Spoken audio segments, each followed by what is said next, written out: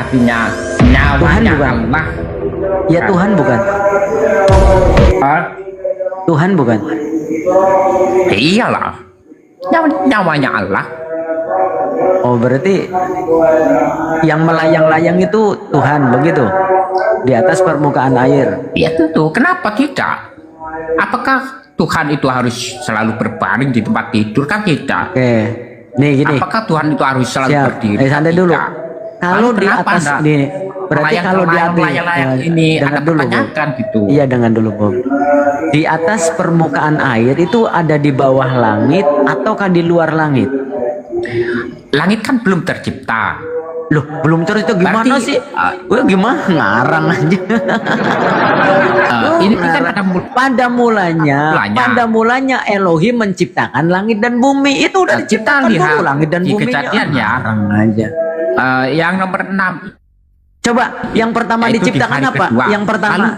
Yang pertama diciptakan Iya, itu apa yang kan di hari kedua cakrawala itu dinamakan pada langit. mulanya nih dengerin. Jadilah petang dan Pada jadilah pagi, mulanya, itulah hari kedua. dengerin dulu. Oke? Dengerin dulu. Pada mulanya Elohim menciptakan langit dan bumi. Itu udah diciptakan langit dan bumi. Pada mulanya tuh. Yang pertama diciptakan adalah langit dan bumi. Berarti udah ada belum langit dan buminya? Iya, di hari pertama kan belum ada hari ya. Oke ya, pada mulanya Allah menciptakan langit dan bumi. Lah iya. Bumi belum. Iya, berarti kan langit Untuk udah terbentuk tuh. Berarti ketika meliputi roh permukaan Elohim samudra. melayang-layang di atas permukaan air, berarti kan Allah langit dan bumi. layang-layang di atas permukaan air. Coba Bob, dengarkan dulu. Bumi ini masih belum berbentuk dan langit pun masih.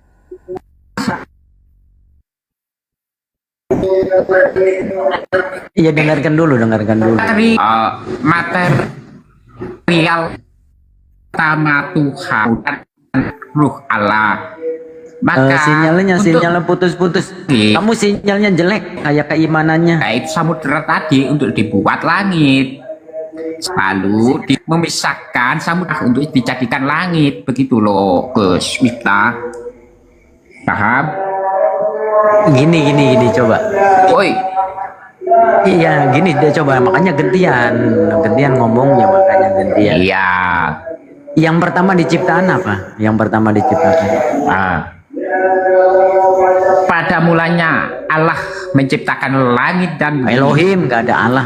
Elohim dijelaskan pakai aja kan? Elohim, Bumi Jangan pakai belum Allah lah. berbentuk. Jangan pakai Allah lah. Itu punya Islam itu. Waalaikumsalam warahmatullahi wabarakatuh. Pakai Elohim kan? Pakai Elohim Theos kan? Oke. Kegelapan meliputi permukaan samudra dan Bukan itu belum dijawab tadi. melayang-layang Belum di atas dijawab tadi itu. permukaan Yang air. pertama. Alright. Bob, dengarkan dulu. Inilah ciptaan Assalamualaikum warahmatullahi wabarakatuh. material Gurundaku. ciptaan. Ini ada ganggu ini. Wabarakatuh semuanya. Assalamualaikum teman-teman semuanya. Semangat Waalaikumsalam malam warahmatullahi wabarakatuh. teman-teman non muslim. Selamat malam. Lanjutkan, silakan. Noise nggak? Oke ya, Gurunda, aman. ibarat Aman. seorang Ini yang apa itu, dibahas yang tentang suka penciptaan buat Gurunda, bangunan itu. penciptaan Arsitek. di dalam Kristen dan Arsitek penciptaan di dalam ini Islam. menggambar. Aku ingin iya. menciptakan bumi dan langit. Ini arsiteknya ya, gambarnya. Bumi belum berbentuk dan kosong, dan bahan materinya ini adalah samudra dan Theos yang melayang-layang di atas permukaan air. Lalu di hari pertama Tuhan menciptakan bumi dulu, yaitu memisahkan antara terang dan malam. Kan kegelapan yang tadi, agar bisa terang. Theos ini menciptakan bumi dulu agar bisa membedakan terang dan gelap.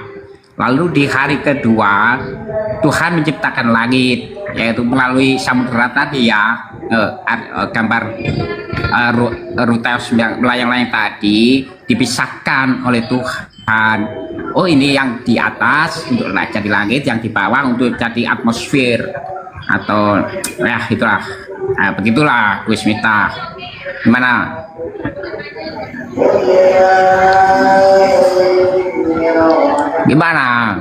Setuju gak? Setuju gak Juma? Silakan Guru dah. Lanjut dulu, lanjut. Saya persiapan dulu. Lanjut Ahi. Enggak. Kalau ngomongnya udah di mute Bob, itu noise Bob. Noise. Ah, apa? Gini Bob, pertanyaan saya yang pertama itu, pertama yang diciptakan apa dulu? Yang pertama diciptakan Iya. kan langit kan?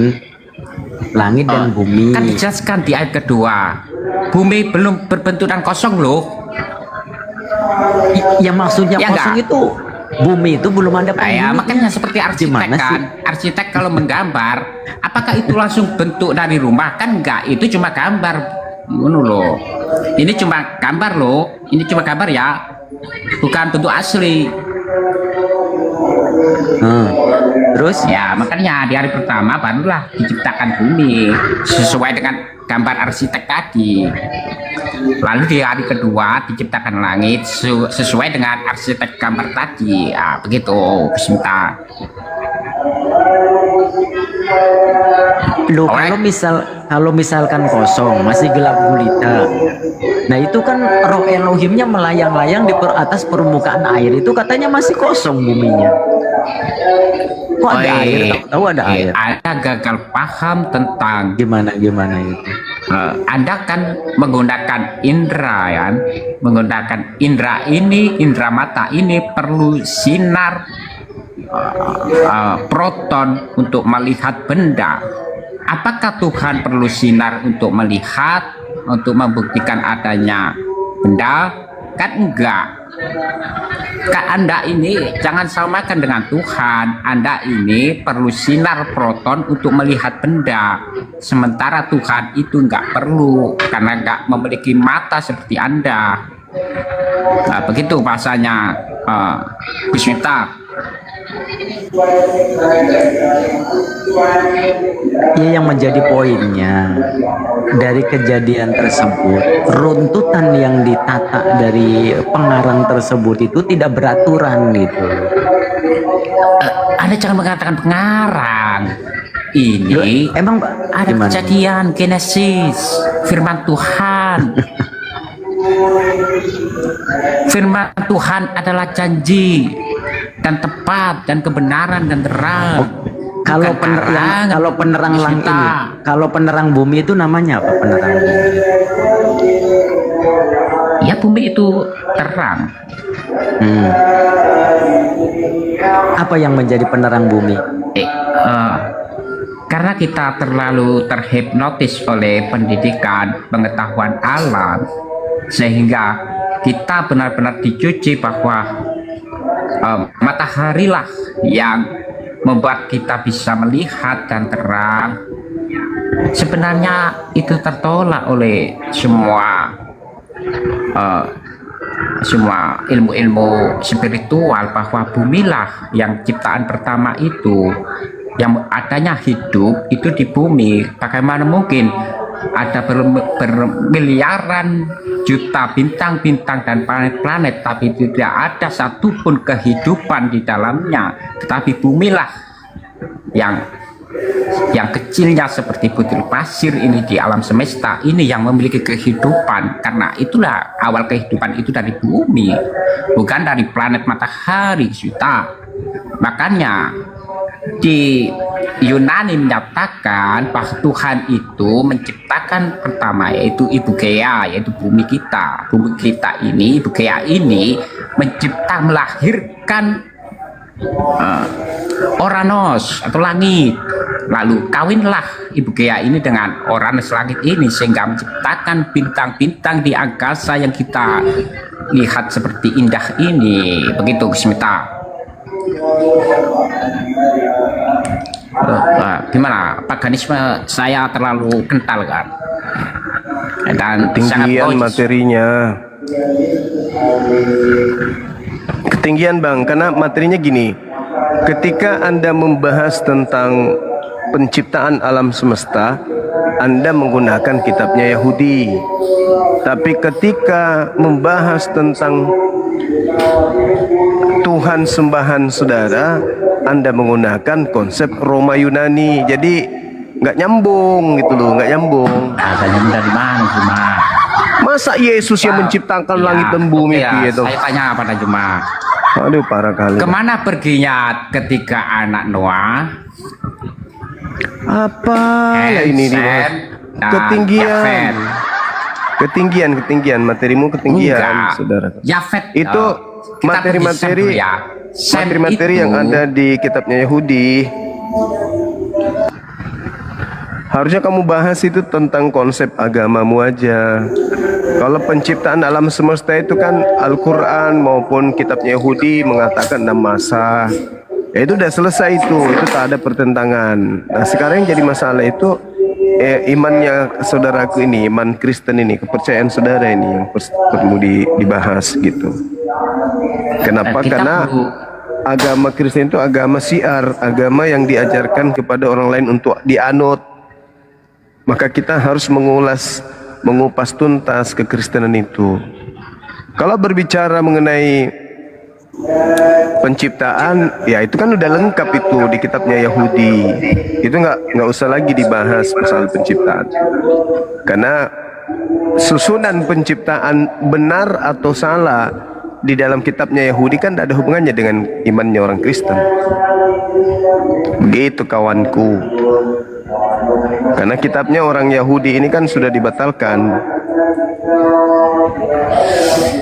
oleh jangan ajaran terlalu Paulus. jauh lah untuk membahas inti dari ajaran. Kita sedang membahas kejadian ini, ya enggak Gus Miftah? Kenapa ketinggian bahasannya? Yunani ini sama dengan di Genesis? Karena Yafet itu pergi ke Yunani, Bang Juma. Anak Noah ini yang ketika ini pergi ke Yunani lalu mengajarkan konsep kejadian ini kepada para tokoh filsafat di Yunani, sehingga hampir sama bahwa Plato menyatakan dunia ini sudah ada dalam dunia ide sejak awal sampai akhir, ini sudah ada di dunia ide.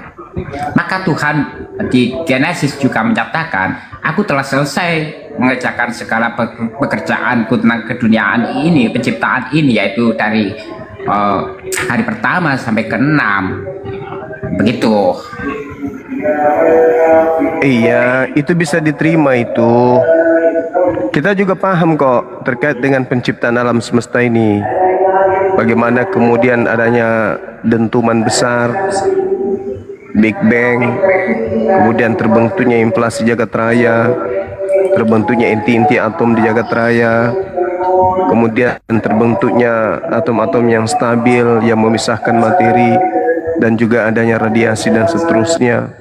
Jagat raya terus mengembang, atom-atom mulai membentuk. Itu materi yang tidak menjadi hal yang penting untuk kita bahas. Kenapa? Yang seperti itu materi umum yang ya manfaatnya ada bagi pengetahuan. Tapi dalam hal perbandingan agama itu tak ada korelasinya, karena Anda sebagai seorang Kristen ketika membahas tentang penciptaan yang Anda bahas kitabnya Yahudi, kan tidak nyambung. Harusnya Anda bahas itu tentang konsep agama Anda sendiri gitu loh. Kan orang Yahudi dari Bani Israel, maka sebagai pengikutnya kita juga mengikutinya. Apa yang diikuti? Apa yang Anda ikuti dari Yahudi? Gak ada. Dalam diri Yesus Kristus itu adalah firman, pelengkap firman dari hukum yang terdahulu.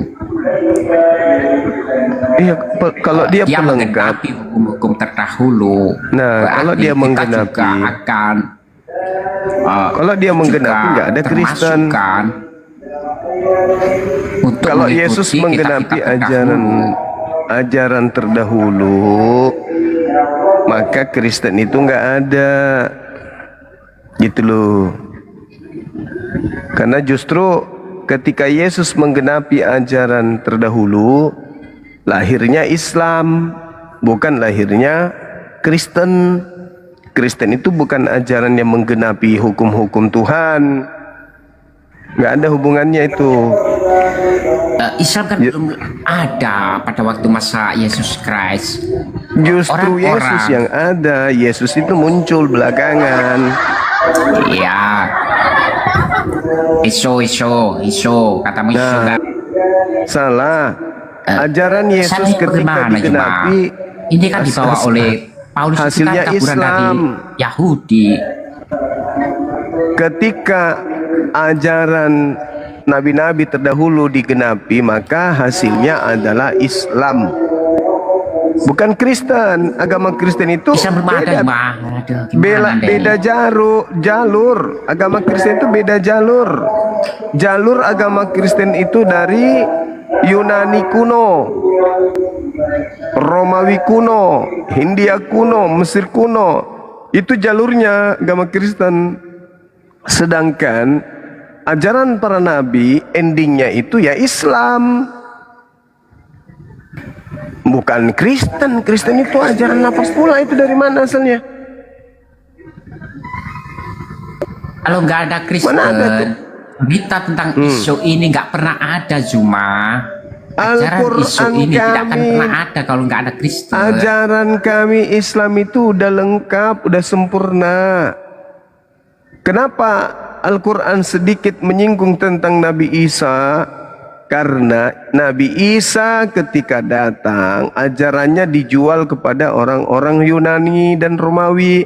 Dijual dalam keadaan tidak sesuai dengan aslinya gitu. Itu yang Anda harus pahami. Ajaran Yesus ketika digenapi, hasilnya adalah Islam, bukan Kristen.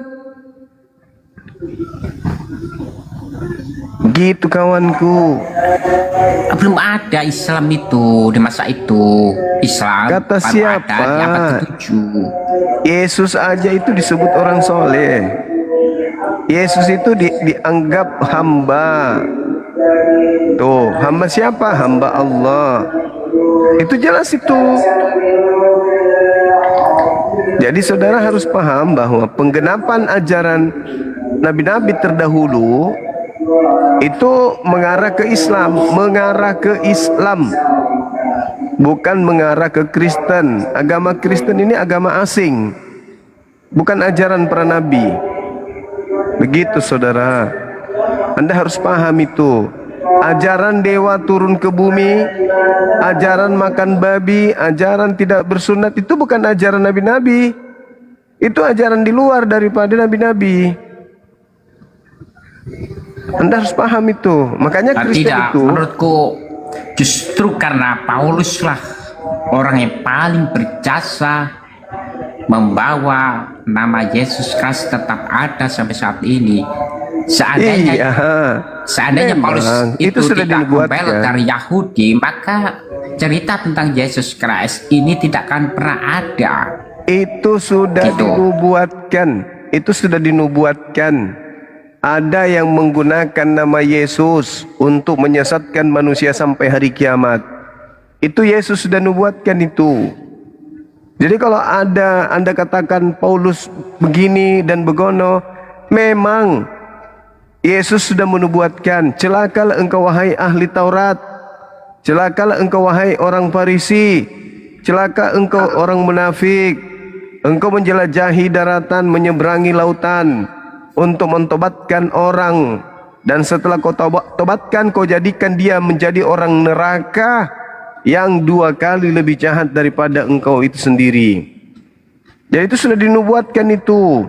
Belum lagi Yesus mengatakan akan datang penyesat memakai namanya, mereka akan menyesatkan banyak orang. Jadi itu nubuatan yang harus tergenapi. Adanya banyak orang yang memakai nama Yesus untuk menyesatkan. Nah, pengikutnya memanggil Yesus Tuhan, bernubuat pakai nama Yesus. Tuh.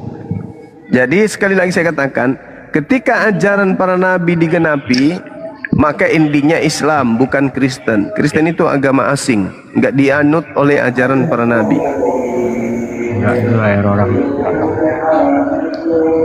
Sebentar ya. Begini, Yesus menyatakan di zaman ini adalah orang-orang yang paling jahat. angkatan terjahat. Itu pintar. Maka kebanyakan dari orang-orang jahat ini akan menyebabkan sebuah denom-denom atau sekte-sekte yang sangat-sangat buruk seperti Freemason atau Lucifer atau Itu pintar. banyak yang diikuti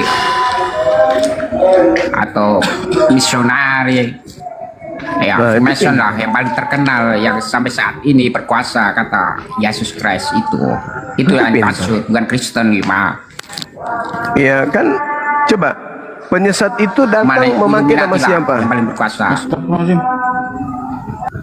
Penyesat itu datang memakai nama siapa? Pakai nama Yesus. Nah, Ya, Illuminati juga menyatakan begitu. Freemason yang mata satu, matanya mata Mesia, mata Dajjal. mata satu itu kalian. Ya mata satu Itu itu kan. Illuminati terang-terangan menyatakan simbol mata satu. Memang saya katakan kalian itu mata satu. One God. Manusia itu ada dua mata. Mata yang ada di atas kepala dan mata yang ada di dalam hati. Namanya mata hati, mata batin. Yang disebut dalam Islam qalbu. Itu alat penglihatan yang dititipkan oleh Allah kepada manusia yang tidak pernah berbohong. Yang kedua adalah mata yang ada di atas kepala ini. Nah, qalbu kalian itu mati. Jadi yang berfungsi tinggal satu. Makanya kalian disebut manusia bermata satu. Karena hati kalian itu sudah dimatikan oleh Ini Paulus. mana cuma kolbu kami ini mati. Kami Matilah. masih punya Mati. jiwa kasih. Coba kita uji pada saudara. Ketika Yesus mengatakan, barang siapa yang meniadakan hukum Taurat meskipun yang paling terkecil dan mengajarkan kepada orang lain, maka dia akan menempati tempat terhina di dalam kerajaan langit.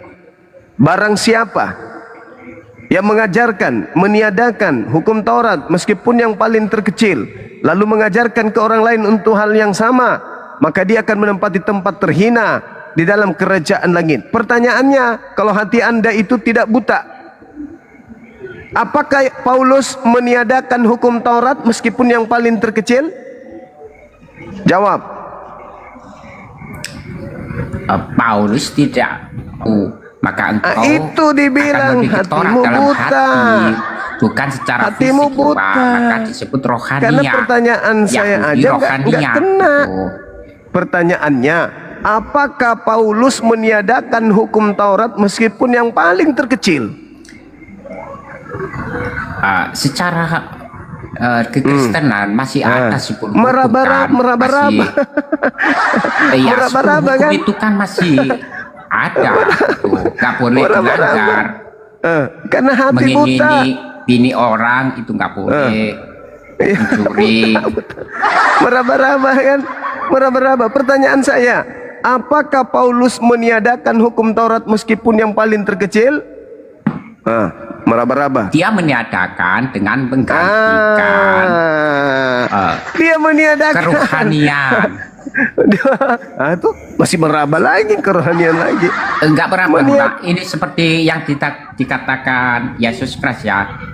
Meniadakan. Bapakmu adalah Yahweh, kan begitu.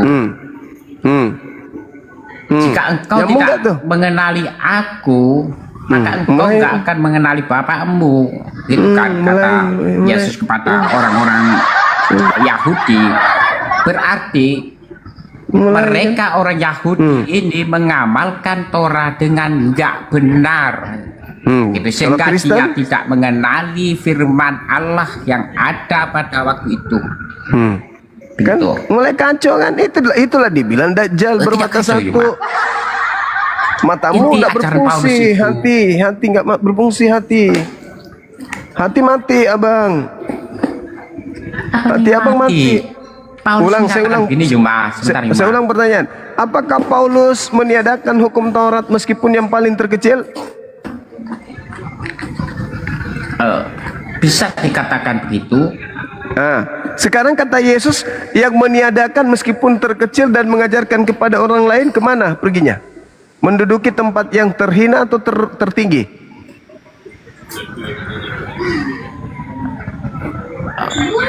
Katamu Kan meraba-raba kan, meraba buta hatinya.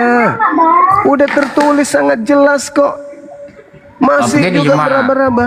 Gimana Iya, lagi? Paulus menyatakan begini. Sebentar ya.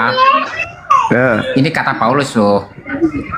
Orang yang mengajarkan hukum Torah, mengamalkan hukum Torah itu baik. Orang yang tidak melakukan hukum Torah tetapi beriman seperti iman Abraham itu juga baik.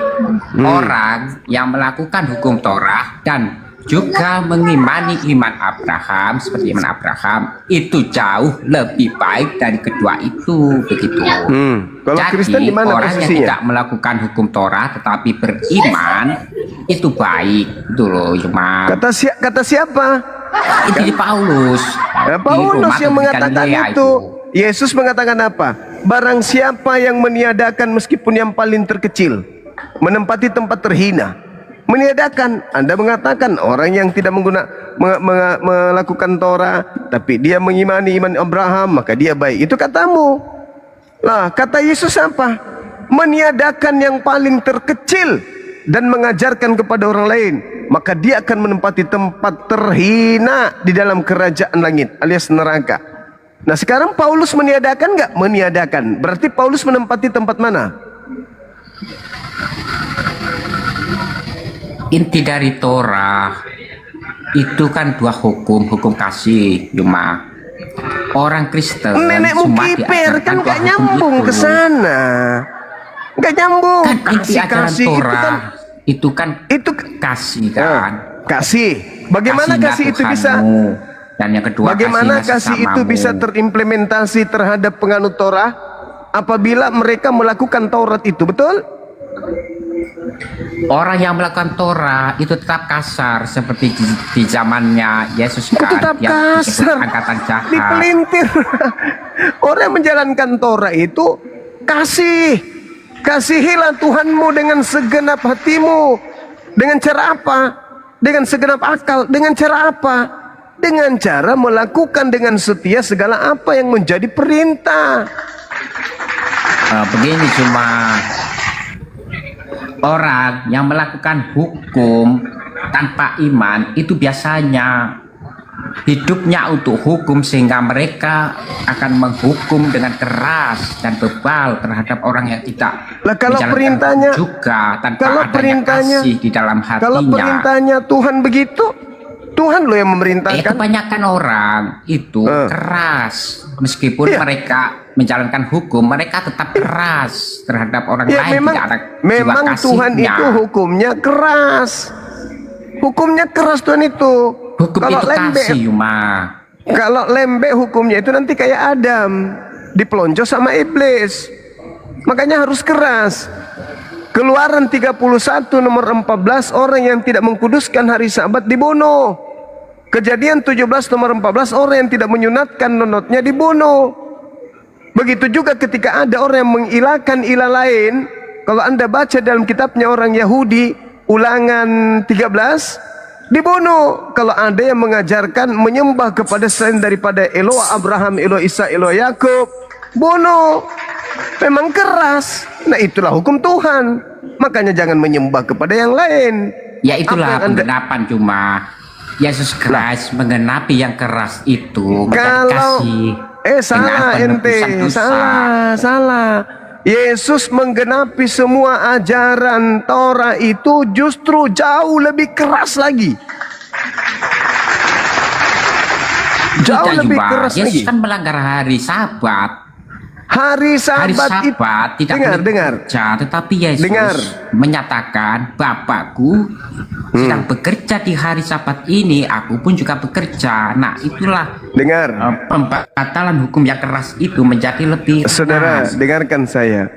Yesus ketika mengajarkan kemudian penggenapan Taurat, itu dia tidak meniadakan hukum Taurat. Tidak. Tidak meniadakan. Malah kalau penggenapan hukum Taurat itu kata dia, sebelum lenyap langit dan bumi, satu iota atau satu titik pun tidak akan ditiadakan dari hukum Taurat. Itu sebelum langit dan bumi lenyap, satu titik hukum Taurat itu tidak akan ditiadakan. Itu kata Yesus. Lanjutannya apa? Sebelum semuanya terjadi. Nah, Apa sebelum semua terjadi itu? sebelum Yesus Kristus menebus dosa, maka Nenekmu hukum Taurat kiper, telah itulah matamu ditegakkan. buta. Apa Lah iya. hubungannya dengan salib? Lah, Setelah Allah, salib itu selesai. Anda Taurat menggabungkan antara ajaran Yesus dengan ajaran Paulus. Anda menggabungkan itu. Karena aku berkata kepadamu, sesungguhnya selama belum lenyap langit dan bumi, satu iota atau satu titik pun tidak akan ditiadakan dari hukum Taurat. Sebelum semuanya terjadi, apa yang terjadi? Lenyapnya langit dan bumi. Selama langit belum lenyap, selama bumi belum lenyap, selama semua itu belum terjadi, setitik pun tidak boleh ditiadakan dari hukum Taurat. Pahami itu, jangan dipelintir.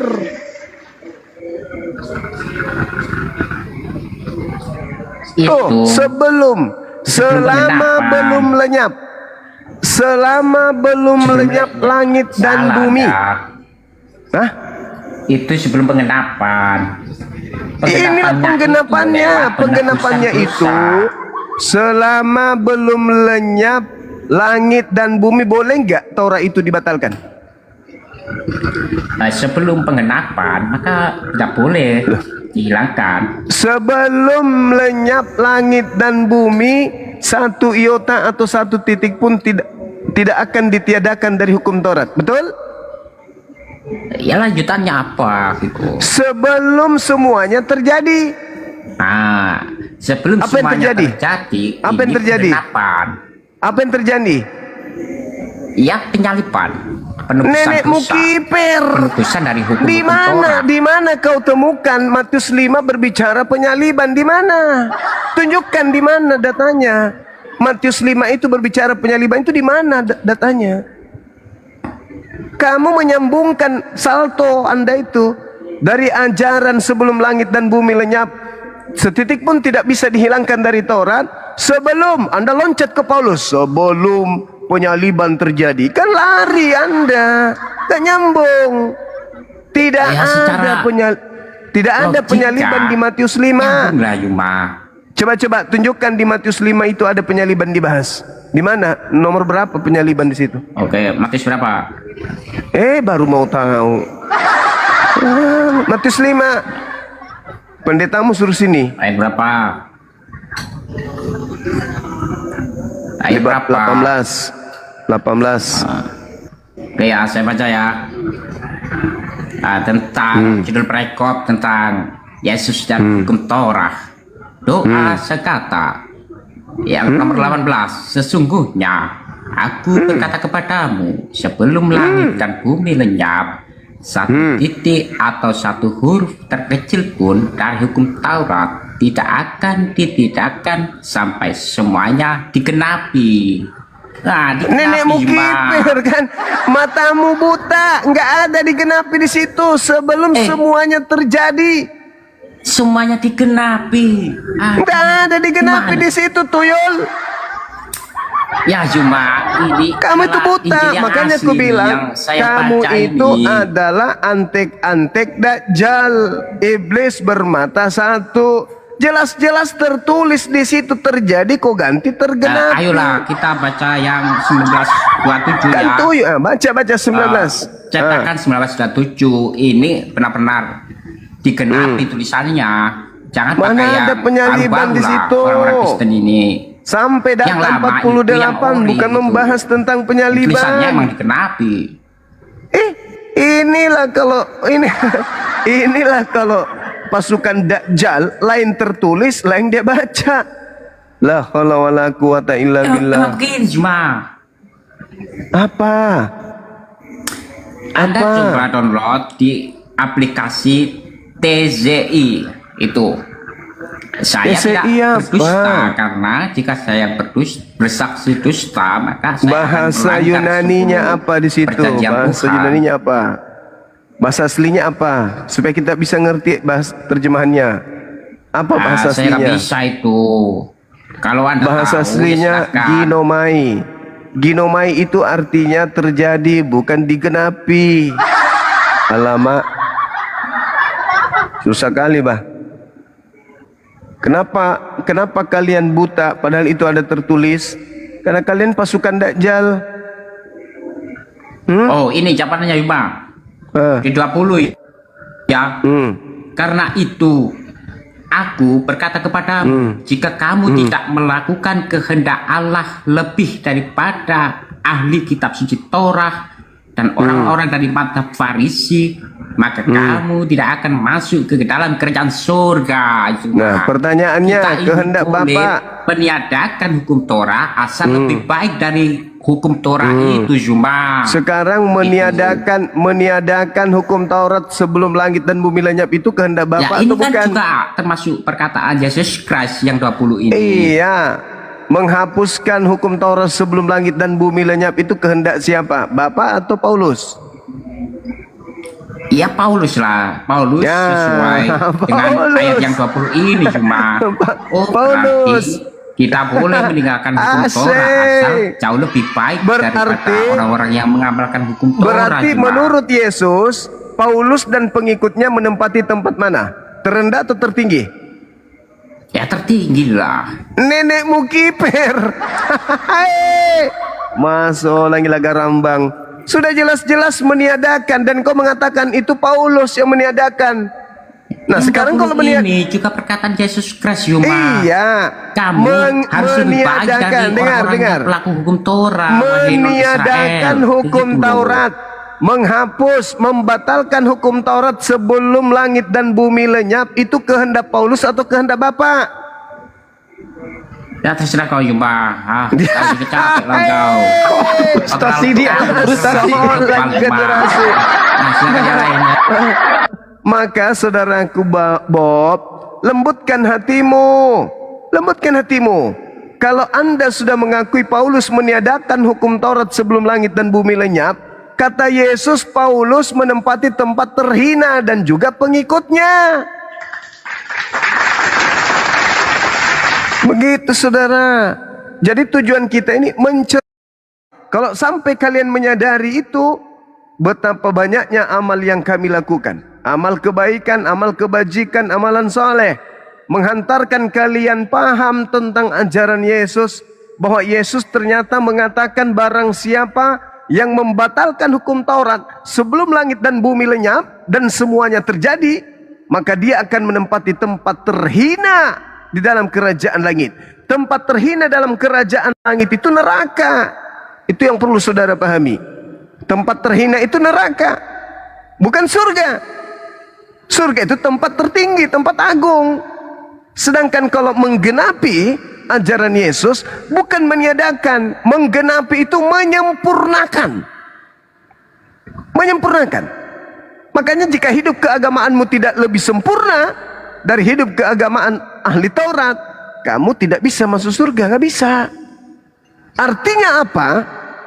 Kalau kamu ingin menyempurnakan Taurat, ketika ada larangan berzina, ketika larangan itu digenapi, maka larangannya memandang wanita dengan nafsu adalah lebih baik cungkil matamu daripada kau masuk ke dalam neraka dengan dua mata. Nah, kalau Kristen ini pengikut Yesus, maka pasti di gereja sudah banyak kita temukan orang buta. Kenapa? Karena penggenapan Taurat itu adalah ketika ada perintah jangan berzina, penggenapannya adalah cungkil matamu jika kau melihat wanita cantik dan kau mengingini di dalam hatimu.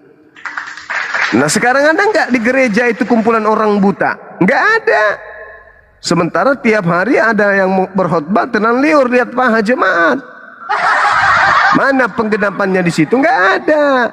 Maka penggenapannya itu larinya ke Islam. La taqrabuz zina. Jangan kau mendekati zina. Itu penggenapannya. Barang siapa yang mendekati zina, kena hukum dia.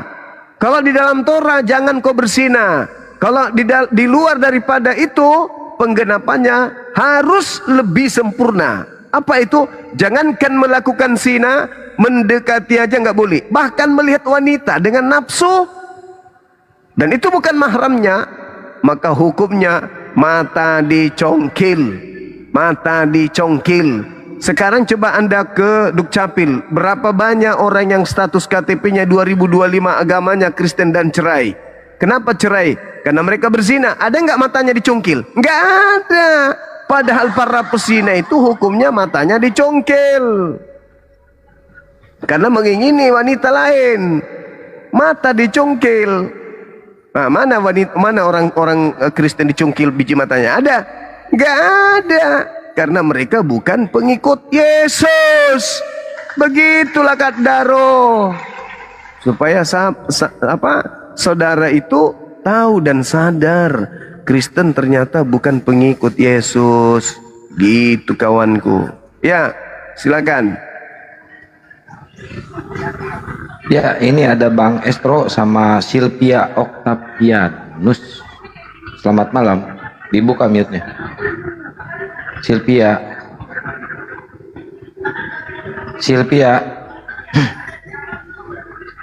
Halo Silvia. Dibuka mute-nya. Silakan, ini temanya konsep keselamatan. Halo. Astro. Loh, pada kemana ini? Ya, buat teman-teman Kristen silakan multi aja minta naik ya. Itu banyak banget di bawah saya pantau. Silakan kalian naik aja. Bang Andi. Kaki kepala denge. Masing dana de kiga gagesi. Aga karya bedeng. Mapuasa moki siaga ni pelekal lah tak nape telun di dena mari gaga.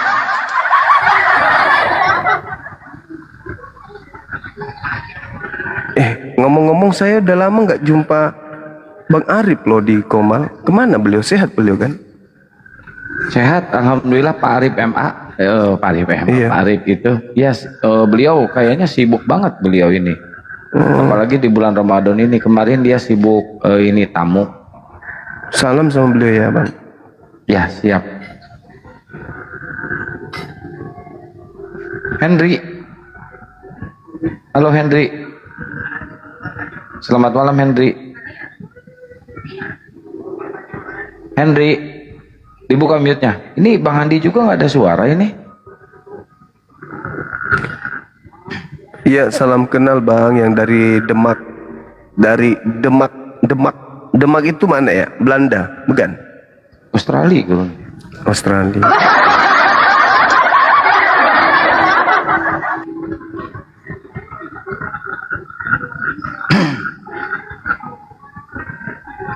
Ya, Senja, selamat malam.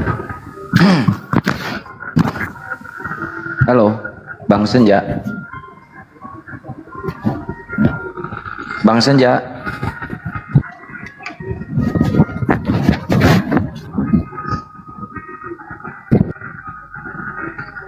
Halo Bang Senja. Ternyata Demak itu ada yang bilang dalam negeri, ada yang bilang luar negeri, ada yang pinggir negeri. Mana yang betul? Tengah-tengah negeri yang betul, Guru. Oh, tengah negeri. Bang Henry, adakah? Bang Henry, dibuka aja mute-nya, Bang. Jangan malu-malu, Bang. Dibuka aja. Ini temanya ringan kok. Konsep keselamatan.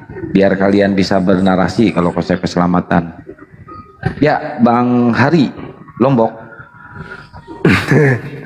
Gimana mau selamat masuk surga, masuk akal aja enggak? Bang, salah Bang, kepencet. Waalaikumsalam. Siap. Bang Zuma. Siap Abang. Iya Bang. Lanjut. Iya. Assalamualaikum. Assalamualaikum warahmatullahi wabarakatuh. Mas Bima, selamat malam Mas Bima. Malam Bang. Mas Bima. Malam juga Bang. Ya. Ya. Lombojo. Iya dong bojo. Oi nae. Boto dong ha. Boto. La haula wala quwata illa billah. Ya cuman mau dengar aja dari Bang Juma. Jadi pendengar setia aja. Alhamdulillah. Inae.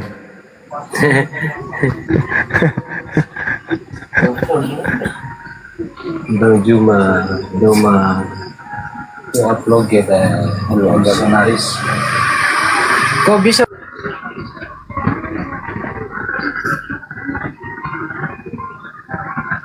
Ya, Mas Tongsam. Mas Tongsam, Ya, gimana kabar Bang Andi di sana? dompang ya. Oh, Alhamdulillah sehat. Aku mau nanya Bang Juma nih, serius ini. Ya, Apa obatnya ya? Obat bingung dan linglung, akhirnya dia salah Tuhan. Obatnya apa ya? minum ini karena napasin campur apa misagrip.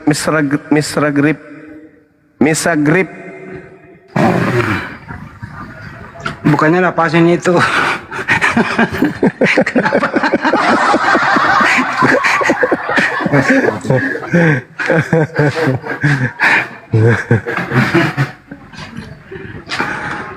Napasin Bang Andi.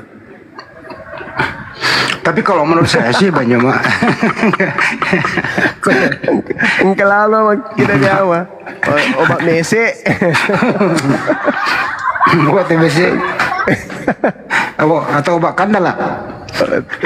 Ya, tahu ya. Tapi banyak loh ini fenomena itu loh, mengenai masalah kehidupan, duit, dagang, cerdas gitu loh. Kayak gitu ya, masalah duniawi gitu. Tapi urusan Tuhan kok jadi hilang kecerdasannya ya. Ya, Gimana itulah yang biasa saya bahas. Kemarin juga saya bahas itu, yang 1 Korintus 1:19 itu. Pengetahuan Tuhan aja ditawan Bang Andi. Gimana? Pengetahuan Tuhan loh ditawan sama Paulus ini. Luar biasa. Ampun saya. Pengetahuan Tuhan artinya andai saja Nabi Muhammad ya melakukan hal yang sama seperti Paulus, maka Islam tidak sampai ke kita. Kenapa Al-Quran yang adalah pengetahuan Allah ditawan oleh Nabi Muhammad? Begitu datang padanya, Nabi Muhammad bengkokkan, Nabi Muhammad bantah. Habis itu Nabi Muhammad mengajar hal yang bertentangan dengan apa yang diwahyukan kepadanya. Itu namanya menawan. Makanya Al-Quran menjelaskan walaqad zara'na li jahannam katsira minal jinni wal ins. Sungguh Allah benar-benar menciptakan manusia dan juga jin, di mana banyak yang akan mengisi neraka jahanam dari golongan jin dan manusia. Kenapa? Ya itu tadi, karena pengetahuan Tuhan disembunyikan dan tidak disampaikan kepada umat. Yang disampaikan justru setelah datang padanya kebenaran, dibengkokkan kebenaran itu. Nah, hasil bengkoknya inilah yang dijual kepada orang. Tuhannya mengatakan jangan makan babi, dibengkokkan tuh. Makan moko babi tidak apa-apa ji. Yang penting tidak ada yang lihat kok. Jangan kau makan hidup-hidup ki, goreng dulu. Itu dia bengkokkan ajaran Tuhan. Ketika dikatakan ya gimana Bang Di? Tapi di zaman Nabi kan ada juga yang mau membengkokkan ajaran Nabi sampai saat ini. Oh iya, betul itu. Benar sekali. Termasuk membengkokkan ajaran Nabi itu kan berbicara mengenai Islam, menuduh Rasulullah, menuduh Al-Quran, menuduh Allah dengan tidak dengan ilmu, tapi hanya dengan kebencian. Nah itu termasuk ingin membelokkan kebenaran. Gitu Bang Handi. Oke. netizen protes di bawah, katanya saya bikin kacau. Ya udah saya diam lagi deh. Enggak lah Bang Lanjut. Hendi. Teman-teman di bawah itu rindu sama Bang Luga. Karena Bang Bang, Luga nah. punya penglihatan Bang Luganya. Digocok sama Lucifer di neraka. Saya pun tertawa habis tadi malam. Oh, yang semalam itu ya. Iya Bang Hendi. Sambut tamunya dulu. Ya, ini ada Silvia. Ya, Silvia, dibuka mute-nya Silvia. Silvia. Assalamualaikum. Waalaikumsalam. Assalamualaikum warahmatullahi wabarakatuh. Waalaikumsalam. Bang Zuma, saya ada mau nanya sedikit. Iya. Bagaimana cara menasihati orang yang tidak mau sholat, tidak mau puasa, Bang Zuma? Sebenarnya malu mau nanya di sini. Apa bisa diruqyah ya, Bang Zuma? Ya, termasuk bisa diruqyah. Gimana Gitu. caranya ya, Bang? Caranya ya itu harus banyak-banyak cerita tentang kematian. Ajak dia kemudian ziarah kubur, lihat orang yang sudah meninggal lebih dulu. Enggak, kita kalau suka diskusi dia selalu bilang sholat itu enggak harus sholat. Nah gitu, itu ada ajaran apa itu, Bang? Apa ada? Oh, aku nggak harus sholat. Iya, maksudnya gini, sholat itu bisa dengan hati ini gitu loh, Bang. Pokoknya ada aja jawabannya. Nah, saya ini ada kajian ilmu apa gitu, apa ada ngaji-ngaji yang lain-lain gitu loh. Saya Memang ada yang kayak gitu. Dulu ada juga paman saya gitu. itu gimana caranya ya, Bang Juma, untuk menyadarkannya gitu loh. Ya gimana ya? Biasanya orang kayak gitu lebih tahu sih. Maksudnya orang kayak gitu tuh ngeyelnya melebihi kapasitas ilmu kita Iya. gitu loh. Iya benar, Bang. Kalau apa dia bilang syariat marifat, saya nggak tahu kan gitu kan, syariat marifat apalah gitu saya. Lah nggak bisa sampai ke makrifat kalau tidak bersyariat. Syariat itu kan menjalankan apa yang diperintahkan. Justru syariat itulah sholat. Dengan sholat kita bisa bermakrifat, bertemu dengan Allah. Kalau tidak sholat bukan bertemu dengan Allah, itu bertemu dengan setan. Iya benar, Bang. Gimana ya caranya ya? Saya panggil ustadzmu gitu, kalau nggak panggil ustadzmu, sini ustadz mana yang mau dihadapi gitu. Waduh.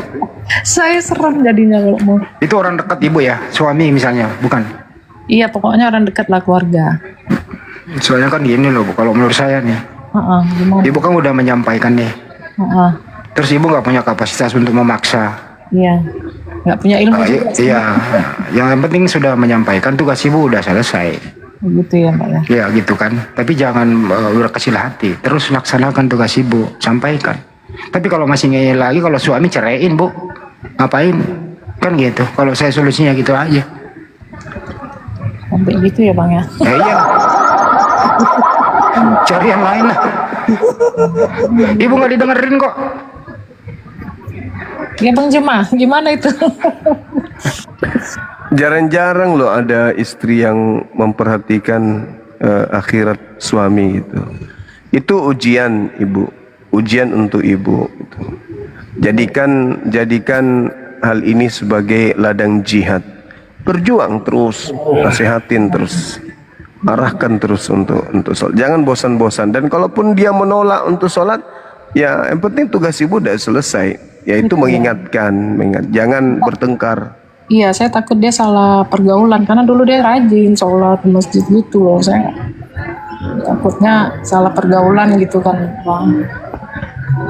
Ya juga sih, biasanya mana tahu dia bertarekat kan gitu. Jadi saya minta mohon doanya lah, Bang, mana tahu biar bisa.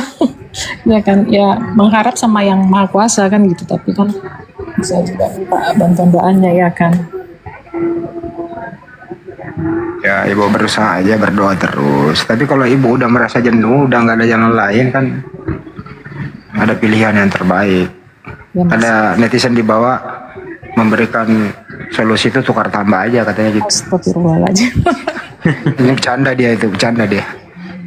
Terima kasih Bang Juma dan semuanya gitu aja. Sama-sama. Sama-sama Bunda. Nanti sama Bunda juga bisa dibalikin kok. Kalau dia minta jatah jangan dikasih, nggak ada ininya, kewajiban gitu.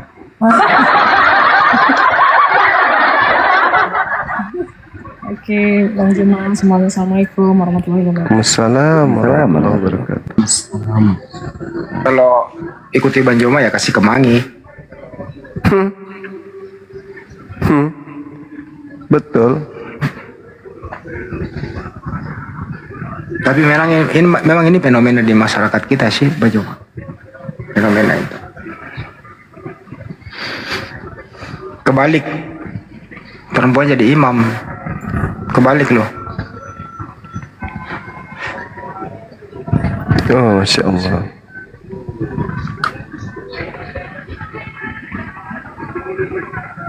Ada tamu host, lanjutin dulu.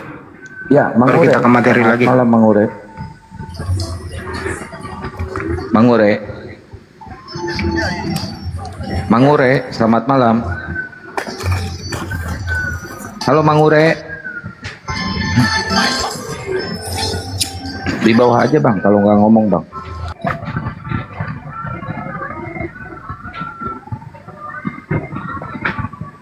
Memang ada itu fenomena loh, Bang Joma, Bang Ustaz Mitpaya, bahwa ada tuh orang sudah masuk ke tingkat tinggi tarikat gitu ya. Wah, udah saya ini sudah menyatu dengan Tuhan, ngapain sholat lagi gitu. Itu ada loh itu. Wah, kalau Ada. dia bicara Islam tinggi banget gitu loh, tapi dia nggak sholat, nggak puasa.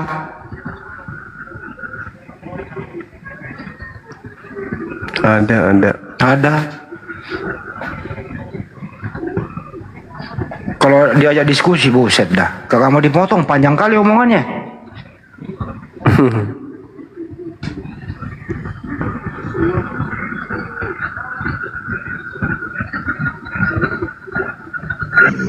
Waspada terhadap ajaran demikian ya Ustaz ya. Ustaz Mitpaya. Betul itu. Banyak itu komal-komal seperti ajaran-ajaran apa? Siful Kari model gitu. Komal-komal yang mengajarkan dikit-dikit awaluddin ma'rifatullah, dikit-dikit apa? Man arafa nafsahu faqad arafa rabbahu, kayak gitu. Banyak gitu komal-komal yang itu. Tapi syariatnya dihilangkan ya. Iya, artinya ya kebablasan gitu. Karena malas aja. Kayaknya sih itu. Malas ibadah. Itu udah tergolong kafir gitu ya.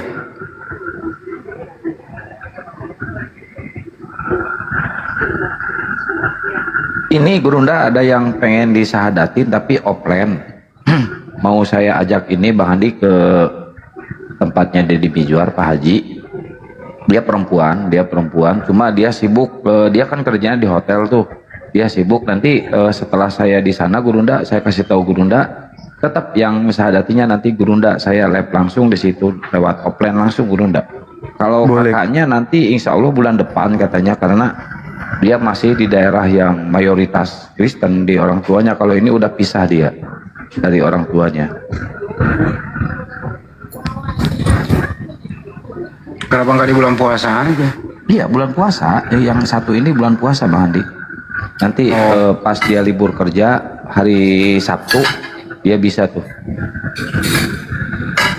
Oke. Nggak bisa ini, dia nggak bisa cuti.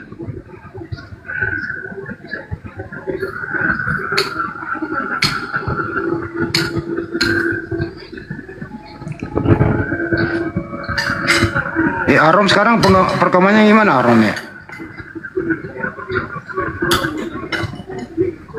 Arom bagus, makin selamat, tinggal nunggu si Masaha katanya.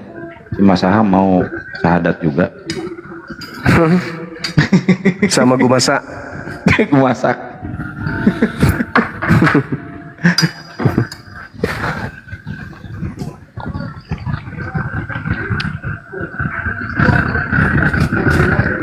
Ya, Ambonis. Selamat malam. Ambonis. Kalau si Masaha ini udah akut kayaknya, udah duduh. Tapi insya Allah kalau dapat hidayah. Yang akut itu gue masak. Oh iya, parah itu. Ya Ustaz Kainama kayaknya nih mau ini sih. Iya, tapi masih muter-muter dia. Kayaknya Ustadz Kai. Ya Ustaz Ki, tunggu aja dulu sinyalnya aja.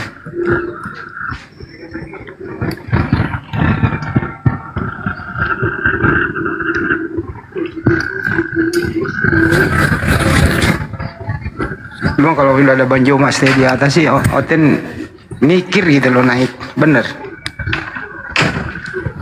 Tapi di bawah Oten menunggu penjelasan gitu loh.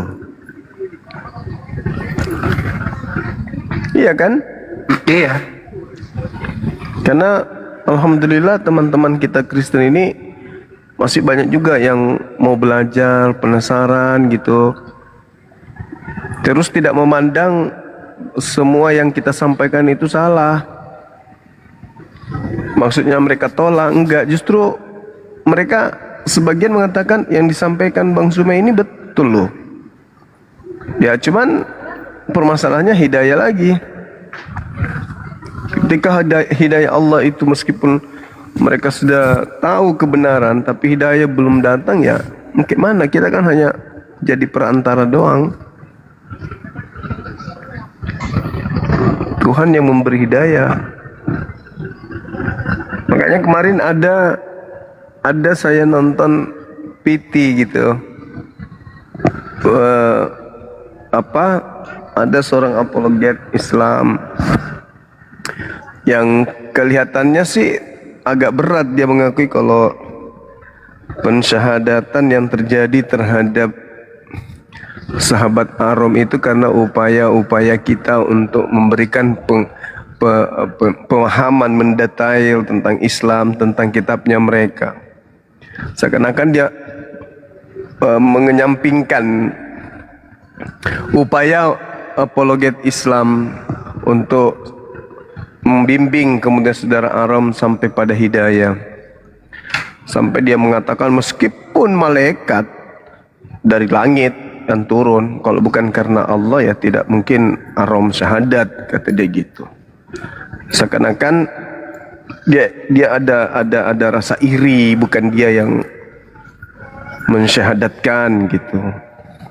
Entahlah, dalam hati saya berpikir ini apologet hebat, tapi bahasanya kok kayak nuansanya kayak ada iri gitu, karena bukan dia yang mengclosingkan. Seakan-akan memualafkan itu adalah target utama, padahal target utama kita itu bukan memualafkan, karena yang memualafkan itu Allah, bukan kita.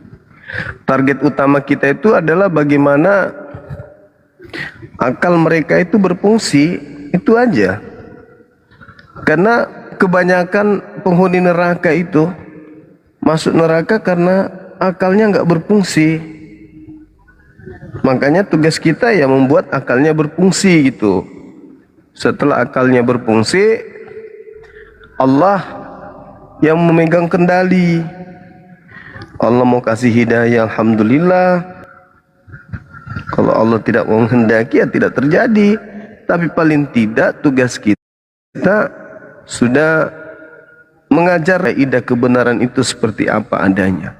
Memang kita tidak pernah ngaku kalau gara-gara saya sampai dia enggak. Gara-gara saudara kita sendiri, karena menggunakan akal. Begitu juga ketika mereka masuk neraka, ya itu gara-gara mereka sendiri, karena mereka menutup akal, menutup diri. Kayak saudara Bob ini kan itu menutup diri, tapi sebenarnya hatinya itu tahu bahwa nggak ada hubungannya penggenapan hukum Taurat itu dengan penyaliban, itu nggak ada. Cuman upaya-upaya yang dilakukan oleh orang-orang Farisi ahli Taurat untuk menyerongkan ajaran nabi-nabi. Karena kenapa? Ya mereka dijadikan alat oleh iblis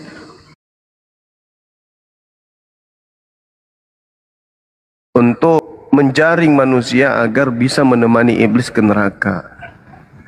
Al-Quran yang mengatakan itu, dan Yesus juga terindikasi ucapkan itu di dalam kitabnya saudara Kristen. bahwa iblis itu diberi izin untuk mencobai manusia, untuk menjaring manusia, untuk memisahkan manusia antara yang berakal dan yang tidak berakal. Begitu saudara Bang Oh, Handi. ada yang kayak gitu ya Gurunda ya? Ada oleh manusia gitu.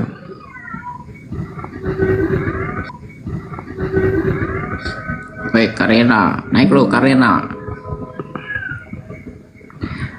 Begini Jemaah, Oh, ada lagi penerapan saudara saya. itu harus lebih baik daripada sebelumnya, karena Itu orang pintar. sebelumnya itu dikatakan Yesus Kristus sebagai angkatan jahat, karena Masuk. mereka tidak mengenali Yesus Kristus adalah firman dari Allah. Mereka mengabaikan, padahal mereka itu pelaku Torah. Bagaimana mungkin seorang pelaku Torah itu tidak mengenali firman? Saudara, kalaupun Yesus diterima oleh ahli Taurat, Yesus tidak akan mereka lantik sehakikat setara dengan Tuhan mereka. Camkan itu. Meskipun Yesus mereka terima nih, satu Yerusalem menerima Yesus, tidak akan menghantarkan mereka menjadi Kristen. Justru mereka akan menjadi seorang Yahudi yang taat, mendudukkan Yesus sebagai rasul utusan Elohim kepada mereka, bukan mendudukkan Yesus sebagai Elohim. Begitu kawan. Jadi ketika Yesus ditolak oleh kaumnya Bani Israel, bukan dia ditolak sebagai Tuhan, dia ditolak sebagai Kristus, Mesias, Al-Masih. Sedangkan Kristus, Mesias, Al-Masih itu tatarannya adalah manusia. Berarti mereka menolak Yesus itu sebagai manusia yang diurapi Tuhan. Itu aja. Dan kalau mereka menerima Yesus sebagai orang yang diurapi Tuhan, maka mereka hanya mendudukkan Yesus itu sebagai rasul doang, sebagai utusan Tuhan doang, bukan sebagai Tuhan. Karena orang-orang Yahudi tahu kadar Tuhan dan kadar makhluk sehebat apapun itu tidak akan pernah sama. Karena antara Khalik dan makhluk itu pencipta dengan ciptaan. Tidak bisa dianalogikan, perbandingan itu nggak bisa. Sedangkan tukang lemari dengan lemari itu nggak bisa dianalogikan antara Tuhan dengan ciptaan. Tidak bisa. Karena tak ada yang serupa dengan Allah, tidak ada yang serupa dengan Tuhan. Maka tukang periuk tidak bisa diibaratkan sebagai Allah dan periuk itu sebagai ciptaan. Itu nggak bisa. Karena apa? Laisa kamitslihi syai'. Tidak ada yang serupa dengan pencipta langit dan bumi. Makanya beberapa hari yang lalu saya mengatakan, Tuhan ketika dituduh bahwa Allah itu iblis karena mengutus iblis, apa yang saya katakan? Saya akui Tuhanku lah yang mengutus iblis. Saya akui Tuhanku lah yang mengutus manusia. Saya akui Tuhanku lah yang mengutus malaikat. Saya akui Tuhanku lah yang mengutus segala-galanya. Karena Tuhanku di atas segala-galanya. Aku nggak malu ketika dikatakan Tuhanku menyesatkan. Aku nggak malu. Tetapi Tuhanku menyesatkan orang-orang setelah mereka datang kepadanya kebenaran, tetapi mereka lebih pilih kemudian kesesatan itu. Farikan hada, sebagian dari manusia itu mendapatkan petunjuk. Farikan haqqa alaihimud dalalah, dan sebagian manusia sudah pantas untuk sesat. Kenapa? Datang kepadanya kebenaran tapi mereka tolak. Maka pantas sesat. Nah, yang disesatkan itu melalui siapa disesatkan? Ya melalui iblis yang minta penangguhan waktu. Ya Rabb, demi kemuliaan-Mu, karena Engkau telah menghukumi aku dengan kadar sesat, panjangkan usiaku, maka aku akan membuktikan kepadamu Adam dan keturunannya yang pantas sujud menghormat kepadaku, bukan aku yang harus sujud menghormat kepadanya. Apa kata Allah? Oke, engkau termasuk orang yang diberi penangguhan, maka sesatkanlah yang ingin ikut dengan lo, tetapi mereka yang mukhlis, mereka yang beriman kepada aku, mereka yang takut kepada aku, tidak akan pernah bisa engkau sesatkan. Nah, kenapa Allah mengajarkan hal seperti itu? Karena manusia itu alhamaha fujuraha wa taqwaha. Manusia itu memiliki dua potensi. Bisa dia menjadi jahat, bisa juga dia menjadi manusia yang takut akan Tuhannya, bertakwa. Jadi yang mengutus iblis Allah Subhanahu wa taala. Yang menyesatkan orang-orang kafir Allah Subhanahu wa taala. Begitu juga sebaliknya, yang mengutus roh kebenaran adalah Allah Subhanahu wa taala. Oke? Jelas itu. Nah, begini jemaah. Yesus menyatakan kepada perempuan Samaria, ya,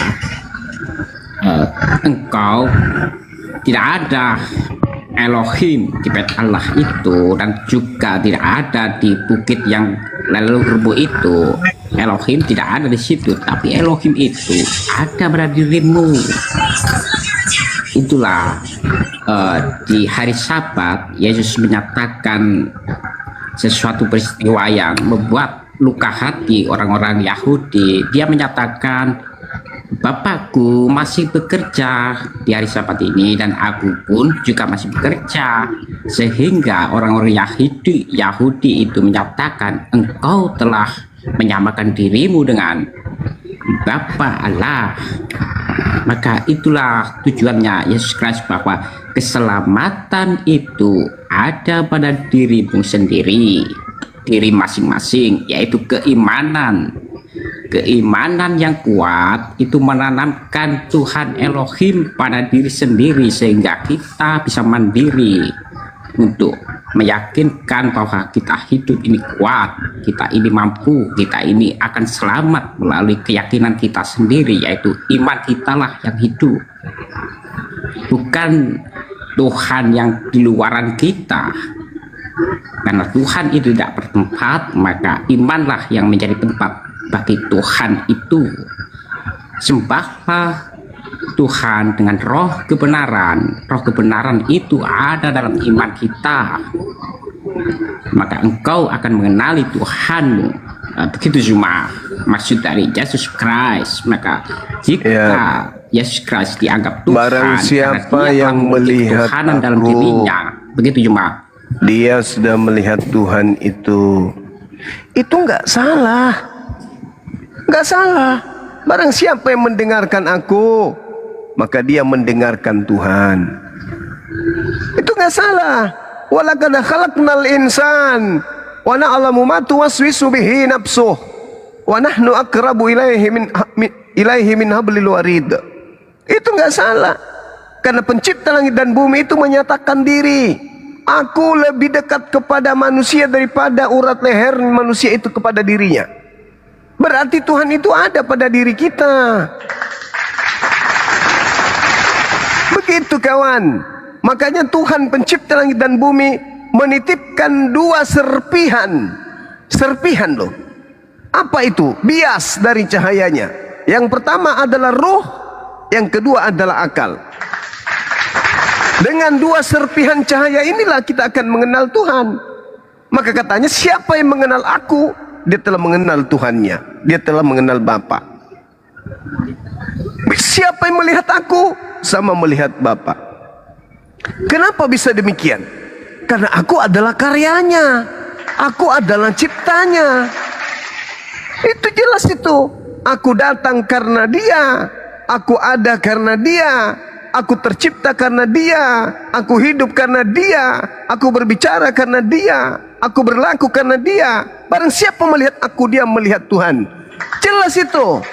Tetapi melihat ciptaannya, melihat karyanya, melihat Tuhan itu secara az-zahir, secara nyata, bahwa bukti bahwa adanya Tuhan itu adanya kita, adanya ciptaannya, adanya alam semesta ini.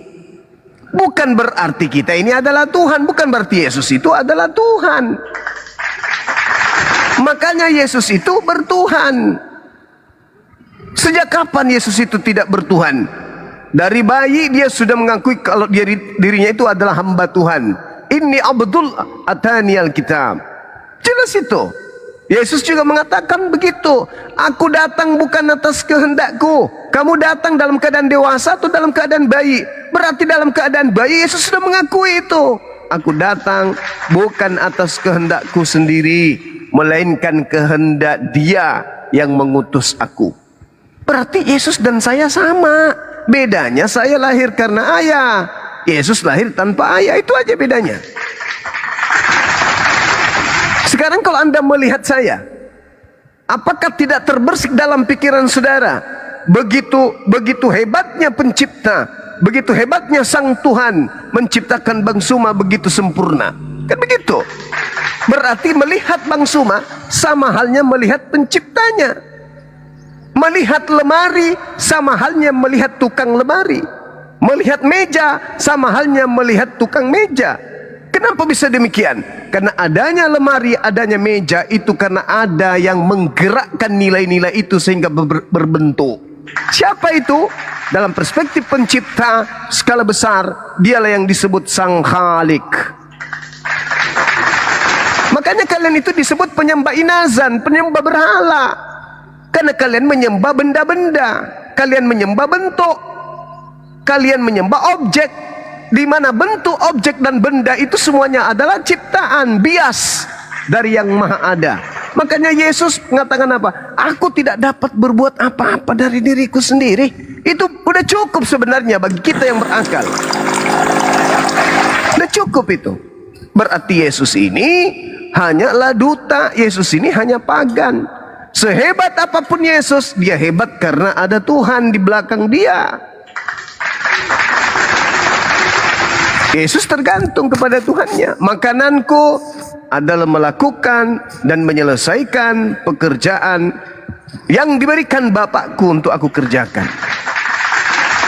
Yohanes 4 nomor 34. Jelas itu bang. Jadi kesalahan fatal yang Anda lakukan telah menyembah ciptaan, yaitu Yesus. Itu kesalahan fatal itu. Makanya kalian diusir karena kalian menyalahi konsep. Konsep apa yang kenapa kalian bisa sampai pada poin itu? Karena kalian dicetak dari pabrik yang membuat kalian itu sebagai produk malas. Malas. Ogak menyembah kepada Tuhan, ogak. Maunya tidak menyembah Tuhan tapi masuk surga. Pemalas kalian itu. Malas sekali. Makanya didoktrin, kalian bukan lagi hamba Tuhan. Kalian sudah dimerdekakan dari penghambaan. Jangan lagi mau dia atur tentang makanan, tentang minuman, tentang hari raya. Jangan. Kalian semua adalah anak-anak Tuhan, bukan lagi hamba. Ini kita masih di bumi. Di bumi ini kita hamba, kita bukan Tuhan, bukan ahli waris. Merdeka dari segala hukum tertulis seperti hal haram itu adalah hukum kesehatan, hukum sesembahan seperti seremonial, dan hukum-hukum pengorbanan. Kita harus lebih baik dari 3 hukum itu. Jika tidak menjadi lebih baik, anak-orang merdeka, anak-anak merdeka ini jika tidak lebih baik daripada pelaku hukum-hukum itu, maka kami tidak akan bisa masuk surga. Caranya adalah dengan hukum kasih itu. Saudara, kita akan mengasihi sesama manusia, sesama makhluk, dan kita mengasihi Tuhan. Itu adalah hukum tertinggi. Tidak perlu saudara, kita tidak akan bisa tidak sampai kepada hukum tertinggi kalau melangkahi hukum-hukum yang lain. Dalam pengajaran Yesus, Matius 19, Yesus mengkategorikan ketika ditanya bagaimana caranya bisa masuk surga, memperoleh hidup yang kekal. Harus memiliki 3 tangga. Yang pertama, tangga Taurat. Baca nomor 16-nya tuh di Matius 19. Bagaimana cara saya bisa masuk surga? Apa kata Yesus? Yang pertama, lakukan segala perintah Elohim. Taurat dong. Tangga kedua, jual seluruh harta lu, berimpak, bersedekah, zakat. Jual, lalu berikan kepada si miskin. Yang ketiga, ikutlah denganku. Nah, ini yang bahaya. Kalau ikut Yesus, puasa 40 hari 40 malam, tidak boleh memandang wanita, tidak boleh, tidak boleh berkata jahil kepada saudaranya, tidak boleh. Mata harus dicongkel kalau tenang liur lihat wanita. Mengambil barang orang, kuduk tangan harus dipotong. Pergi ke tempat maksiat, kaki harus dipotong. Bisanya kalian mengikuti itu? Tidak bisa. Itu kan Yesus juga. Yesus Ya, itu masih dalam syaratnya. belum itu syaratnya. penggenapan. Dia masih Ini melakukan penggenapan orang ujung-ujungnya karena lari belum ke ada ajaran penggenapan. Paulus. Penggenapannya itu adalah penebusan dosa itu, Itu bukan ajaran Yesus itu. Itu penggenapan ala Kristen itu bukan ala Yesus. Itu bukan ala Yesus. Hidup kekal yang Yesus tawarkan yang pertama tadi harus tamat SD. Habis itu tamat SMP. Habis itu tamat SMA, baru bisa masuk di perguruan tinggi. Ente tidak SD, ente tidak SMP, ente tidak SMA, mimpi masuk perguruan tinggi, lu pakai ijazah palsu. Diusir, enyahlah daripadaku. Aku tidak mengenal kalian karena kalian menggunakan ijazah bodong. Hanya menyebut, wah kami dari universitas ini Pak Yesus. No, aku tidak mengenal kalian. Enyah daripadaku. Oke, Kenapa? Juma, bagaimana dengan Tangga kali pertama, ini? ijazah pertama enggak lulus. Lakukan segala perintah Elohim. Nah, setelah Anda lakukan segala perintah Elohim, berarti Anda jatuh kepada keadaan Yudaism, bukan Kristen. Itu roti hanya apa? untuk orang Yahudi, Juma. Roti tawar. Nah, itu Tidak boleh pintar. memakan roti itu, hanya boleh remahannya saja, berarti ringan. Kita mendapatkan yang ringan. Remahannya Itu kan untuk ringan, kecil-kecilkan. itu untuk Maka Yesus anjing. menyatakan engkau beriman, begitu. Itu Nah, untuk anjing. Kalau begitu harus Anda sadar, Anda anjing bukan domba. nah, iya. Jadi Anda sadar kalau Kristen itu anjing. Iya, daripada domba. Syukur alhamdulillahi rabbil alamin. Nah, kita nggak boleh makan roti yang sepenuhnya, hanya remahannya. Karena Jadi hukumnya karena Anda domba hukum atau paling anjing. kecil lah. Kita ringanlah. Maka Yesus menyatakan, engkau perempuan itu, engkau beriman. Hanya cukup memakan remahan itu, engkau beriman. Anakmu akan kuselamatkan, akan kusembuhkan. Gitu. Tapi ente tidak bisa sampai ke surga. Ente hanya Yesus bisa menyatakan sembuh engkau dunia beriman. fisik. Wanita itu bukan mau ke surga. Wanita itu mau anaknya sembuh dari penyakit. Iya, awalnya kan menolak Yesus karena wanita Menolak itu menyembuhkan. menyatakan, aku boleh memakan remahannya saja kan. Menolak Oh, menyembuhkan. engkau beriman. Menolak menyembuhkan. Bukan menolak kemudian untuk menjadi pengikut. Enggak. Menolak menyembuhkan. Maka ketika Lalu, wanita kata itu Yesus menerima, beriman itu apa maksudnya? Engkau beriman. percaya, Lalu Kau anak itu percaya? disembuhkan kan? Awalnya disembuhkan. menolak, lalu Setelah wanita itu percaya kalau Yesus hanya untuk Bani Israel, setelah wanita itu percaya bahwa roti bukan untuk dirinya, setelah wanita itu percaya kalau dirinya adalah anjing pemakan sampah, barulah Yesus menyembuhkan anaknya. Betul? memakan remahan maksudnya Apa? tidak memakan Torah seutuhnya gitu. Memakan remahan Memakan itu sisa, maksudnya sisa. meyakini 10 lah, Yesus 10 itu utusan dekalogus Tuhan. itulah yang kita patuhi. Meyakini Yesus Itu. itu adalah rasul. Meyakini Yesus itu untuk Bani Israel. Itu pemakan remah atau sampah yang jatuh dari meja Tuhan.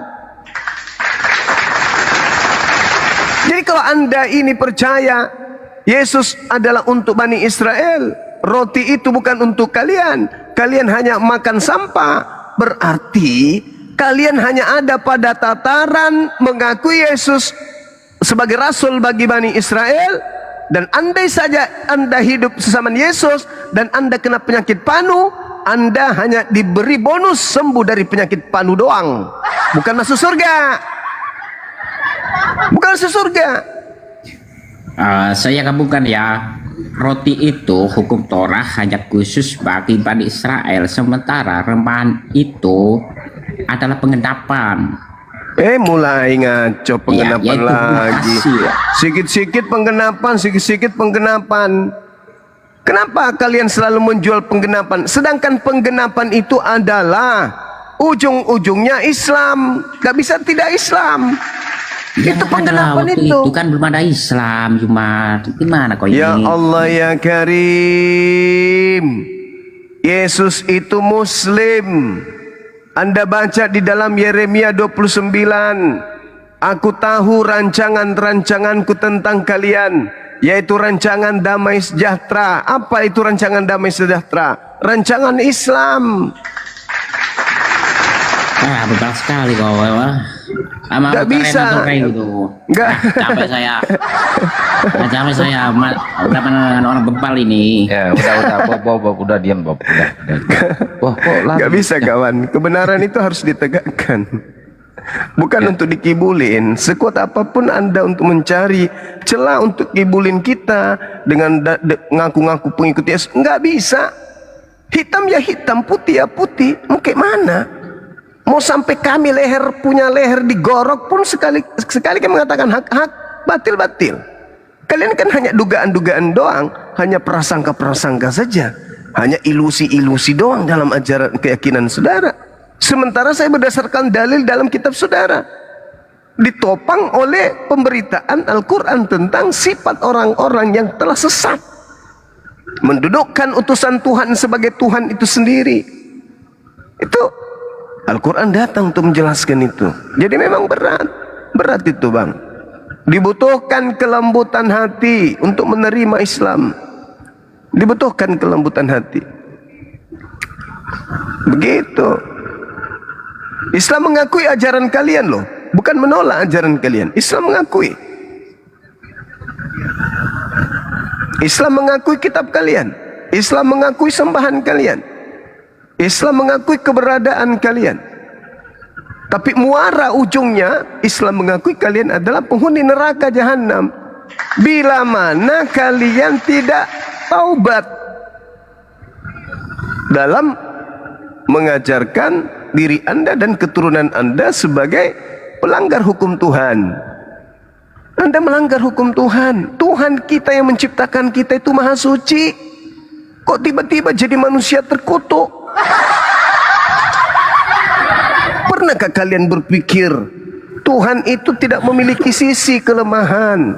Tuhan itu tidak ada yang kemudian bisa setara dengannya. Kok tiba-tiba dia jadi makhluk terkutuk lagi? Hanya gara-gara ego dalam beragama. Tidak mau menggunakan cahaya yang Tuhan kasih berupa akal. Akal itu cahaya yang Tuhan beri gratis. Kenapa nggak dipakai cahaya itu untuk senter yang gelap supaya terang? Kenapa akal dimatikan? Karena kalian terlanjur Kristen. Kalian menjadi Kristen itu, saudaraku, maaf, bukan dalam proses, bukan karena proses akal belajar, bukan. Tapi karena cuma ikut-ikutan keluarga, orang tua, nenek, kakek, leluhur, opung, tulang, lae, ito. Cuma ikut itu doang, bukan karena proses belajar. Saya kira begitu, silakan. Ya, ini ada Karyana mau syahadat nih, Karyana. Dipakai kerudungnya Karyana.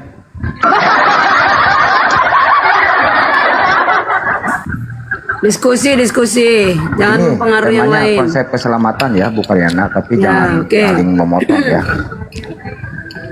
Konsep keselamatan menurut Kristen dan Islam berbeda jauh. berbeda jauh. Ya. Gini Bang Juma. Di Kisah Para Rasul 15 ayat 11. Kita percaya bahwa oleh kasih karunia Tuhan Yesus Kristus kita akan beroleh keselamatan sama seperti mereka juga. Keselamatan datangnya dari Tuhan yang diutus oleh Bapa di sorga. Jadi yang kontak langsung dengan Bapa di sorga hanya Yesus. Tidak ada manusia di bumi ini yang pernah bertemu langsung dengan Bapa di sorga. Kenapa Bang Juma meniadakan yang diutusnya? Kenapa Bang Juma meniadakan sebagai anak sulung dari Bapa itu? Aku keluar dari Bapa.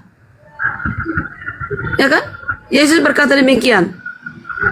Ikutlah aku. Ya. Sebelum bumi dijadikan, aku sudah ada. Sebelum Abraham ada, aku sudah ada. Ada banyak di sini keselamatan.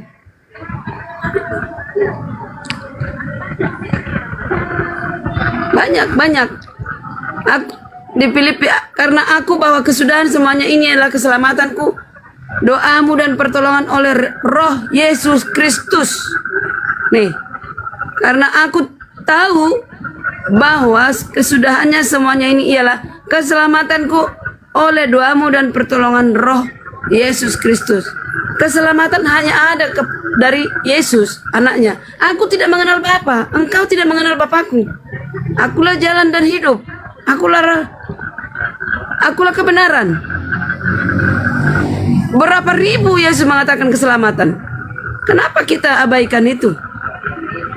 Nah, sekarang siapa yang berani manusia mengatakan aku jalan dan hidup, kebenaran? Tidak ada yang sampai kepada Bapa tanpa melalui aku. Baik. Tidak ada anak-anaknya. Udah, Bu Karyana. Potong-potong giliran gerunda. Oke, intinya ini bos gini. Coba terjemahkan Yohanes 1 ayat 13. Siapa yang bisa terjemahkan itu? Silakan. Terima kasih. Oke, baik Ibu Karyana. Jadi gini Ibu, kita ketika berbicara mengenai keselamatan, maka sejatinya orang beragama itu apapun agamanya pasti mereka masing-masing mengatakan pasti selamat dengan adanya tokoh-tokoh yang ada di dalam kitab masing-masing atau dalam keyakinan kita masing-masing. Apalagi kitab yang selalu direvisi, dikoreksi untuk mencapai kesempurnaan, itu berarti kitab itu pengajarannya belum sempurna. Artinya terjadi adanya tolak ukur yang keliru ketika kita menakar sebuah keselamatan, itu kita lihat dari apa yang terurai. Sedangkan pencipta langit dan bumi itu gaib. Betul, kita nggak bisa melihat, kita nggak bisa mendengar suaranya. Maka kudu harus ada orang yang benar-benar dipercaya, tidak berbohong, amanah, lurus, jujur, dan setia terhadap Tuhan sebagai penyampai firman-Nya. Tuhan tidak mungkin salah memilih. Tuhan tidak mungkin salah menunjuk wakil. Maka yang harus menjadi wakil penyampai firman itu adalah orang yang terpercaya, bisa menjaga firman-Nya agar tidak berubah. Itu.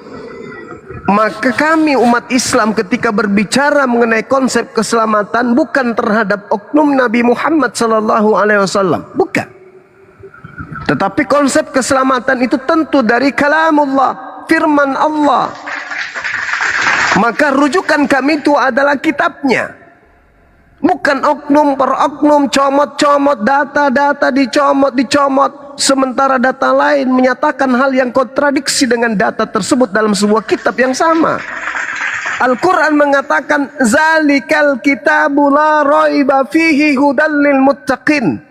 Kitab Al-Quran ini adalah petunjuk bagi orang yang bertakwa. Nihil kemudian keraguan di dalamnya. bagi orang yang bertakwa. Berarti yang dijagokan di sini bukan Nabi Muhammadnya, yang dijagokan di sini adalah kitab sucinya. Kenapa kitab suci? Karena kitab suci itu adalah perkataan pencipta yang maha tahu, yang mengerti tentang kehidupan makhluknya miliaran tahun ke depan. Hari ini dia berfirman, firmannya itu tak luntur sampai miliaran tahun ke depan. Kenapa? Tak ada waktu, tak ada ruang yang mengikat Tuhan, sehingga Tuhan kudu harus menunggu hari, menunggu bulan, menunggu tahun untuk menetapkan kondisi-kondisi ciptaannya. Tidak, Tuhan sudah tahu apa yang akan terjadi. Maka ketika dia berfirman hari ini, firmannya harus relevansi dengan keadaan miliaran tahun ke depan sampai kiamat. Itu keselamatan itu di situ. Kalau hanya gara buku-buku yang disusun kemudian oleh orang-orang yang kita tidak kenal, lalu kemudian di sana ada ketimpangan, direvisi, dikoreksi, direvisi, dikoreksi, diperbaiki, dipermudah dan seterusnya, itu sudah masalah besar. Kalau ada sebuah kitab dikoreksi, direvisi, dikoreksi, itu agama itu bermasalah. Dan orang yang meyakini dan mengimani itu orang-orang yang bermasalah dengan dirinya sendiri, bukan dengan orang lain. Jadi sekali lagi saudariku, ketika berbicara mengenai keselamatan, orang berakal rujukannya itu adalah kitab yang mereka gunakan. Benar enggak ini firman Tuhan? Kalau dikatakan bahwa kitab saudara, kalau mengatakan Tuhan saudara adalah hakim, kitab saudara adalah Tuhan yang turun ke bumi, mengatakan akulah jalan, akulah ini, akulah ini, akulah itu. Iya, tertulis memang kayak begitu. Di mana tertulisnya? Di sebuah kitab. Pertanyaannya, ini kitab apa, Cak Ayu? Ada legitimasi? Ada kemudian pengesahan? Ada enggak? Tidak ada. Kalau begitu aku pun bisa bikin kitab hari ini. Lalu mengangkat tokoh. Masalahnya bukan di situ. Keselamatan itu tentu bisa kita nilai dari absahnya sebuah kitab, bukan dari pengakuan-pengakuan oknum yang penulisnya kita tidak tahu. Jemaah, aku mau nanya boleh? Yang satu Kerjamu pertanyaan. itu aja terus. Begitu dijawab ngeyel kau. Kau nggak tahu kau baru keluar dari penjara, pingin lagi masuk. Nabi itu kena cincang nggak? Nabi itu pernah kan? kena cincang nggak? Nah, itu mulai kan? Ya sembahanmu itu pernah dicapcai sama orang Roma. Aneh kau itu. Ini sudah 2026 kawan, gak perlu menghujat, kebenaran diuraikan aja. Wa qulil haqqu mir rabbikum. Ya, kebenaran itu sudah datang dari Tuhanmu. Siapa yang mau beriman silakan beriman. Yang mau kufur silakan kufur, gak perlu menghina. Gak perlu menghina. Jadi kebenaran itu ada di sebuah kitab. Bukan kebenaran itu yang terurai di dalamnya, itu nomor 2. Kalau kitabnya sudah betul, pasti isinya betul. Tapi kalau kita berlandaskan bahwa ada ucapan-ucapan, akulah Tuhan, tak ada Tuhan selain aku. Tetapi itu bukan kitab suci dari pencipta langit dan bumi. Ya apa bedanya dengan buku-buku yang lain? Ada tertulis, tak ada keselamatan. Di luar aku nggak ada. Akulah jalan, akulah keselamatan, akulah hidup. Ya keren, bagus. Tapi apakah ini ada legitimasi? Ada pengesahan dari yang berkata kepada kitab tersebut? Pernah nggak dia bertemu dengan penulis dan seterusnya? Pernah nggak? Terus gimana saudara kami Kristen bisa menjelaskan ke kami bahwa ini betul-betul ucapan Yesus loh? Dari mana bisa kami mendapatkan penjelasan itu? Apa yang menjadi mata rantai pengajarannya kepada Lembaga Bible Indonesia? Ini dari mana ini? Ucapan ini? Oh dari Yesus, kata siapa? Bingung sudah kan? Oh itu muridnya bang, siapa muridnya? Siapa muridnya? Siapa yang mendengarkan? Apa kesaksian yang lain? Ada? Nggak ada. Itu hanya sebuah buku yang disetting, yang diatur sedemikian rupa untuk kemudian mencari pengikut semakin banyak. Tujuannya apa? ujung-ujungnya ekonomi, fulus. Firman Tuhan tidak mungkin direvisi, percaya saya. Apalagi yang merevisi manusia. Kalau Tuhan yang mengoreksi ucapannya sendiri wajar, karena tergantung kondisi alam, tergantung kondisi keadaan umat manusia pada zamannya. Kalau Tuhan sendiri yang mengoreksi, yang masuk ucapannya sendiri, itu wajar. Tapi kalau ucapan Tuhan yang koreksi manusia, itu yang bahaya. Itu yang bahaya. Nah, jadi saudariku Karyana, kita semua bisa berbicara mengenai keselamatan dan tidak ada ujungnya. Kristen mau sampai kapanpun dia akan mengatakan kami adalah umat yang diselamatkan karena Yesus kami berkata. Ya, memang tertuang di situ dalam kitabmu. Tapi masalahnya derajat kitabmu ini loh, firman Tuhan atau apa?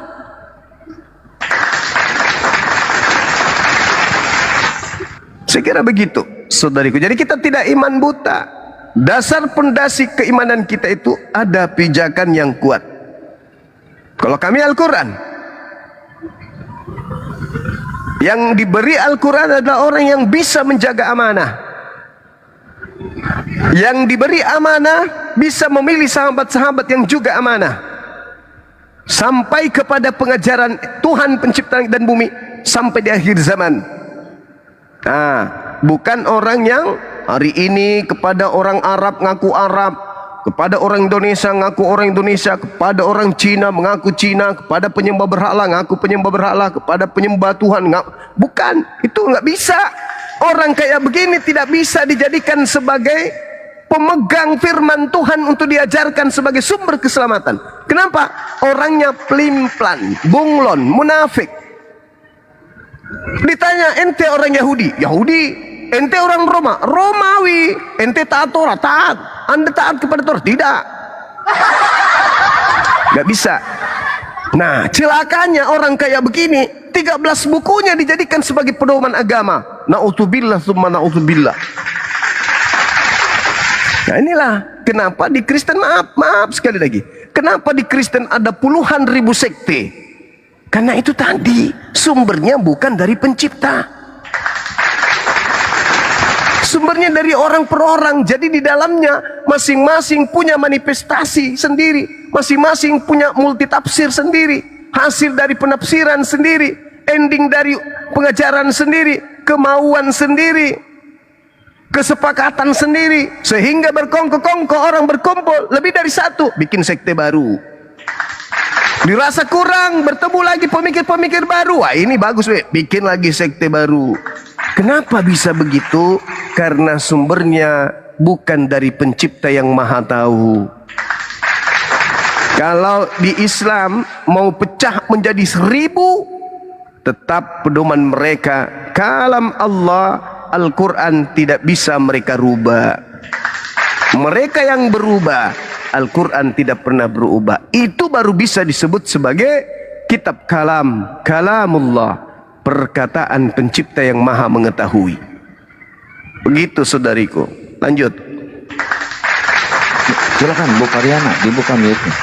Sorry, ada ini tadi, ada telepon. Saya nggak menyeluruh, saya dengar. Jadi inilah, terima kasih Bang Juma. Kayaknya ada peningkatan. Bang Juma bilang tadi, bukan nabinya, tetapi Al-Qurannya. Itu saya dengar tadi, bukan Gak sopan, nabinya, Bu Karyana, ada melainkan peningkatannya untuk Al-Qurannya. aduh. Isi Al-Qurannya ya. Itu sudah benar. Berarti ada peningkatan Bang Juma. Alhamdulillah. Ya kan? Berarti kita tidak menuankan manusia ya. Tapi kita menuankan yang diutus oleh Bapa, yang kontak fisik langsung ribuan, berapa miliar tahun Bapa bersama anak di sorga. Sehingga mereka, marilah kita ciptakan manusia yang segambar dan seturut dan satu tabiat dengan kita. Nah, tabiat yang sebenarnya bukan yang seperti kita sekarang Bang Juma. Tabiat yang pertama itu adalah sewaktu Adam dan Hawa berada di Taman Eden, gitu loh. Nah, kita tahu nggak seperti apa dulu tabiatnya di dalam kesucian kemuliaan Adam dan Hawa? Sekarang kita di dalam dosa. Nah, sejak dimulai Adam dan Hawa, takdir ini naik. Sejak Adam dan Hawa dimulai di dalam dosa, manusia tidak ada yang sempurna, nobody perfect. Semua, jadi kalau dikatakan Nabi dimuliakan, Nabi disucikan, tidak ada. Ya, bahkan Elia juga berdosa. Kenapa dia bisa naik ke surga? Kalau Paulus katakan, seandainya kebangkitan tidak ada, sia-sialah semua penginjilan ini. Seandainya Yesus tidak bangkit, dia jatuh di dalam dosa, maka Elia juga akan turun ke bumi dan permanen menjadi manusia yang dilenyapkan semuanya. Begitu, mana ada pelajaran kayak gitu, Bang Juma. Hanya di kami Kristen yang ada pelajaran. Tapi tidak, kutip ya, Kristen yang sebagian tidak mengerti. Makanya Kristen KTP. Tapi dalamnya mereka nggak tahu. Nah, sekarang apa keselamatan buat mereka? Tidak bersalah kalau tidak dia ketahui bahwa dia salah. Nah, tapi kalau sudah mengetahui dan menolak, itulah berarti tertutup pintu kasihan kepadanya. Dia tidak termeterai. Begitu menurut kami, Bang Juma. Bagaimana mungkin aku jadi mualaf? Di sini ada pelajaran yang sangat dalam. Begitu, Bang Juma. Silakan, thank you. Oke. Jadi kami yang berakal sehat ini, ketika Anda mengatakan kami tidak menyembah manusia, kami menyembah utusan Tuhan, itu apa itu? Apa itu? Maksudnya gimana? Bukankah Maria melahirkan manusia? Nah, sekarang mudah bagi saudara Kristen melakukan suatu pernyataan sikap yang bersumber dari keyakinan nenek moyang mereka. Adam mewariskan dosa tanpa sedikit pun merasa berdosa. Memfitnah Adam 2000 tahun lamanya. Mereka menganggap itu adalah sesuatu yang biasa, lumrah. Kenapa? Karena sudah menjadi habit, menjadi kebiasaan orang-orang Kristen dalam berdusta. Maaf nih, ini fakta. Tidak ada data di dalam kitabnya Yahudi bahwa Adam mewariskan dosa, itu enggak ada. Adanya hanya di surat Paulus, Roma 5 nomor 12. Di kitabnya Yahudi tak ada dikatakan itu. Bahkan di dalam kitabnya Yahudi dikatakan, Kejadian 5, Kejadian 1 nomor 28, Adam keturunannya laki perempuan diberkati oleh Tuhan. Tidak ada itu. Tapi dengan mudah, karena dosa Adam kita turun ke bumi, karena dosa Adam kita kemudian mewarisi dosa, dan seterusnya. Itu enggak ada itu. Dari mana ajaran seperti ini? Dari sang pembinasa keji, fitnah. Satu hadiah yang perlu direnungkan di sini untuk saudara-saudara Kristen, terutama Ibu Karyana.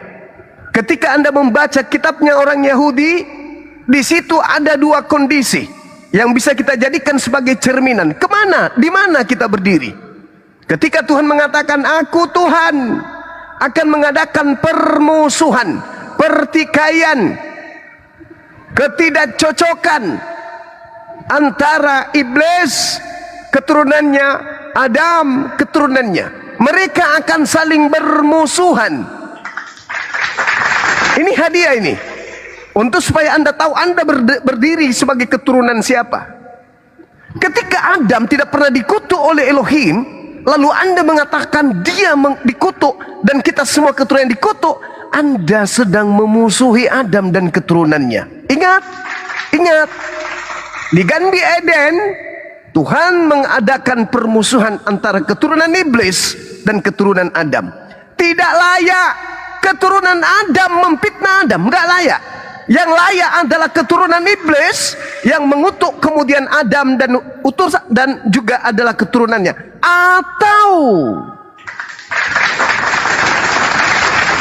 Yang mengutuk Adam adalah keturunannya sendiri, namun keturunan yang sudah jatuh kepada kebinasaan oleh karena terperangkap jerat sang pembinasa keji. Roma 5:12, oleh karena satu manusia turun ke bumi menjalarkan dosa kepada seluruh manusia. Itu fitnah yang sangat kejam. Kecuali yang datang kepada Paulus membisikkan itu adalah iblis, maka saya katakan ini keturunan Adam yang sudah terkontaminasi oleh bisikan si jahat. Karena Tuhan mengatakan sebagai tolak ukur, aku Tuhan akan mengadakan permusuhan. Berarti siapa yang memusuhi Adam? Iblis dan keturunannya. Kalaupun dia manusia, maka manusia yang sudah kerasukan iblis. Boleh nggak dipertanggungjawabkan kata-katanya yang mengatakan Adam mewariskan dosa kepada keturunannya? Ada nggak data itu? Rindu saya ingin menerima itu. Mulai dari Facebook sampai TikTok, hari ini sudah 18 tahun saya berhadapan dengan orang Kristen. Belum pernah ada data yang mereka bisa sajikan kalau Elohim mengutuk ciptaannya yang mulia bernama Adam alaihissalam dan keturunannya. Belum. Yang dikutuk iblis. Iblis marah sehingga iblis mengatakan seperti anak kecil, kamu yang dikutuk bukan aku, yang dikutuk itu bukan aku, kau. Itu iblis tuh. Adam santai baik. Adam beranak cucu, cucunya menguasai laut, cucunya menguasai daratan, cucunya menguasai udara. Datang anak iblis, kita ini sekarang berdosa karena dia Adam telah mewariskan dosa itu kepada kita, maka kita membutuhkan sebagai Yesus sebagai tumbal untuk menebus dosa-dosa kita dari Adam. Ini ajaran siapa ini? Kok tiba-tiba ada ajaran kayak begitu muncul? Inilah saudariku. Jadi saya katakan hadiah buat saudari untuk Anda renungkan. Saya kok berani-beraninya tanpa ada merasa bersalah kepada Adam dan keturunan Adam yang miliaran ini dengan fitnahan murahan yang tak rasional. Adam itu manusia yang diberkati Tuhan. Adam adalah pemimpin yang ditunjuk oleh Tuhan. Malaikat tak berdaya, gunung tak berdaya, lautan tak berdaya, bahkan langit pun tak sanggup memikul beban untuk menjadi pemimpin di atas muka bumi. Tapi Adam alaihi salam, atasnya berkat Tuhan yang maha tinggi, diberi amanah itu dan beliau sanggup. Buktinya anak keturunannya, Islamkah dia, Kristenkah dia, mampu menundukkan alam semesta ini. Jadi jangan pernah terlontar lagi kalau bisa Adam mewarisi dosa kepada keturunannya, karena itu adalah pekerjaan setan. Hanya setan yang membenci Adam, hanya setan yang merusak tataran pengajaran Tuhan terhadap Adam. Hanya setan yang suka kemudian bermusuhan dengan Adam dan keturunannya. Nah, dan itu kami temukan di Kristen. Kami temukan di situ. Silakan. Oke, Bang Juma. Jadi Adam itu selamat dengan istrinya, dengan Hawa. Tapi di silsilah Kristen lah yang jelas Adam dan Hawa itu, dan adanya di bumi. Bumi diciptakan untuk Adam dan Hawa, bukan diciptakan dari sorga lalu diturunkan ke bumi, bukan. Salah. Jadi Adam dan Hawa mereka dikutuk Tuhan karena sudah memakan buah larangan di bumi, yaitu dibuktikan dengan adanya sungai Tigris, sungai Pison yang ada di Timur Tengah, ya kan? Nah, Adam dan Hawa anaknya Kain yang pertama, yang kedua Habil. Kenapa Kain bisa membunuh Habil?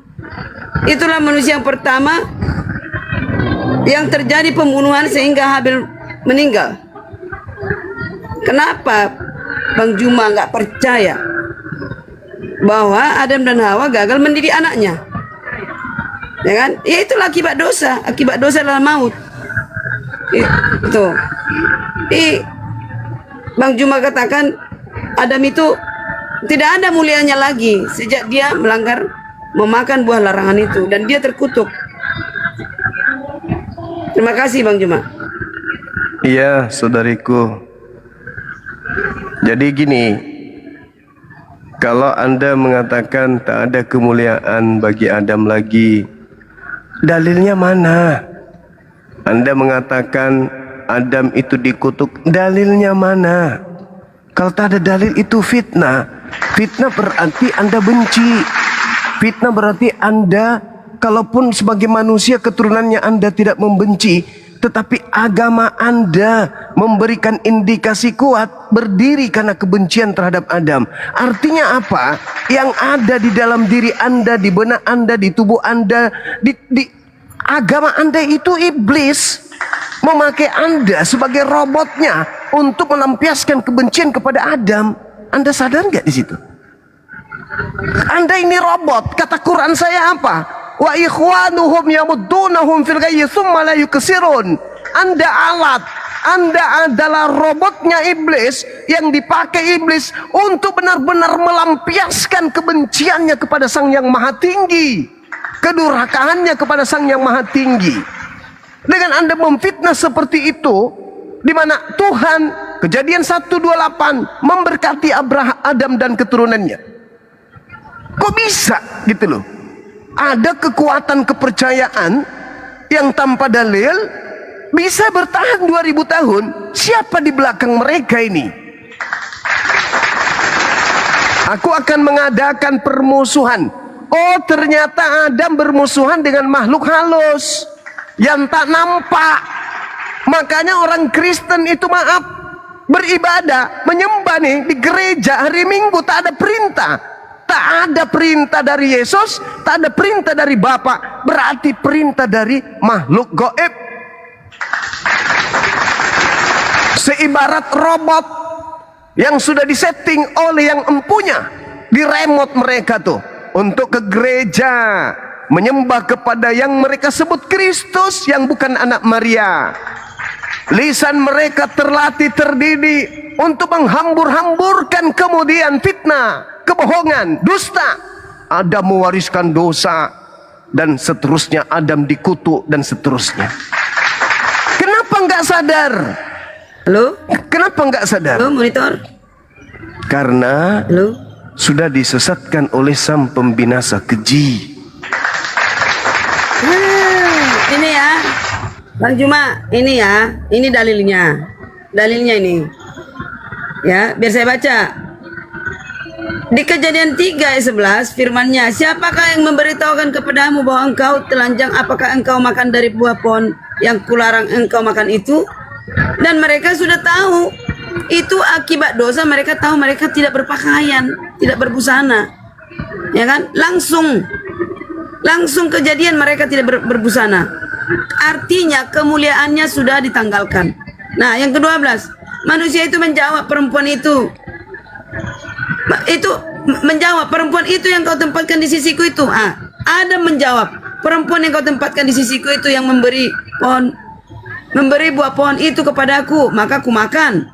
Dia ngeyel, Adam ngeyel karena dia udah berdosa. Lalu 13, kemudian berfirmanlah Tuhan kepada perempuan itu, apakah yang telah kau perbuat? Nah, perempuan itu berdalil lagi, ngeyel lagi, ular itu yang memperdaya aku, lalu ku makan. Adam mencari kambing hitam, perempuan itu cari kambing hitam ular itu. 14, lalu berfirmanlah Tuhan kepada ular itu, nah ular yang duluan dikutuk, karena engkau berbuat demikian, terkutuklah engkau di antara segala ternak, di antara segala binatang hutan. Dengan perut mula engkau akan menjalar, debu tanah akan kau makan seumur hidupmu. 15, aku akan mengadakan permusuhan antara engkau dan perempuan ini, antara keturunanmu dan keturunannya. Keturunannya akan meremukkan kepalamu dan engkau akan meremukkan tumitnya. Ini yang paling fatal ini. Firman-Nya kepada perempuan itu, ya kan? Susah payahmu waktu mengandung akan kuat sangat banyak, dan kesakitan engkau melahirkan anakmu. Namun engkau akan berahi kepada suamimu dan ia akan berkuasa atasmu. Ini dalam ini, Bang Juma, ini dalam. Berahi itu artinya apa? Manusia dikuasai nafsu. Termasuk kawin melulu. Ini 17 ya. Lalu firman-Nya kepada manusia itu, ini firman-Nya kepada Adam. Ini yang paling utama. Karena engkau mendengarkan perkataan istrimu dan memakan dari buah pohon yang telah kuperintahkan kepadamu, jangan makan daripadanya, maka terkutuklah tanah karena engkau. Ini dalam ini terkutuk tanah. Artinya semua susah. Dengan bersusah payah engkau akan mencari rezekimu dari tanah seumur hidupmu sampai Tuhan Yesus datang 6.000 tahun kemudian, Bang Juma. Begitu Yesus datang, orang nggak susah lagi. Loh, artinya sudah ada keselamatan hukum. Nah, sebelum Yesus datang hukum Taurat Jadi diturunkan itu melalui cuma Musa. bohongan, settingan Dengar iblis. dulu Bang Juma. Dengar dulu biar ku jelaskan. Ketika di zaman Musa hukum Taurat diberi perintah kepada manusia.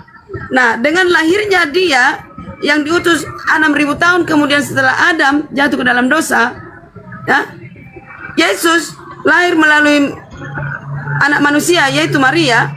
Disitulah manusia mengerti bahwa dia memberi pemahaman ke 12 murid supaya manusia menerima kematian Yesus dalam penebusan dosanya. Itulah yang, ya, untuk itulah Yesus datang, kan katanya untuk itu aku datang. Apalagi sinkron kan? Itu. Kita baca dalil gantian kita. Jadi kenapa tadi Bang Juma bilang tidak dikutuk Adam? Ini Mana terkutuk dalilnya ini. Adam dikutuk? Loh, Dalilnya mana? terkutuklah engkau Adam. Nih. Mana dalilnya? Mana? Ini. Di mana? Kejadian 4 ayat 17. Kejadian 4 Adam yang dikutuk. Kejadian 3 ayat 17. Lalu firman-Nya kepada manusia, karena engkau mendengarkan perkataan istrimu dan memakan dari buah pohon yang telah kuperintahkan kepadamu, jangan makan. Terkutuklah, maka Terkutuklah tanah, terkutuklah karena engkau bersusah payah, engkau mencari tanah. rezekimu. Apalagi? Tanah yang terkutuk bukan Adam. Ya ampun, kalau yang bersusah payah mencari rezeki siapa? Tanah? Apa manusia? Tanah yang dikutuk. Bukan Adam yang dikutuk. Memang Adam susah apa ya. tanah? Loh, Jadi mencari Adam- rezeki siapa yang mencari rezeki? Kalau itu yang Anda jadikan sebagai alasan, Ibu, Yesus turun menebus itu semua, Gak berarti mengerti manusia bahasa tidak. Indonesia Bang Juma. Udahlah, malah. Anda nggak berhasil menipu saya, Ibu. Itu jawabannya. Apa? Sebaliknya. Lah, Sebaliknya. sekarang Anda membaca yang dikutuk tanah, Anda katakan Bang Adam. Juma, mau 5 kali Bang Juma turunkan aku dari grup, aku nggak takut. Ya nggak ada urusannya ke situ, Ibu. Nggak ada urusannya dengan itu. Nggak ada urusannya. Masih banyak Kristen yang mau waras kok. Iyalah. Sekarang yang dikutuk tanah. Terus alasannya Yesus turun ke bumi melepaskan kutuk itu. Aduh. Pantasan Nggak nasi izinkan Arab saya. malap. Nah, ketika kutuk itu dilepas, berarti susah payah mencari nafkah dilepaskan. Betul? Betul kan? Nah, Yang sekarang ini yang susah cari nafkah siapa? Sekarang ketika Yesus sudah datang, apakah manusia masih susah cari nafkah? Masih, iya belum, masih tetap sama. Emang langsung berubah, emang satria baja hitam.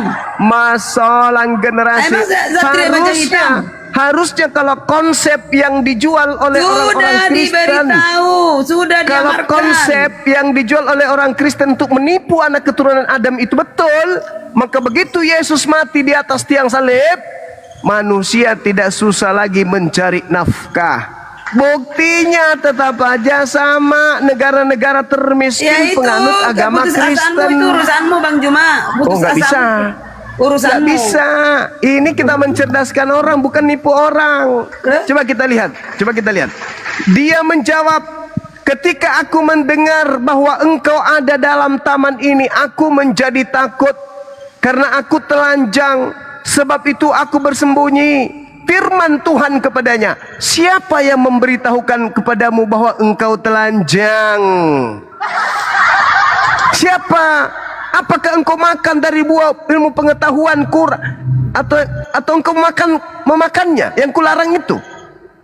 Manusia itu menjawab, tunggu dulu. Perempuan yang kau tempatkan di sisiku, dialah yang memberi aku buah pohon itu kepadaku, maka aku makan. Kemudian berfirmanlah Tuhan Elohim kepada perempuan itu, apakah yang telah kau perbuat ini? Jawab perempuan itu, ular itu yang memperdayakan aku, maka aku makan. Siapa yang salah di antara 3 oknum ini? Ular, Hawa, atau Adam? Yang Yang keladinya ular, setan. Yang salah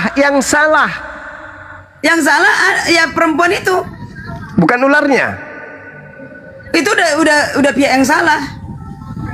Berarti yang salah ular. Inilah Bang Juma. Kalau di pengadilan Bang Juma udah kalah. Perempuan itu benar. Ular itu salah. Di pihak ular itu bukan salah. Dia di pihak setan, penggoda, penyesat. Dia menyesatkan orang yang benar. Nah, Anda Sekarang begini, Bu mengerti. Karyana, Ibu Alah. Karyana, kalau Anda mohon maaf diperkaos oleh Pak Bom Bom, Anda korban. Yang salah Pak Bom Bom atau Anda? Ular itu iblis penyesat, beda. Bom-bom itu bukan ular, bukan penyesat.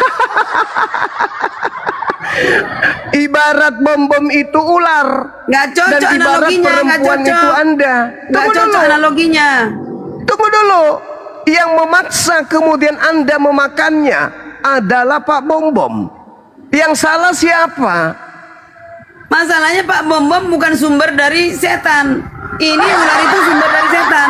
Sekarang begini, kalau ada orang digoda oleh iblis, lalu orang itu jatuh di dalam dosa, yang salah siapa? Ular masuk ke perempuan itu. Yang salah Pak Iblis masuk ke ular. Ular mempengaruhi. Dia diperalat. Ular itu pun diperalat. Sekarang begini Bu Karyana, secara logika, sebelum Adam dan Hawa makan buah ilmu pengetahuan tersebut, apakah Adam ini tahu dirinya kalau dia telanjang? Tidak. Tidak. Sementara misi dia dicipta sebagai apa? Perdana cicil engkau penuhilah sisi bumi ini di dalam kemuliaan. Menjadi pemimpin, berkuasa atas ikan-ikan di laut, Yes. burung di udara, dan juga binatang yang ada di daratan. Bagaimana Adam bisa berkuasa terhadap binatang-binatang buas kalau untuk tahu dirinya telanjang aja kagak tahu? Oh, alah. Hah? Nah, Gimana? itulah ya. Itu Ya gimana? Bagaimana ada Adam yang gila karena nggak tahu baik dan jahat, tidak tahu dirinya telanjang, terus dikasih beban untuk menaklukkan bumi? Tahu nggak? Apakah tidak sedeng? Tahu nggak sebab akibat? Sebab akibat, Bang Juma. Adam disuruh ke bumi jadi pemimpin, tapi tidak dikasih ilmu Nggak ada disuruh ke pengetahuan. bumi, udah di bumi dia. Itulah bersalah. Dia dicipta untuk mengisi bumi, untuk kemudian menguasai lautan, daratan, dan juga udara. Tapi sekedar untuk tahu dirinya telanjang atau tidak, itu dia tidak tahu. Bang Juma, ini ada pertanyaanku. Satu aja Bang Juma. Sabar Sampai aku dulu, bicara. sabar dulu Boleh? saudari, sabar dulu saudariku. Andai saja Adam tidak makan buah tersebut, sampai hari ini dia beranak cucu yang banyak, bisa nggak Adam membuat komputer? Beranak keturunannya? cucu di dalam kemuliaan. Jangankan komputer, dinosaurus saja bisa ditunjukkan. Pada saat dia telanjang dan Dinosaurus aja, singa bisa dipegang, bisa ditundukkan. Nah, pada sejak saat dalam dia dosa, dalam pada singa saat jadi bermusuhan sama manusia. pada saat dia telanjang dan belum makan buah tadi, apakah Adam tahu kalau dirinya telanjang? Akibat dosa dia jadi tahu dia telanjang. Itulah efeknya. Dosa. Berarti sebelum makan buah tadi Adam tahu atau tidak tahu kalau dia Iya, telanjang? zaman dulu tidak bernafsu. Sejak Ulang bernafsu saya ulang kalian lagi, manfaatkan bukan nafsu, itu. bukan lagi nafsu. Ini pengikut Paulus aneh-aneh aja kok nafsu. Iya, yang nafsu-nafsu Saya itu bertanya, ini dari berbicara iblis. tahu atau tidak tahu, bukan nafsu. Pada saat Adam belum tahu, belum makan buah pengetahuan baik dan jahat, apakah dalam kondisi telanjang itu Adam sudah tahu dirinya telanjang? Dia di dalam kemuliaan, dibungkus Dalam kemuliaan. Ini bahasa gereja terus dibawa. Saya Tadi ulang. saya sudah bilang tadi Saya tidak ulang. tahu, tidak tahu, dia tidak tahu. Sebelum Adam makan buah pengetahuan, apakah Adam tahu dirinya telanjang? Tidak mengerti dia apa itu telanjang. Setelah berdosa baru tahu. La haula wala quwata illa billah.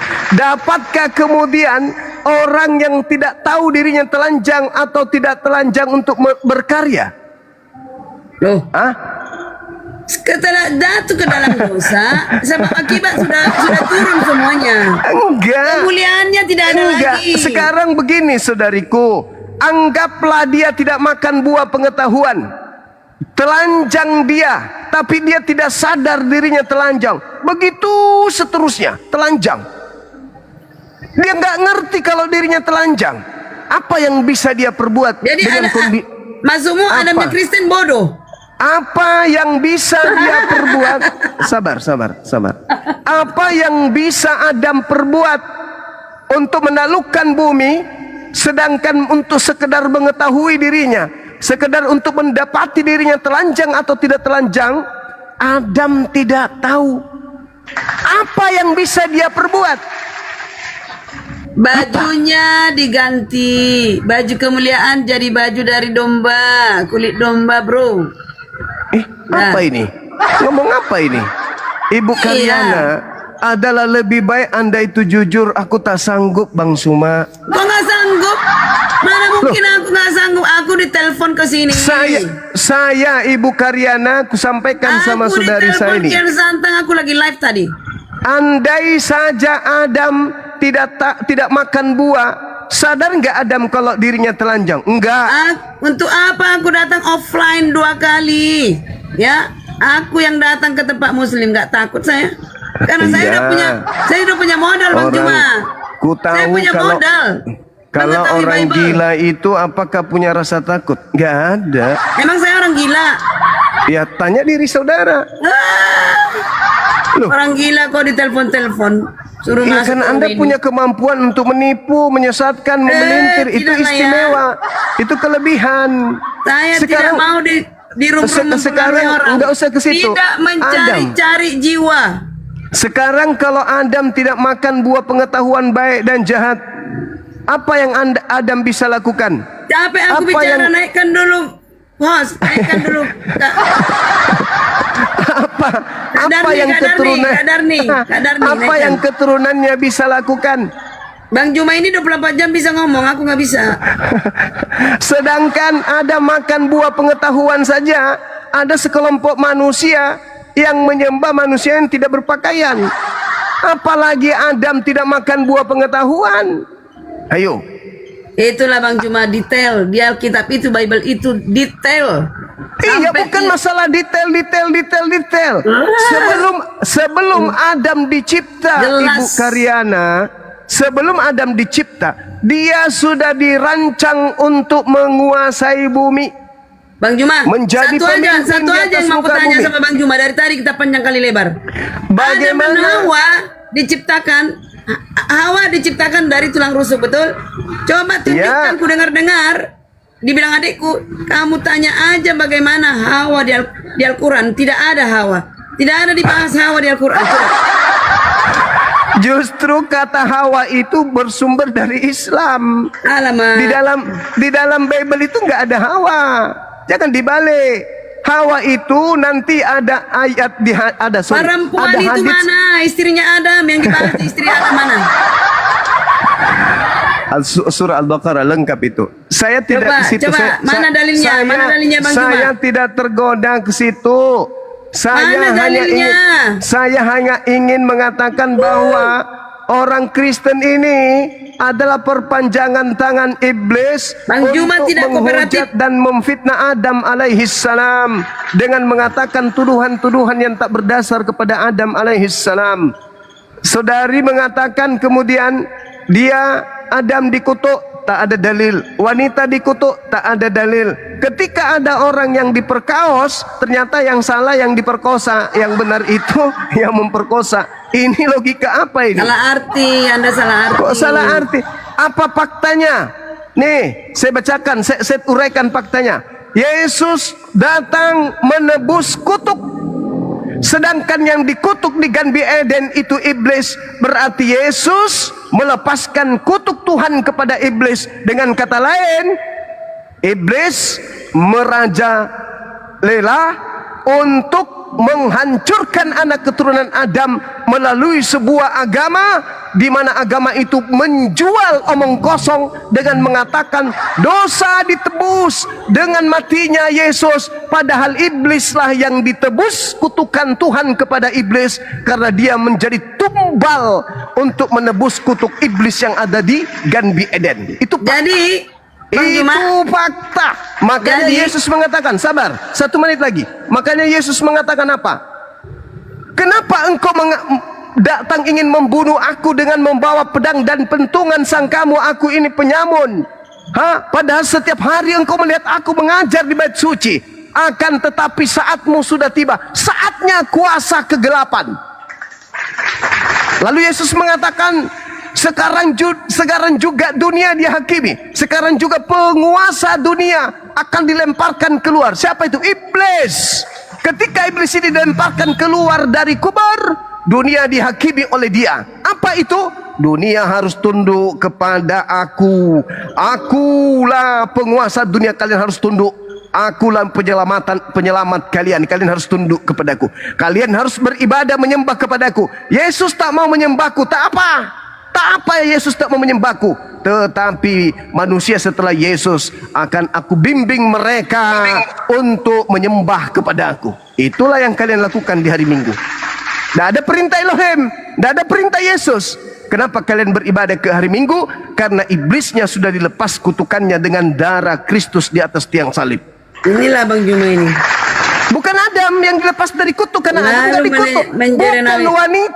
Bukan wanita yang kemudian dilepas kutuk katanya, oleh darah ingat dan Yesus. kuruskan lari sahabat. Yang dikutuk di Gan Eden itu iblis. Yesus turun ingat dan melepaskan kuruskan lari kutukan sahabat. itu. Melepaskan kutukan itu. Berarti darah Yesus darah Yesus itu bertujuan untuk melepaskan kutukan kutukan Tuhan kepada iblis. Dengan demikian, dengan tersalibnya Kristus, itu detik terbebasnya iblis dari cengkraman kutukan Tuhan. Maka iblis kemudian menyesatkan dunia dengan menggunakan nama Yesus.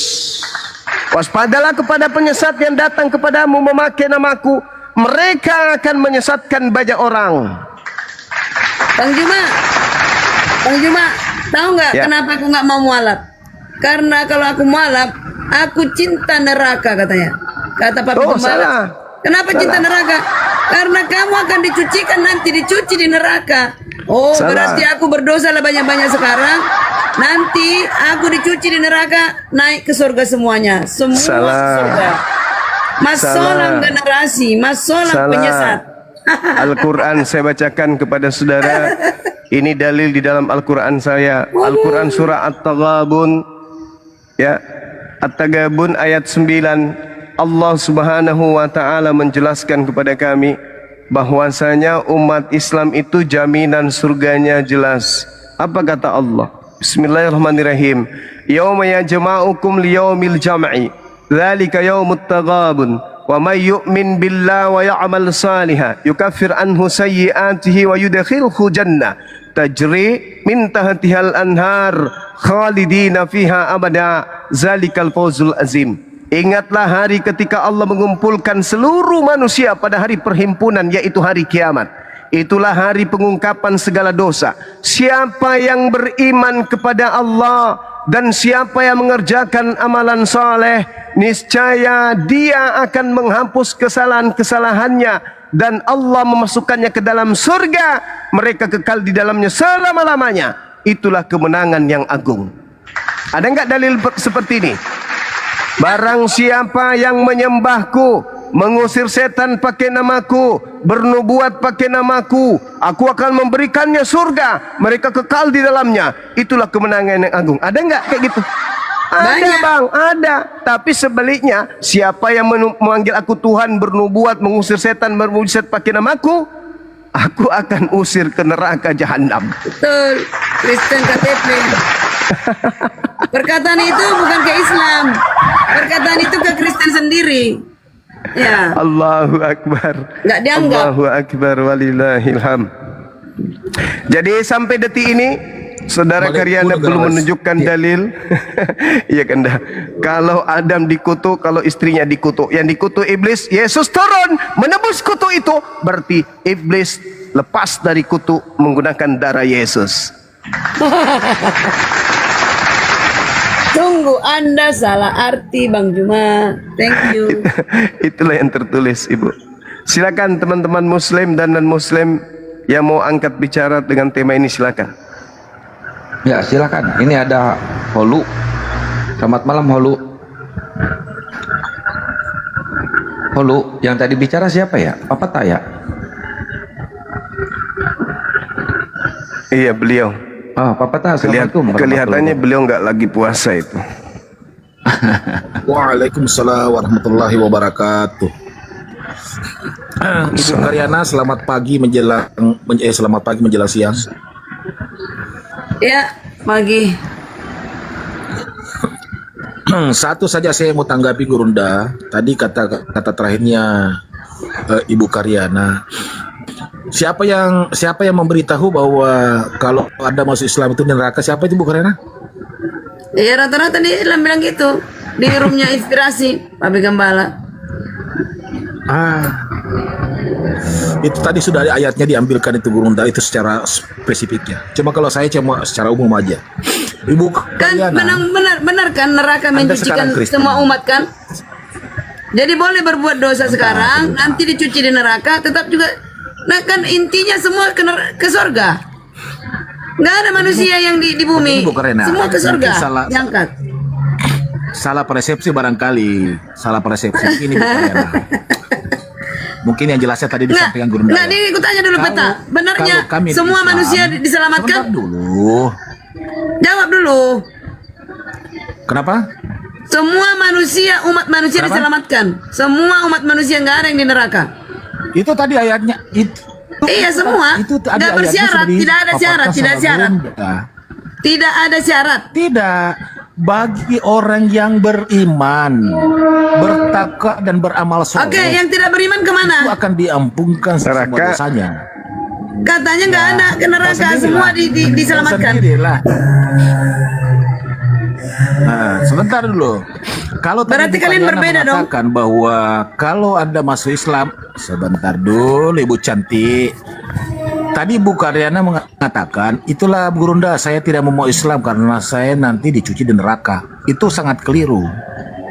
Kalau Ibu Karyana sekarang ini mengucapkan 2 kalimat syahadat, kemudian masuk Islam dengan kafah, semua dosa-dosa yang pernah Ibu Karyana lakukan di masa-masa masih jahiliyah, masih Kristen, itu terampunkan semua. Itu dihisap dulu di neraka, benar kan? Dihisap dulu di neraka. Enggak, Ibu. Kalau Ibu Karyana masuk sekarang, kalau mati langsung masuk surga. Siapa mati langsung masuk surga? Siapa bilang? Itu Kristen sesat bilang masuk surga. Jadi gini saudara, tidak ada orang Kristen. Sebentar itu Kristen yang sesat bilang orang mati langsung masuk surga. Kalau dia kehidupannya sehari-hari menurut firman, dia akan diselamatkan kemudian. Tapi kalau dia mati di dalam kejahatan, ditimbang, ya kan, dia berada di neraka. Dengarkan baik-baik dulu Ibu Kambing dan domba dipisahkan. Saya katakan begitu. Begini. Enggak kan, tadi saya mau tanggapin aja katanya Bu Karyana mengatakan saya tidak mau masuk Islam karena saya nanti dicuci di neraka baru masuk surga. Itu yang saya mau luruskan. Ya aku cinta neraka jadinya. Kan Ibu Karyana mengucapkan sebentar dulu, belum selesai, bentar dulu ditanggapinya. Ya, silakan. Kalau Ibu Karyana mengucapkan 2 kalimat syahadat dan masuk Islam, dan saya tidak mendoakan Ibu Karyana cepat mati. Tiba-tiba seumpamanya kalau Ibu Karyana mengucapkan 2 kalimat, sebentar dulu belum selesai. Seandainya Ibu Karyana mengucapkan 2 kalimat syahadat, saya tidak mendoakan supaya pendek umur ya, tetapi Anda mati, itu tempatnya Jannatul Firdaus, adalah surga yang tertinggi tanpa hisab. Betul gak Gurunda? Iya. Enak banget ya. Ya, karena Anda meninggalkan kekufuran, kekafiran. Betul itu. Aduh, itu kan kata kalian. Ya itu kata Quran kami. Diibaratkan Anda yang bayi yang baru lahir. Gitu. Itu aja yang saya meluruskan. Lanjut. Ya, jadi gini, kalau dikatakan mengenai surga di Islam itu harus ke neraka, maksudnya bukan begitu. Semua manusia akan melihat neraka, yes. Fa iza ja'ati tammatul kubra, apabila malapetaka besar, yaitu hari kiamat telah datang, yauma yatazakkaru insan ma sa'a, pada hari itu manusia teringat apa yang telah dikerjakannya ketika hidup di bumi ini. Wa burrisatil jahimu liman yara, dan neraka jahim diperlihatkan dengan jelas kepada semua manusia. Itu jelas tuh dalilnya tuh. Fa amma man tagha, adapun orang yang melampaui batas, wa adzaral hayatad dunya, dan lebih mengutamakan kehidupan dunia, fa innal jahima hiyal ma'wa, sesungguhnya neraka jahimlah tempat tinggalnya. Wa amma man khafa maqama rabbih wa nahan nafsa anil hawa, adapun orang-orang yang takut kepada kebesaran Tuhannya dan menahan diri dari keinginan hawa nafsunya, fa innal jannata hiyal ma'wa, sesungguhnya surgalah tempat tinggalnya. Itu dalil Al-Quran surah An-Nasiyat ayat berapa itu kawan-kawan? Ayat 34 sampai ayat 41 kalau nggak keliru. Nah, bagaimana dengan mereka yang punya amalan yang tidak diampuni oleh Allah, tapi tidak syirik, tidak menduakan Allah, dan tidak diampuni? Karena ya Allah Maha tahu tentang hambanya. Masuk ke neraka, masuk. Ada nggak kemungkinan mereka orang-orang golongan ini akan keluar? Ya, selama mereka ketika hidup tidak mati dalam keadaan syirik, musyrik, menduakan Allah, maka setelah dosa-dosanya dihapuskan, maka kemudian dia diangkat dari neraka dan dimasukkan ke dalam surga. Apakah agama Yahudi mengajarkan hal yang sama? Yes. Di mana tertulis itu? Di dalam Mazmur 66 nomor 12. Engkau telah membiarkan orang-orang melintasi kepala kami. Kami telah menempuh api dan air, tetapi engkau telah mengeluarkan kami sehingga kami selamat, sehingga kami bebas. Apakah kitabnya orang Kristen juga mengatakan hal yang sama? Yes. Mereka aja yang tidak pernah belajar. Di mana itu tertulis? Yudas 1 nomor 23. Selamatkanlah mereka dengan jalan merampas mereka dari api, tetapi tunjukkanlah belas kasihan yang disertai ketakutan kepada orang-orang lain juga, dan bencilah pakaian mereka yang dicemarkan oleh keinginan-keinginan dosa. Ini dalil. Jadi ketika ada orang yang masuk ke neraka tapi tidak menduakan oleh Allah, tetapi dia bawa dosa yang mungkin tidak diampuni oleh Allah, selain diampuni dengan api neraka jahanam, maka setelah hukuman itu setimpal dengan perbuatannya, dan dia akan dimasukkan ke dalam surga. Tuh, itu di Islam. Jadi siapa yang kekal di neraka? Orang Islam yang mati dalam keadaan menduakan Allah, percaya kepada hal lain yang bisa menyelamatkan dia selain daripada Allah.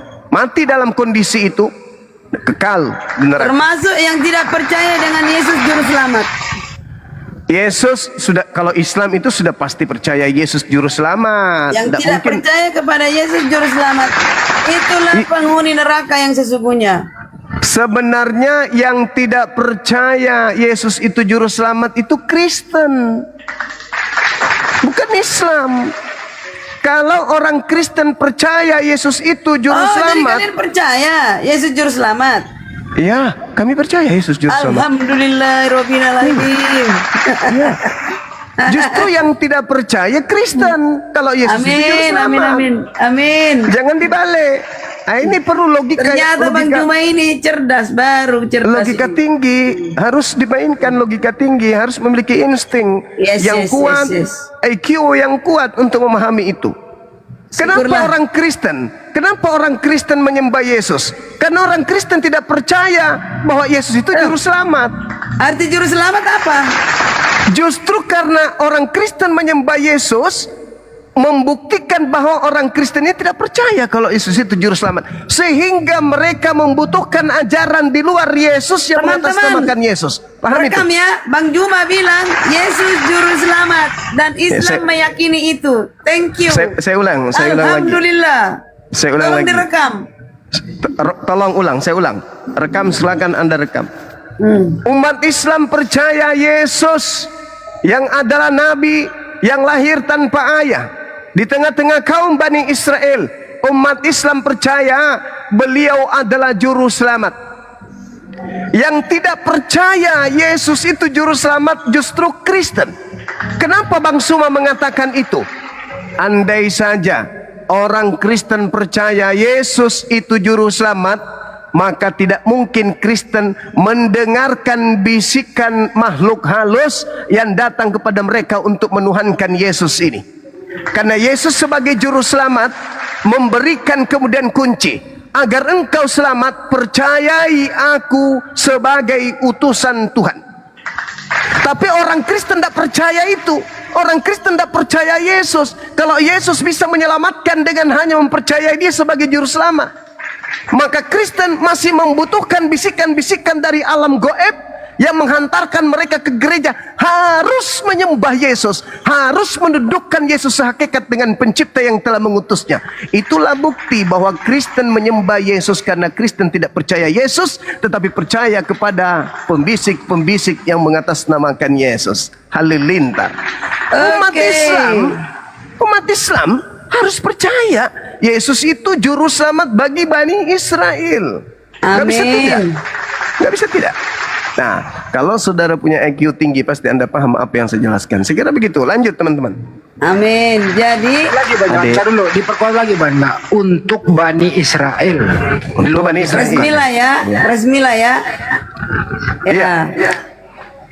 Oke. Bentar dulu Bu Karyana, Anda Bani Israel. Hah? Anda Bani Israel. Ya, aku Israel Rohani. Astagfirullah. Wahyu 39, penghuni neraka.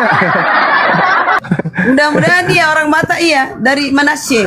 Israel Wahyu Manasye. 39, penghuni neraka, udah jelas itu. Manasye. Udah aku bilang tadi, Bu Karyana sebenarnya paham maksudku. Kalian Cuman dia- pelan-pelan naik kelas loh. Cuman dia hibur diri. Tadi bilang hibur diri. bukan nabinya, tapi Al-Qurannya, Alkitabnya benar. Ya, betul. Ya. Nabi Muhammad itu bukan pengarang. Iya. Iya, pelan-pelan Muhammad kalian naik itu- kelas sudahan.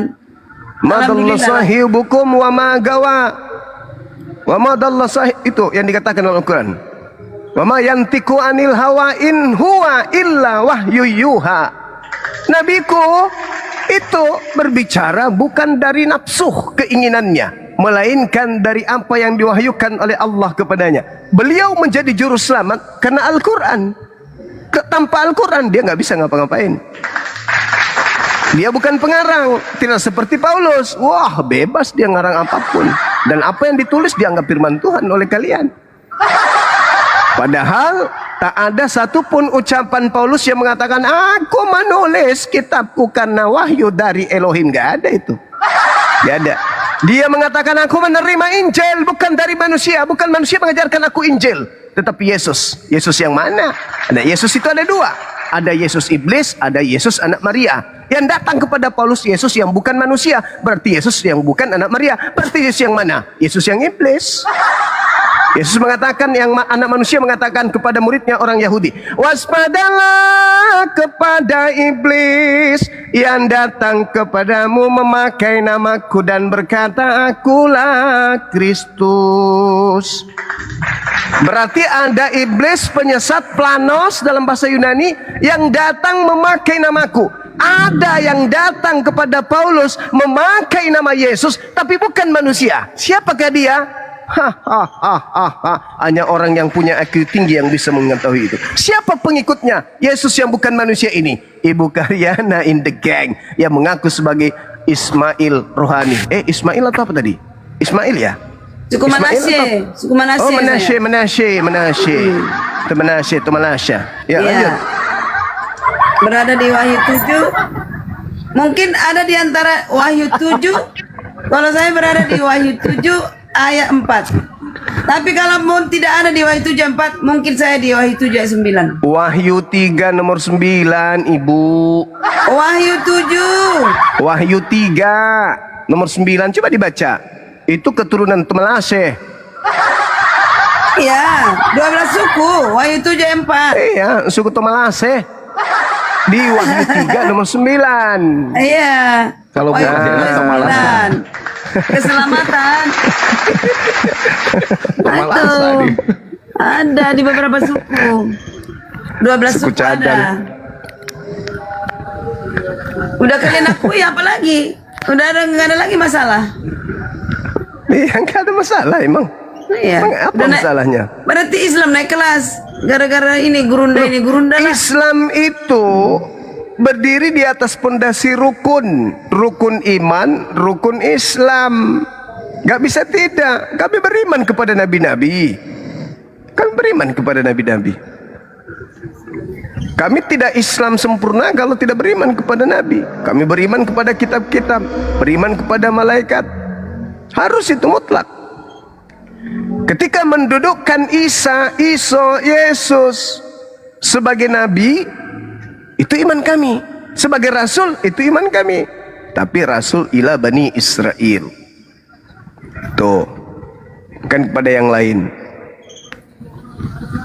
Begitu saudaraku Karyana.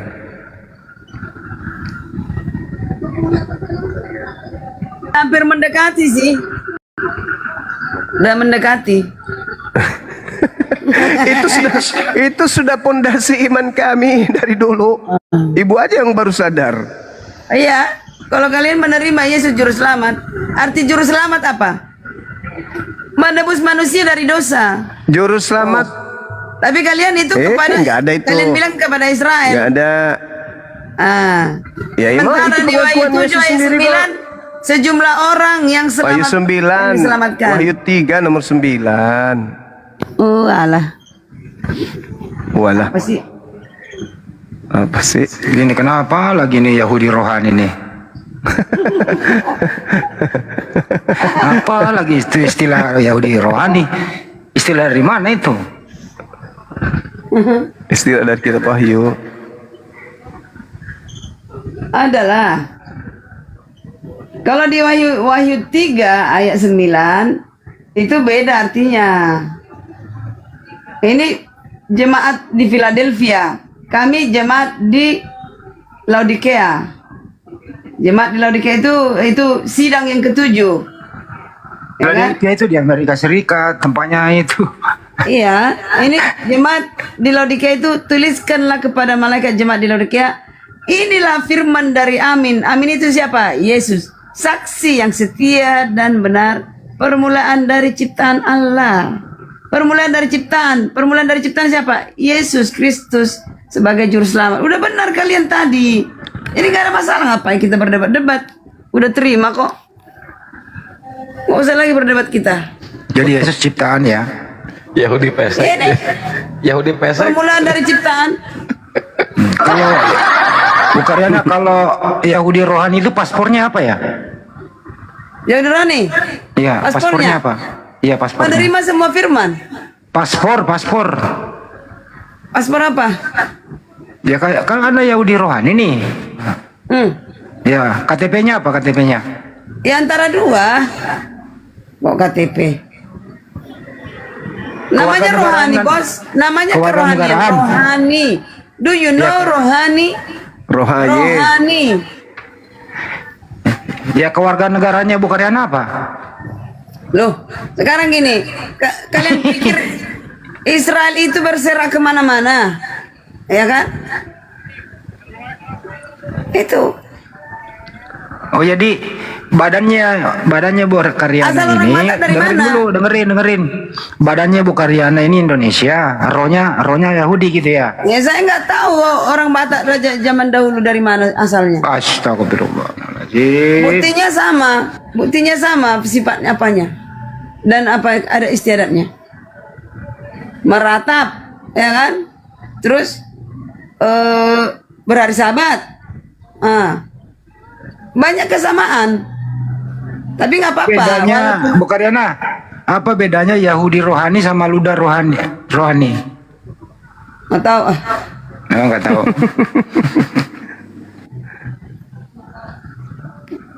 Apa pula itu kan orang Yahudi yang meludahi, yang nggak menerima Yesus. Ada dua golongan Yahudi itu, yang menerima dan tidak menerima. Itu. Karyana tahu nggak di Bible itu nggak ada kata surga loh. Hah? Siapa Nggak bilang? ada, nggak ada. Siapa bilang? Yang ada uranon, langit. Bapa kami yang di surga, kan itu. Ya, itu Indonesia. Coba originalnya. Iya, langit itu tak terhingga. Siapa bisa pernah ke langit? Ke langit. Di surga nggak nerima Yahudi pesek, Bu Karyana. Ya Banyumas. Di Banyumas nggak ada ya paradiso ya di Yunani ya. Paradiso ada. Paradai juga ada, toko elektronik di Jalan Veteran Selatan. Oh itu di Bible nggak ada. Yang ada uranon. Oh, Uranon. Iya. Iya. Tapi kalau hari ini juga kau bersama dengan aku di Firdaus ada Paradiso. Tapi itu beda dengan Yesus terangkat ke Uranon, ke langit. Beda Bang Handi. Khusus Yesus uranon ya. Ya. Sama Ya, dengan Nabi Isa ke langit ya. Jadi Elia kemana tuh? Jadi yang mana dulu nih? Yang penyanyi Langit, dangdut apa langit. yang mana? Ya ke langit semua, itu di surga. Kita secara rohani kita bilang itu. Kalau secara ilmiahnya ya ke langit, kan gitu. Tapi Bu Karyana kok Tuhannya dua? Itu pemikiran manusia selalu, kalau dua Tuhannya salah, harus satu. Aduh, kasihan deh. Yang mana? Kalau Tuhan dua yang mana yang bos? Harus ada, dengar ya, harus ada yang bersama-sama Bapa diutus. Jadi gini, Bapa itu tidak bermula dan tidak berakhir. Anak itu diciptakan Bapa, ya kan, dari dirinya sendiri. Nah, Tritunggal dan Trinitas tidak menerima itu. Dia bilang Bapa itu sendiri membela dirinya. Itu yang. Jadi menurut Bu Karyana Yesus itu diciptakan ya? Hah? Yesus diciptakan. Iya, bacalah Yohanes 1:13. Tidak dari keinginan laki-laki, bukan dari daging, bukan dari air, bukan dari apa, melainkan dari Roh Tuhan. Siapa yang ciptakan Yesus? Bapa dari Roh Tuhan. Oh Bapa. Nggak ada yang bisa menjawab Yohanes 1:13. Nggak ada yang bisa menerjemahkan itu selain Karyana. Oh, Jospen. Adikku, kami sekeluarga. Jadi Tritunggal itu gimana Bu Karyana? Kalau Tritunggal? Tritunggal dikatakan Bapa itu sendiri one man show. Dia kemana-mana. Dia juga. Nah, setelah One man show. iyalah, one man show itu main sendiri, kerja sendiri. Apa lagi one man show? Itu namanya solo karir itu. Dia jadi 3, sebentar menyatu lagi hakikat. Bagaimanaannya nggak ngerti saya. Kebagaimanaannya. Udahlah, pening. Jadi Yesus dan Bapa itu beda ya? Ya beda oknum lah. Aku dengan Hendy beda. Yang mana yang Tuhan? Kalau Bapa dan Ringo-ringo. Bu Karyana, kalau Bapa dan Yesus beda, yang mana yang Tuhan asli? Dua-duanya Tuhan punya tahta di sebelah kanannya, anaknya tangan kanannya. Jadi yang turun ke bumi nanti dengan kemuliaannya bukan Bapa, melainkan anak. Yang Jadi ada dua tuh. anak. Jadi Bu Karyana ini Tuhannya dua ya? Menjemput orang yang percaya, anak. Itu ada perumpamaan itu di Bible. Ibaratkan anak. Mana yang paling berkuasa? Susah amat ya nggak ngerti-ngerti. Dibilang bapak. Oh, jadi Yesus tidak maha kuasa ya? Anak tidak maha kuasa, diberi Ini kuasa. bentar. Karena MG sama Raidia ini Muslim apa Kristen?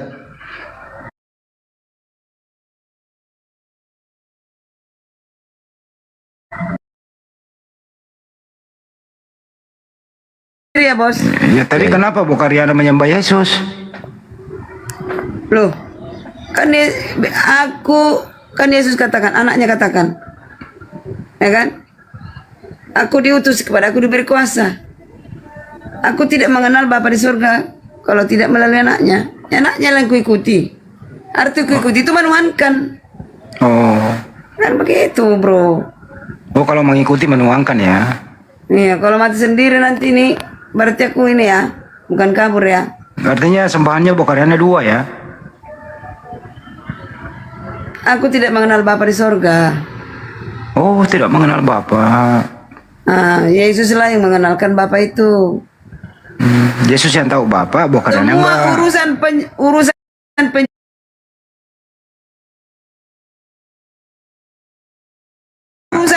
urusan penciptaan menebus dosa itu semua urusan anak yang diberi kuasa. Nah, menciptakan Adam dan Hawa, menciptakan langit dan bumi, bukan Allah. Terus yang ciptain Anak yang siapa? diberi kuasa. Yang menciptakan siapa? Anak yang diberi kuasa. Yang nyuruh ciptain siapa? Bapa, mari kita ciptakan manusia segambar dengan kita. Oh, Bapa yang menyuruh, Yesus yang laksanakan. Yes. Oh, jadi ibarat kata proyek ini, Bapak ini adalah sebagai Ya, jangan campurkan bahasa manusia ya dengan bahasa Tuhan. kan Bapak ini perancangnya, Yesus pelaksana toh. Bukan perancang. Nah, terus apa? Loh. Nggak ada. Arsitek. Bahasa Indonesia nggak ada. Perancang itu seakan-akan bekerja untuk ini. Enggak. Terus fungsinya Bapak apa kalau bukan dia yang Merencanakan, menciptakan? iya, merencanakan. Emang kamu pikir cuma bumi ini bumi kita? Banyak bumi lain yang dipikirkan Bapak. Oh. Jadi Bapak yang merencanakan, Yesus yang melaksanakan. Ya. Mau kubuktikan banyak ada bumi lain. Mau kubuktikan Lucu kan? Pokoknya kalau ketemu dia lucu aja. Mau kubuktikan. Ya coba Ada. buktikan. Coba.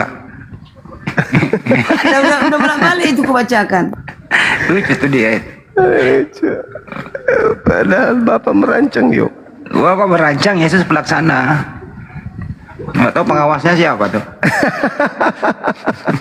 Kayak mau bikin komplek Saya aja, mandor bikin jamu perumahan. saya mandor. Mau bikin perumahan. Mana bisa bahasa manusia? Nggak ada yang masuk bahasa manusia. Kemarin si Ringo begitu, Pak Rahmat ngomong gitu. Bapak itu perancang, Yesus pelaksana.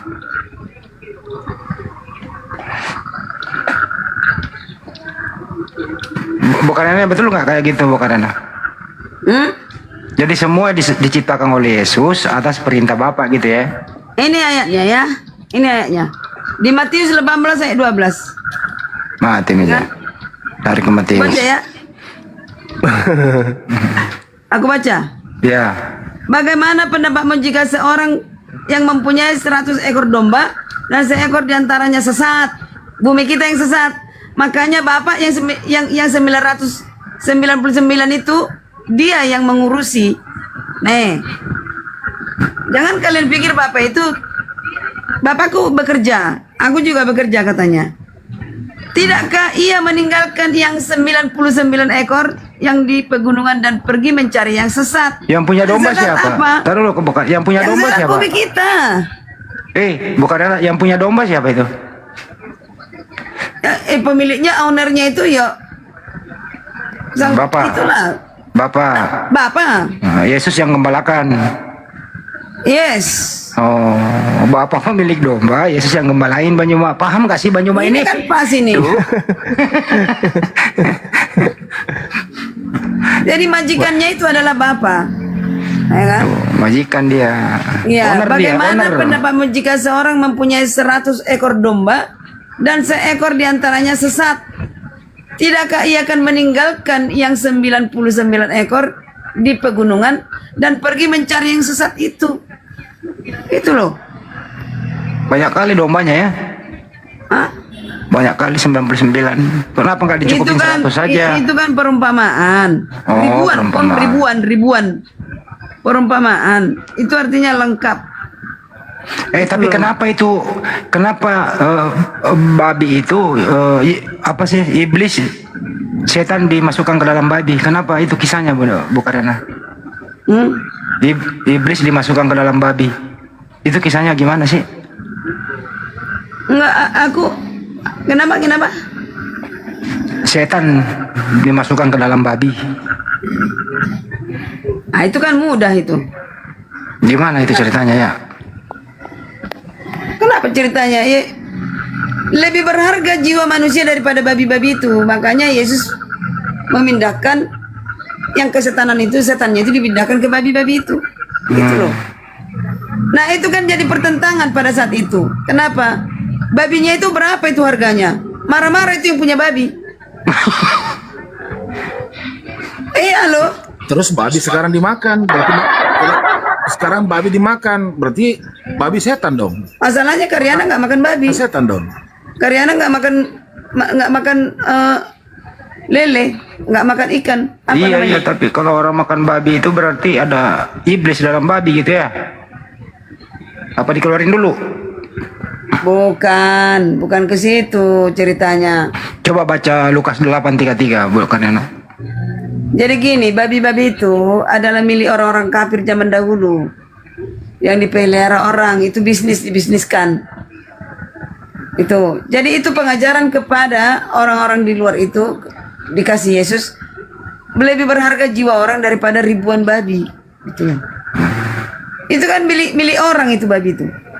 Bukannya kenapa itu kalau babi itu jalan sama anaknya nunduk kepalanya, Bu? Bukannya kenapa? Malu gitu loh. Kenapa ya? Bukannya ini emaknya depan, anaknya belakang. Anaknya kayaknya malu-malu gitu, nunduk kepalanya. Kenapa, bukannya? Masih iri sih. Mana babi? Malu karena ibunya babi. Allah. Astaga. Intermezzo ya, Bu Karena ya. Pergi dia, udahlah. Ibu Karena mah begitu doang gitu, tapi nggak apa-apa lah. Pasrah dia, pasrah. Pasrah dia.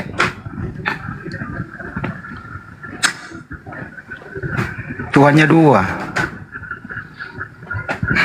Udah ada tamu, Kang. Ya, sambutkan M9. Ya, ini M9111. Selamat malam, Bang. Assalamualaikum warahmatullahi wabarakatuh. Waalaikumsalam warahmatullahi wabarakatuh. Ya, kita idola sama Bang Juma. Udah 3 tahun ini. Baru Alhamdulillah. naik. 3 tahun baru bisa naik ya, Bang? Iya. Dari Bang Novan, Bang Bansi itu yang marah. Yang dulu itu kan debat-debat tuh, Bang. Selalu ikut, udah 3-4 puasa ini. Saya selalu mengikuti kalau malam. Ya semoga istiqomah semuanya, saudara-saudara muslim semua. Itu ya, kalau memang otaknya otak itu semua Nggak boleh gitu, Bang. ya. Abang di mana nih, Bang?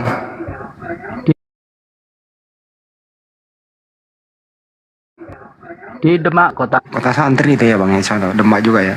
Banyak santri di situ. Iya, baru turun dari tadarusan. Tanah wakaf, tanah warisan gimana, Bang? Aman? Aman. Belum laku? Belum mau. Ya dipercepat lah, Bang. Kita lagi nunggu cepretan nih, siapa tahu dapat. Kenapa diturunin, mau jual tanah dia? Aduh, ya Allah. Siapa tahu buat lokasi perumahan. Kalau lumayan tuh. Kitanya lagi nyari tanah ini. Ya aku disuruh diem gue ikutin lo di bawah.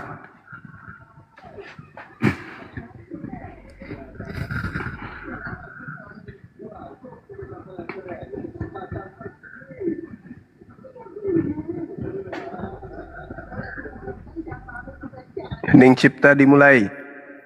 Lu diem banyak Pak. Gue gak ngomong. Gue kan mana sama netizen.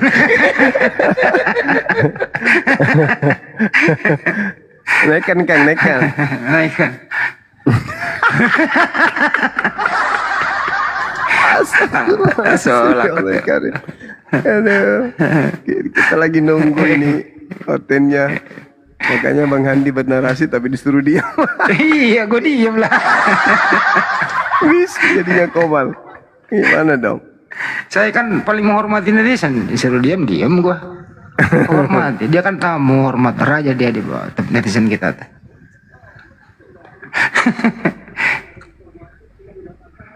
Hostnya juga diem gitu loh.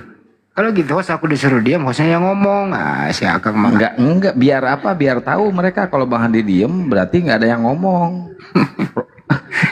Nanti kalau pada diem semua diprotes lagi, kok pada diem katanya. kan disuruh.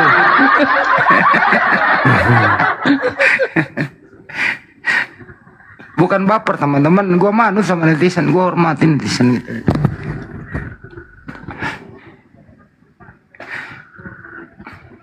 Itu teman-teman, tapi nggak apa-apa lah ya, intermezzo gitu. Intinya ini hari kita diskusi. Memang di memasuki bulan suci Ramadan itu kita memang agak telat lah ya, menunggu dulu habis sholat isya tarawih baru dimulai lagi. Jadi agak telat live-nya. Dihimbau juga kepada teman-teman muslim, komal-komal gitu ya.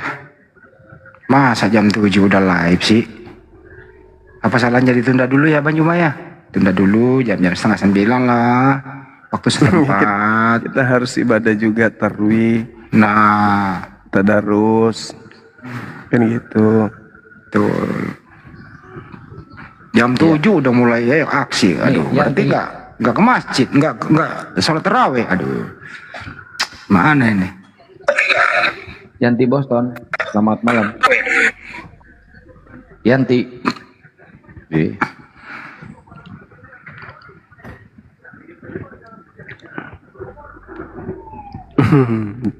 Lucu juga ya kalau disuruh diam ya. Iya, suruh diam ya diam lah. Kita kan manut. Peta lempu tidur ya. Kan Tapi alhamdulillah Gurunda ya. Ada penista penghujat Islam. Hadir. Iya. Ya, yang kemarin udah diciduk sama Yang orang Aceh itu bukan? kalau Yang dari ciri-cirinya tersadarkan sih bukan? betul, kalau dari ciri-cirinya sih iya mengarah ke situ. Yang tersadarkan itu? Iya. Ada videonya tuh. Videonya ada di saya, cuma saya belum bisa nge-share Pak Andi. Spill aja, bawa ke saya aja. Ngerasa kok, mau aku datang besok. Sombong itu, berapa kali saya diskusi sama dia, dia perlihatkan kebencian. Kasih data dia malah angkuh gitu. Mau aku datang besok, mau rasa tuh. Itu yang makan babi bismillah kan? Iya, itu. Itu. Tinggal dua lagi nih, yang betina sama yang lagi kabur ke Australia. Dan Jaya Jaya kakek si gondrong itu meeting. Assalamualaikum warahmatullahi wabarakatuh, Bang Andi, Gurunda, Waalaikumsalam warahmatullahi wabarakatuh. Nyimak aja dulu Bang Andi. Siap Bang. Siap Bang. Ya, lebih parah mana bulu itu. Cie, selamat malam Cie. Bisa di LP kan itu teman-teman. Manu Bulu di mana dia? Australia. Oh, dia di Australia. Pantasan aja berani. Tapi sebenarnya di LP kan juga bisa. Kan bukan tugas kita yang cari, tugas polisi yang cari. Yang penting sudah di LP. Ayo, bagaimana kalau kita LP kan itu Manu Bulu ya? Videonya itu kuat, udah kuat video terakhir dia tentang hujatannya. Ormas Islam yang lain bantu kita dong, jangan API aja yang bergerak.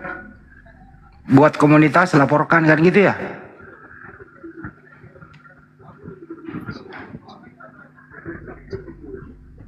Oh, penghinanya gila benar, penghinaannya tuh Manu Bulu tuh. Dendam dia sejak keluar dari LP dia.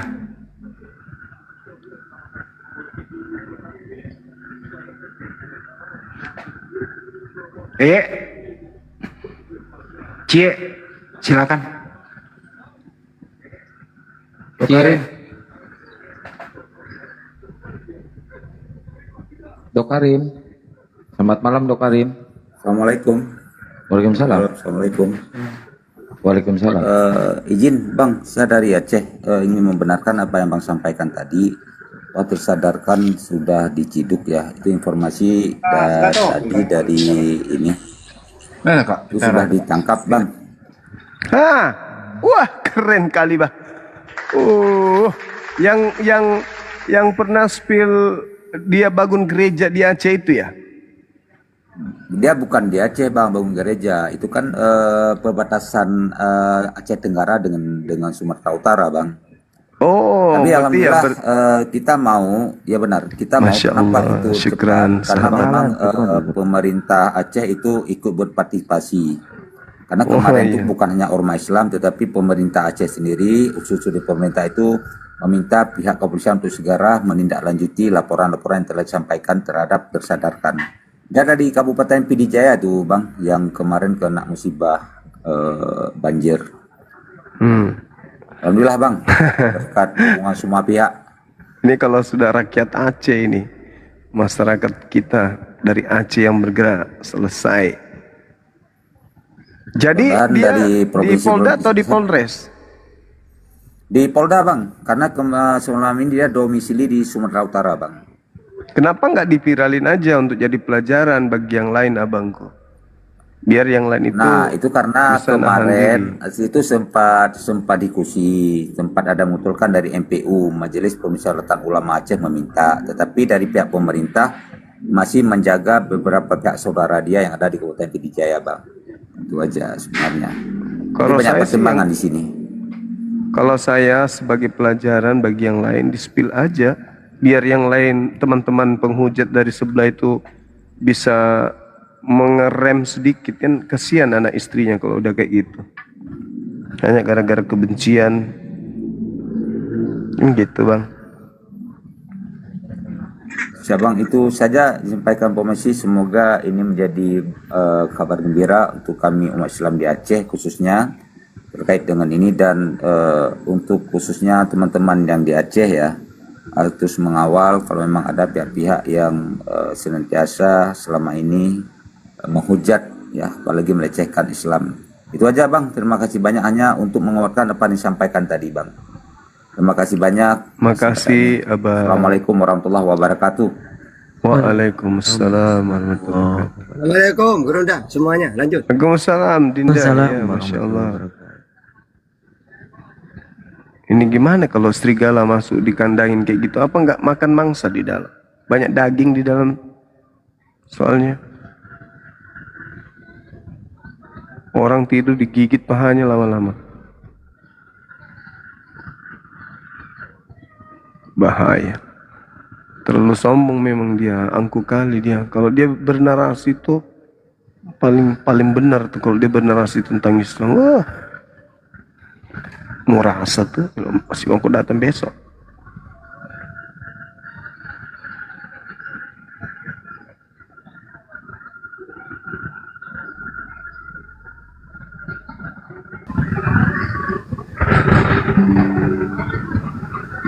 Iya.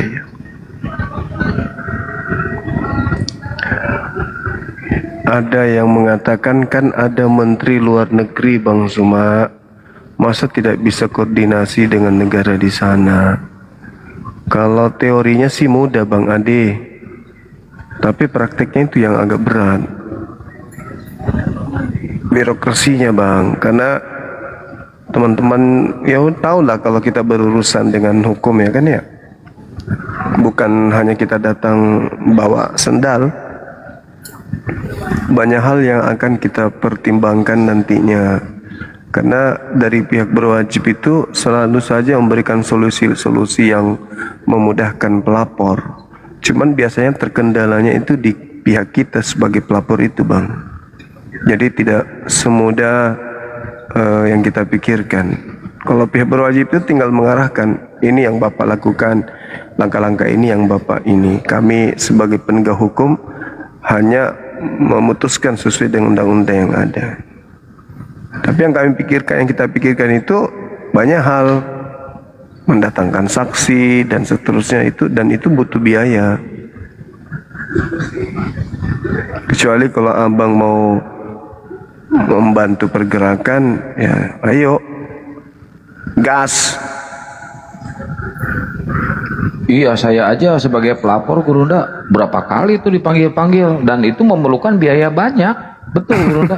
Capek saya bolak-balik ke kantor polisi itu. Betul. Karena sikit-sikit mampir makan soto, maju lagi sedikit makan lagi palu basah, maju lagi sedikit makan cendol lagi. Terus Ya itu kalau di Makassar Gurunda, kalau di Jakarta kan KP-nya mewah-mewah, mahal bayar.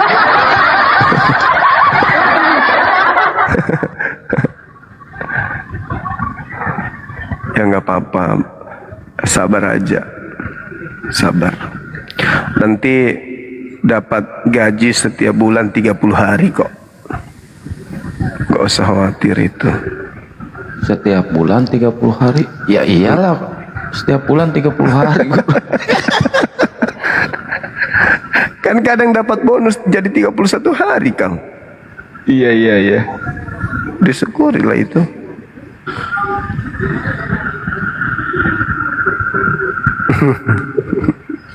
Dibawa nih. Debat sama Edis kalau berani katanya. Loh, kalau dia berani ngapain dia kabur? Kalau saya sih sarannya di situ kan sekarang banyak mualaf tuh di Amerika. Ajaklah mualaf-mualaf itu debat live kan, orang-orang nonton kan gitu. Cuman Indonesia jadi sasarannya. Pret. Edis itu musuhnya nih ya. RK, Bom, Walabu, Serasoru, Walabu, Deking Adas, siapa lagi? Kiamat. Musuhnya Edis itu bukan Muslim teman-teman. Musuhnya Edis itu terutama yang menuhankan Yesus dan yang Trinitas. Dan di antara seluruh musuhnya yang paling jelek ya bom. Paling jelek, paling blow on juga.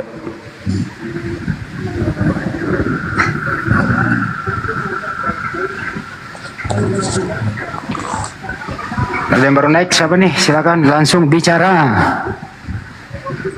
Izin Bang, salah pencet. Oh, sorry. Aman Bang. Ini Bang Zuma.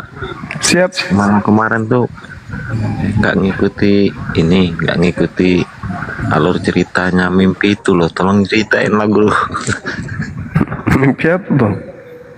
Itu yang orang mana itu? Yang pendeta yang mimpi katanya itu mimpi Edis itu. Sama Bom. Kang Endi pinter cerita ya kalau soal cerita. Aku juga tertawa loh, itu aslinya tertawa ketika dia cerita Edis di neraka digoceh sama Lucifer. Biarlah lu yang menjelaskan itu. Allahu Akbar. Itu urusan si Luga Bang, jangan kita yang ceritain. Iya benar. Takutnya aku ngurangi pahala puasa itu. Izin guru turun. Assalamualaikum warahmatullahi wabarakatuh. Waalaikumsalam warahmatullahi wabarakatuh. Bisa-bisanya muncul di otaknya itu Luga Tambunan macam cerita kayak gitu. Aduh, parah.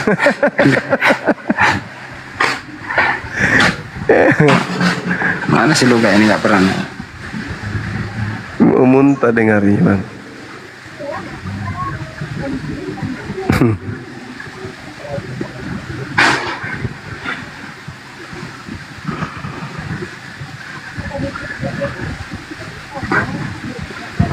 Kang, Allah Ya. Akbar.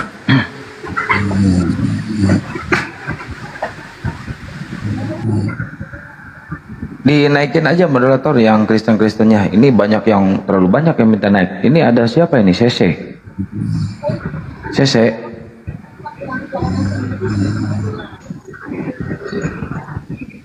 Halo. Dap.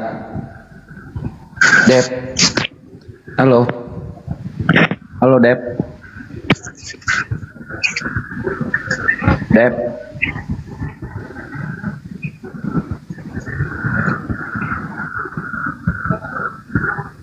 Yang nyimak di bawah aja teman-teman muslim ya, biar yang Kristen yang naik, biar ada diskusi, oke? Noise enggak, Kang? Enggak, aman Guru Nda. Ya.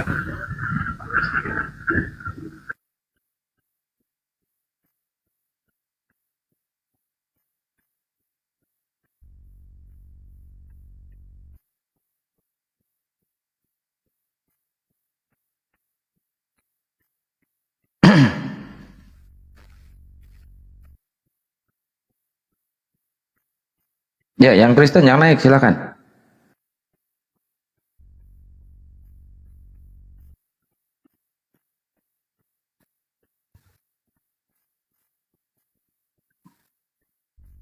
Halo orang bodoh.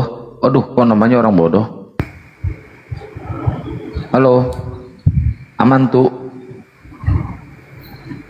Orang bodoh. Aman tuh bilah.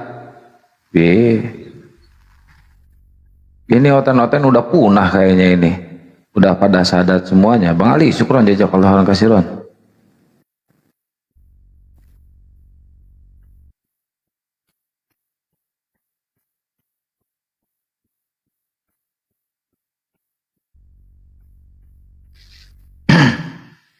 Catata sehat, catata.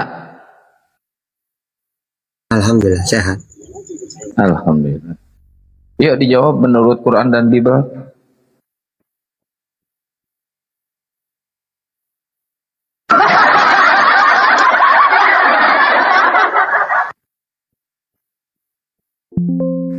Ustaz, gimana kabar Ustaz? Baik. Alhamdulillah. Itu sholat tarawih itu Ustaz, hukumnya kan sunnah ya Ustaz ya. Itu memang ada hadisnya Ustaz. Ya, daman qama Ramadan imanan wa tisaban ghufira lahu ma taqaddama min dambihi. Barang siapa membaca memperbanyak sholat sunnah di bulan Ramadan, ya dosa-dosanya yang berlalu dihapus. Caranya masna. 2 rakaat. Jadi beda-beda, terserah. Kalau di Arab Saudi 20 rakaat, witir 3. Kalau di Madinah 36 rakaat. Terserah. Yang penting banyak. Udah jangan nanya dengan saya nanti aktifnya nanti. Jangan sekarang. Nanti aktifnya nanti. Jangan sekarang. Nanti aja. Iya kan mumpul lagi nggak ada oten Tat. 2 gitu ya. Tutup witir 3 ya Tat. Nanya nanti aja, masih ada guru ndak? Saya mau nyimak. Ustaz tahu kalau ada Bang Juma mah santai aja kali. Daripada gua undang Abi Lopot gimana?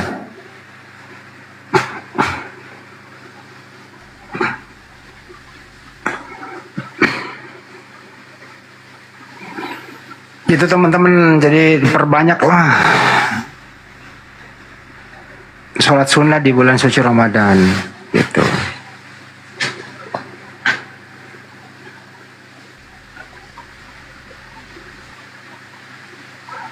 Kang, puasa nggak tadi Kang? Jangan-jangan nggak nih si Akang? Kadang-kadang si Akang mulai ini juga sih.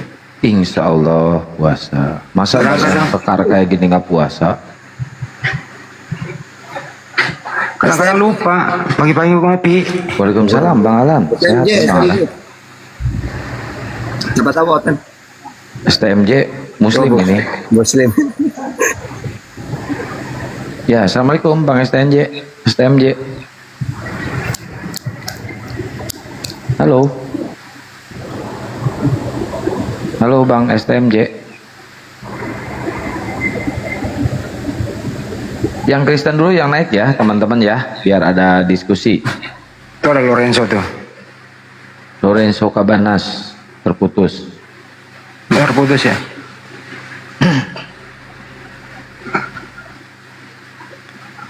Oten sekarang apa ini? Sehat ya Bang Alan ya.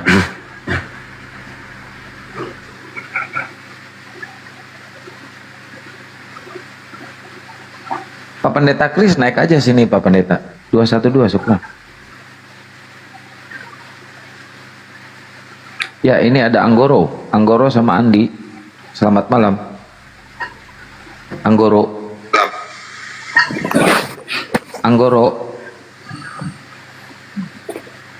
Adi. Selamat malam. Anggoro. Woi. Lihat dipanggil-panggil nggak nyawa.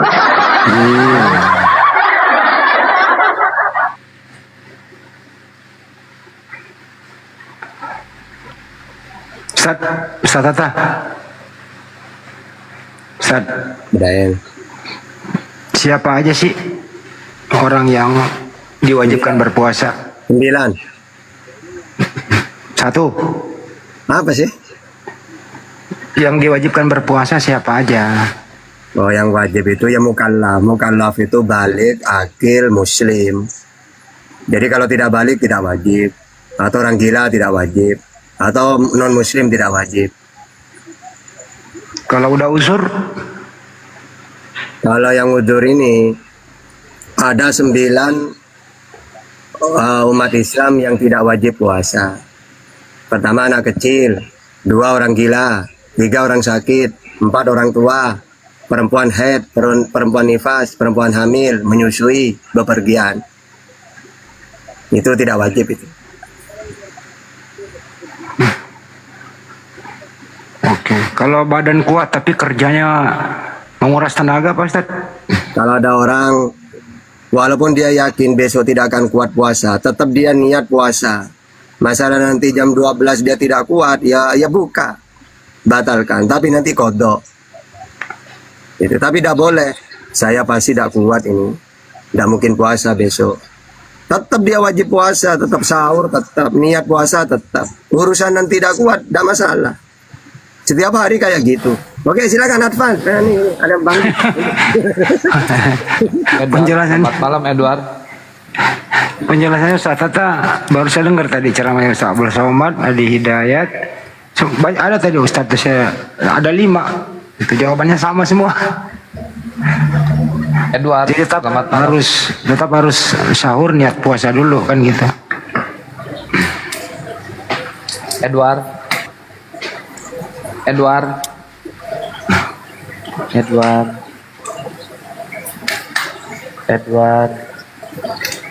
Dia lagi ngapain dia tuh?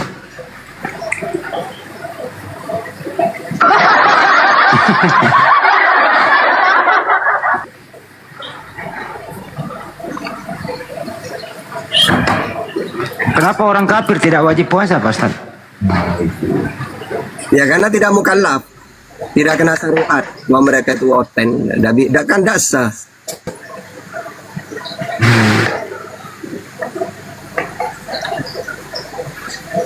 Tapi bisanya nih orang kafir nih Pak Ustaz. Terus dia membangun jalan, bahkan menyumbang ke masjid. Itu gimana itu hukumnya? Boleh. Tapi kalau numbang masjid syaratnya jangan ada imeng-imeng apa, ada maunya jangan. Kalau cuma nyumbang tak masalah. Ulama bersepakat boleh, asalkan jangan kayak misionaris gitu ada maunya, itu tidak boleh. Kalau ketahuan, dicurigai ada maunya jangan. Tapi nggak dapat pahala kan dia? Ya, ya kalau orang kafir dapat kebaikan itu di dunia doang dapatnya. Nah itu.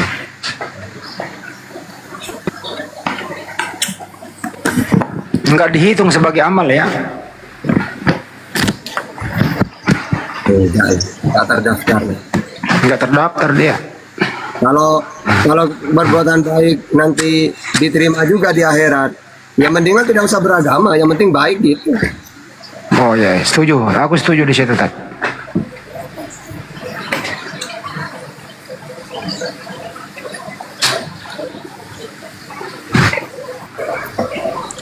Kenapa gue yang disuruh nanya? Yang lain dong yang nanya. Ya, Ustaz Tata, saya mau tanya, kenapa Bang Handi suka tanya, Bang Ustaz? Kalau Bang Handi itu memang dari dulu supaya menghidupkan Komal Jum gitu. Sebenarnya dia tahu tapi pura-pura aja biar tidak kosong gitu.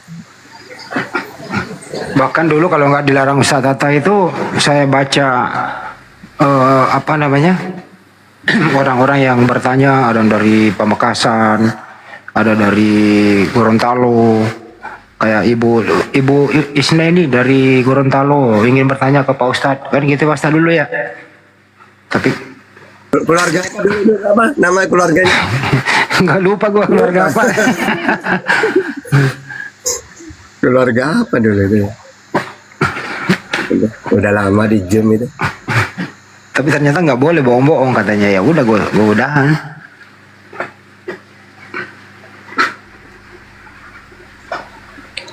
Ini ada Amri.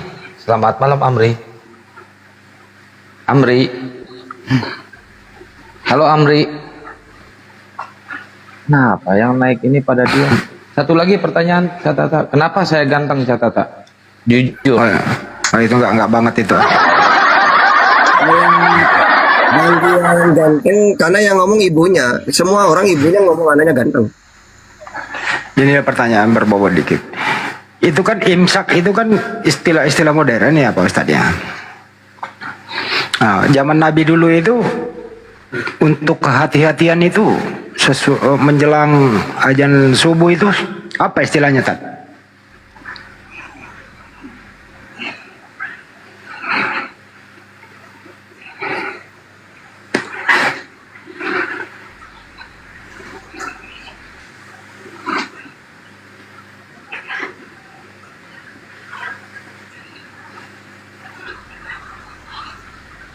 Subuh berarti masih boleh sahur gitu loh. Nah kalau di Indonesia sekarang imsak itu bukan waktunya puasa, bukan, masih waktu sahur imsak itu, cuma disuruh hati-hati. Oh ini sudah imsak, oh berarti hampir subuh sudah, cepat segera makan gitu maksudnya. Bentuk kehati-hatian ya. Jadi sebelum azan subuh terdengar masih boleh kan Pak Ustadz ya. Itu teman-teman, imsak itu bentuk kehati-hatian, artinya disegerakan, yang ada di mulut ditelan, baru sikat gigi, bersihin mulut. Nah, sebentar lagi ambil air wudhu supaya mulut itu bersih, jangan sampai sholat sambil ngunyah-ngunyah kan gitu. Itu maksudnya. Kalau masih ada permen dicongor lagi di mulut, ya segera dihabiskan gitu. Itu maksudnya teman-teman.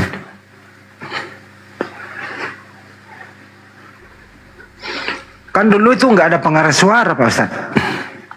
Nah bagaimana orang di Madinah itu tahu ini waktunya nih gitu loh. Pengumumannya kan agak lambat itu Pak Ustadz. Kalau dulu itu pakai Al-Baqarah 187. Wa kulu washrabu hatta yatabayyana lakumul khaytul abyadu minal khaytil.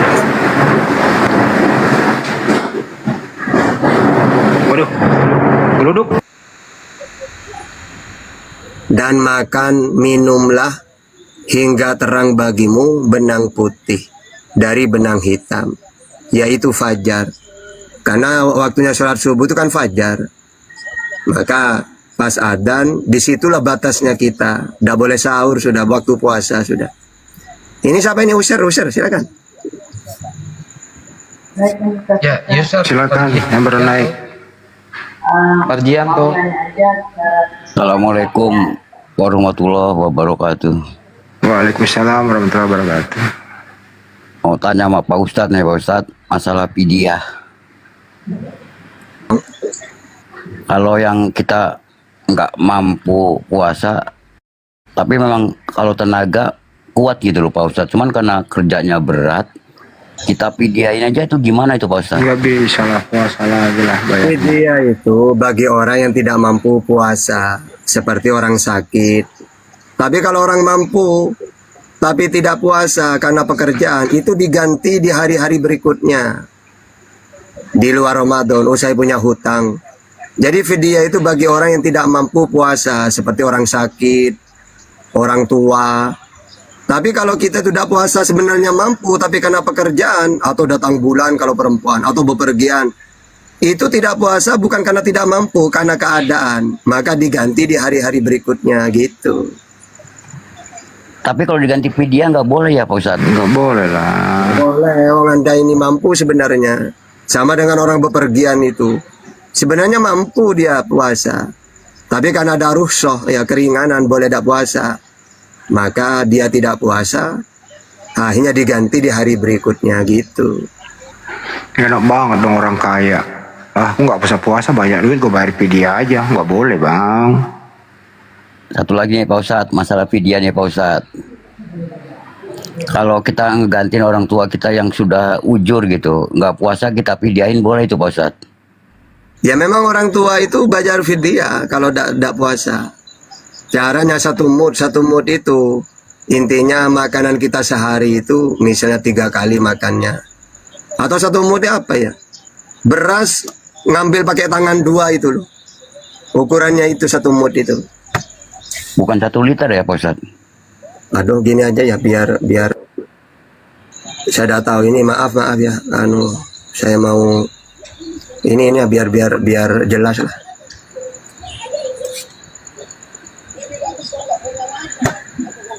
Ya ini satu gini lah ya, satu mut tuh kayak gini beras gitu ya. Genggaman tangan, 2 genggaman tangan. Ya ukur aja tuh kira-kira masuk di kaleng berapa gitu, atau di wadah gitu bang. Ya lebih lagi juga nggak apa-apa, lebihin aja 1 liter cukup lah. Oh ya udah Pak Ustadz, Bang Andi, Pak Akang, Bang Juma turunin aja buat yang lain. Assalamualaikum warahmatullahi wabarakatuh. Waalaikumsalam warahmatullahi wabarakatuh. Ya ini ada user. Selamat malam user. Assalamualaikum warahmatullahi wabarakatuh. Selamat Pak Bang Andi. Waalaikumsalam. Waalaikumsalam. Sekarang saya mau tanya yang untuk syarat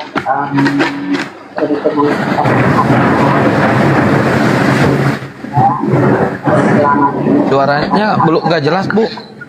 Halo Ibu, suaranya nggak jelas, deketin dong mic-nya. Agak jauh. Tuh Bang Jibril dibawa tiap hari angkat kuda. Kuat dia puasa tuh.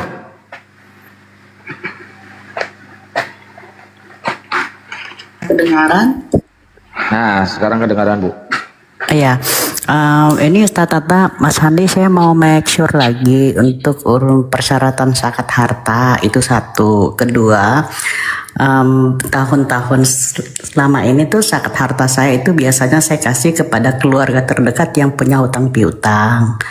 Nah, apakah misalnya saya lagi pingin niat nih zakat harta tahun ini tuh pingin misalnya ngasih umroh mu'alaf atau apa gitu, Ustaz Tata, tolong penjelasannya Ustaz Tata. Terima kasih. Assalamualaikum warahmatullahi wabarakatuh. Waalaikumsalam warahmatullahi wabarakatuh. Di atas dulu Bunda, didengerin dulu penjelasan dari catatan. Kalau saya sih lebih condong ke mu'alafin, umrohin yang mu'alaf. Catatan tabadol. Ya enggak, kalau zakat itu kan sudah ada 8 itu. Kalau cuma memberangkatkan umrah itu ibaratkan bukan zakat. Kalau zakat itu kepada umumnya itu fakir miskin, ibnu sabil gitu. Atau mu'alaf. Selama ini sih saya biasanya keluarga terdekat yang punya hutang piutang lah, artinya ya kita muslim menyadari bahwa hutang itu dibawa mati, kita nggak tahu ajal, mungkin ada keluarga dekat punya hutang, saya kasih untuk melunasi hutang-hutangnya. Nah, kali ini nih karena saya lagi demen-demennya ikut dengar komalnya Ustaz Suma, Ustaz Tata dan semua lah apologet. Saya mulai merasa apa boleh gitu seperti itu, makanya saya bertanya Ustaz. Thank you Ustaz. Iya, kalau zakat itu aturannya itu kan satu nisab satu haul kan. Haul itu tahun, setiap 1 tahun. Nisab itu kalau sudah mencapai 8,5 gram emas, nanti zakatnya 2,5%. Itu doang. Jadi ada syaratnya. Haul dengan nisab. Nisab itu batasannya.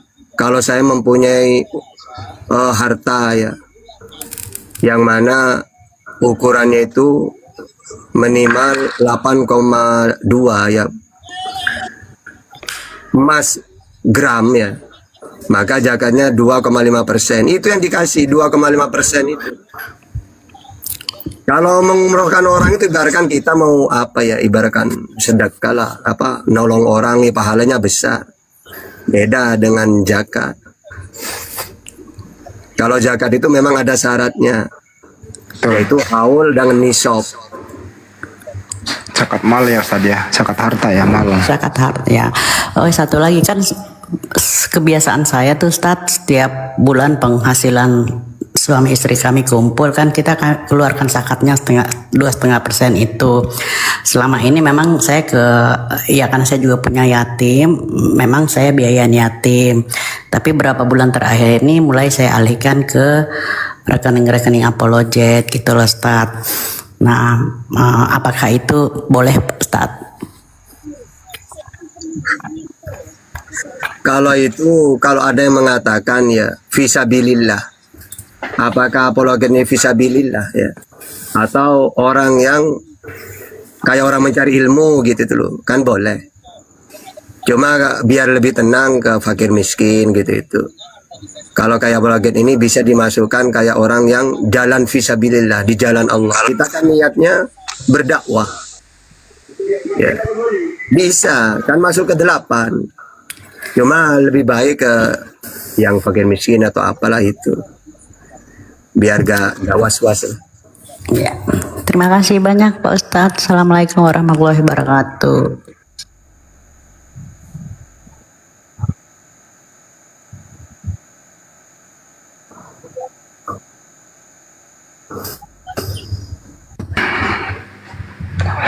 Betul, setuju. Kalau mau berinfak Bu, kami lagi ada program di API nih ya Bu ya.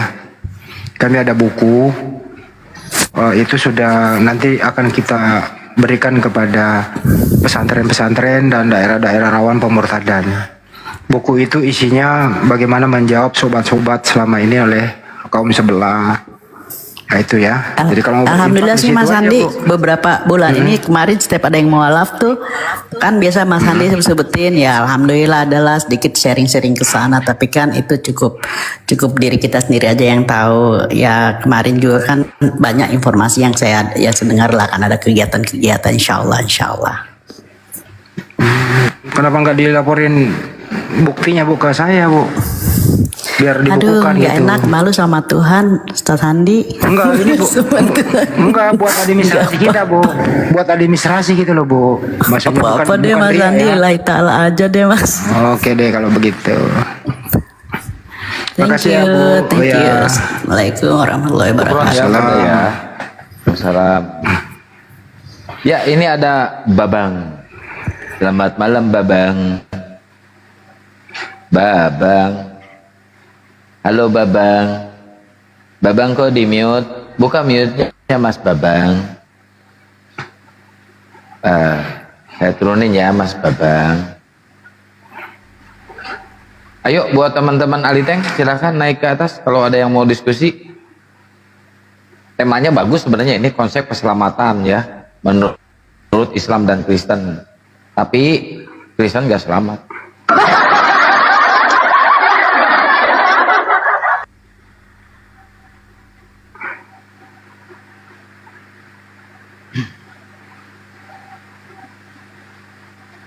Ayo yang Kristen silakan naik, yang Kristen ya silakan naik ya.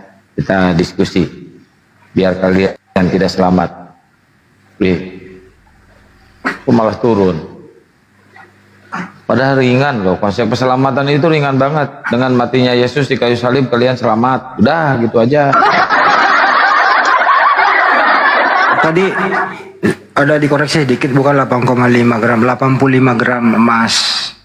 Jadi gini loh, jadi 85 gram emas itu harta bersih Anda setiap tahun. Ya, dihitung aja nilainya berapa. Nah, itu wajib keluar 2,5%. Tapi kalau di bawah itu nggak wajib.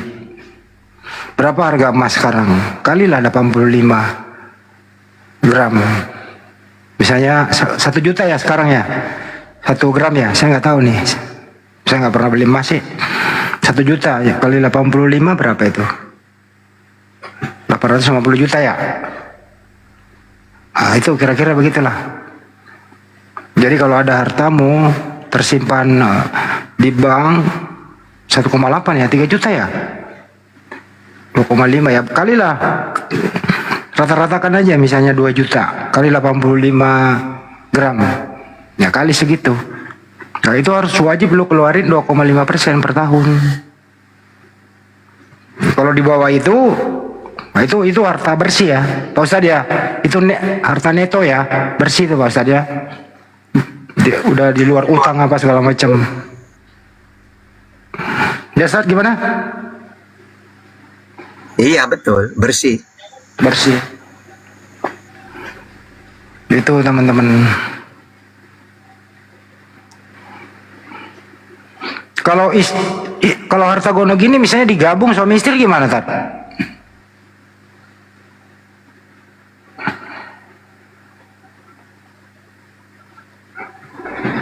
Pokoknya dalam satu keluarga deh gitu ya. Itu ya zakat mal itu, zakat harta namanya. Tiap tahun hitung aja dulu, hitung tahunnya berapa gitu. Mulai misalnya bulan ini Anda mulai nih. Nah, misalnya hitung tahun depan tetap segitu harta Anda ya wajib keluar gitu. Tapi karena ada kebutuhan apa gitu nggak nyampe ya nggak juga sih. Tapi jangan giliran mau bayar itu terus Anda kurangin. Saya mau beli ini dulu, saya mau beli ini dulu untuk supaya nggak kena. Jangan diakalin juga kali. Gitu saja nggak boleh diakal-akalin.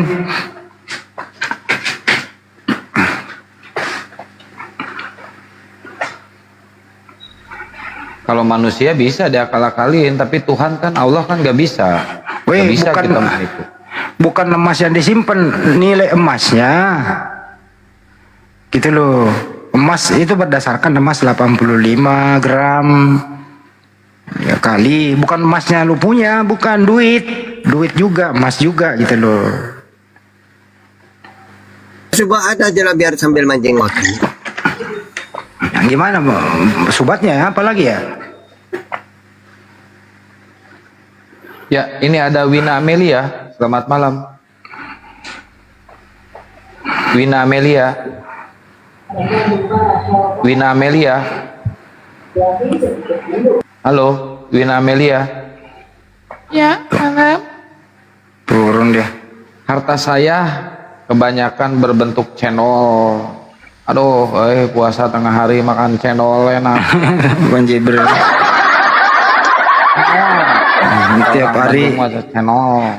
Tiap hari pindahin kuda sama benteng, berat itu kerjaan itu.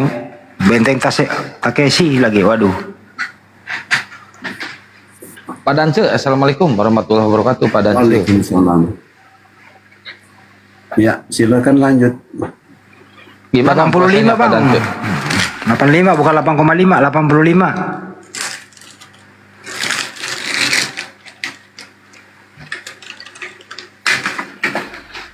Pak Dance sejak mualaf udah berapa kali masuk bulan suci Ramadan?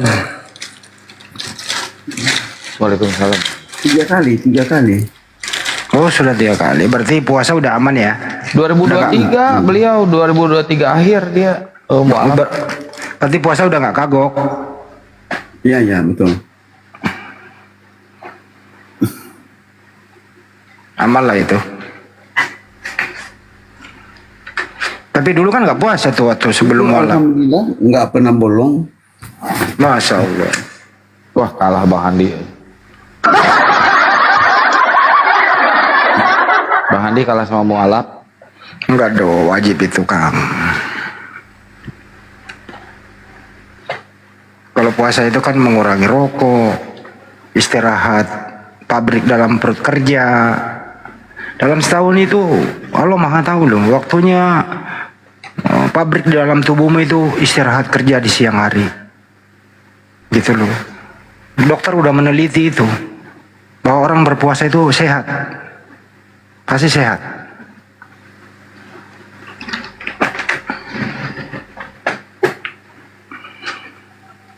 Rokok enggak, racun enggak, usus berhenti sejenak 12 jam.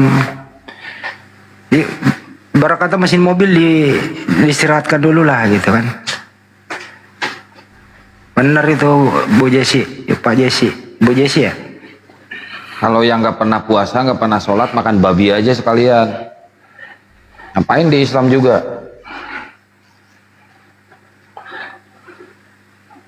Biasanya kalau di bulan-bulan nggak puasa kan tuh berapa bungkus Kang habis? 2. Bulan puasa? Bulan Paling puasa 1. Ya itu kan lumayan kan?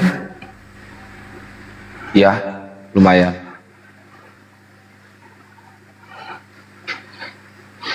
Bang Hani nggak pernah on cam. Kalau mau lihat saat aku on cam, lu nonton sinetron deh. Sinetron gue banyak. Jangan lupa, ini udah mulai ya, malam hari pertama nih di SCTV, para pencari Tuhan, ya. Itu dari Bang Haji Deddy Miswar. Utamanya nanti di hari ke-8, ingat dicatat, nonton di SCTV di hari ke-8. Di situ ada materinya mengenai diskusi kita selama ini. Nanti ada lihat di situ mualaf Arom. Ya Kang ya? Iya. Nah, Arom main di situ di hari Tapi ke-8. Bang Handi, ngomong-ngomong Lebaran berapa hari lagi sih? Tinggal 29 hari lagi. Nggak berasa kok. Saya udah nafsu pengen pakai baju baru.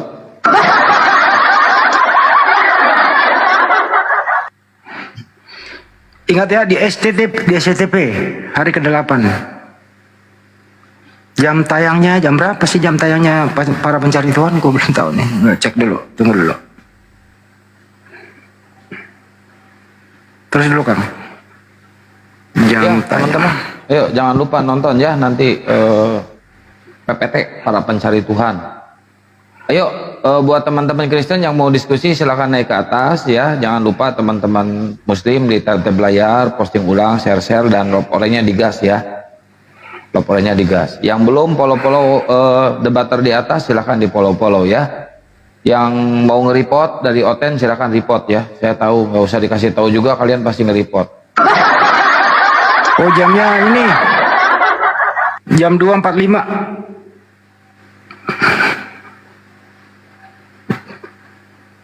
Jadwal tayang para pencari Tuhan itu di jam 2.45 ya? Iya 2.45. Menjelang sahur.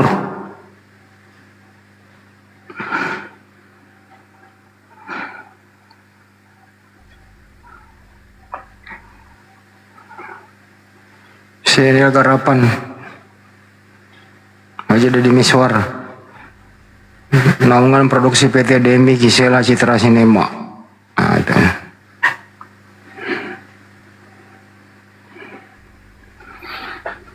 Kemarin si Aka nggak datang sih, diundang. Undang kemana? Gala dinner kemarin. Itu undangannya itu kalau si Arom syahadat pada saat itu undangan ke sayanya itu. Kalau nggak syahadat ya ngapain saya ke sana? Ya aku ke sana lah. Iya, Bang Andi ke sana saya enggak. Artisnya banyak banget. Tapi alhamdulillah kan akhirnya Bang Arom syahadat juga walaupun bukan di tempat yang dispesialkan. Itu udah ininya Allah. Yang penting udah sangat adalah Roma kemana dia itu anaknya?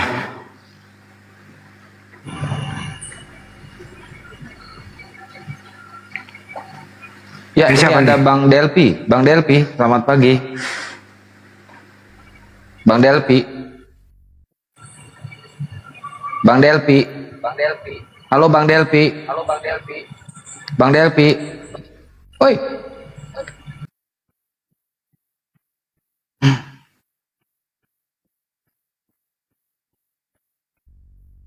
Itu bukan dosen, itu si Kucluk itu kan sering dia ganti-ganti nama terus, dia ngaku-ngaku dosen. Kucluk itu ganti-ganti nama terus itu.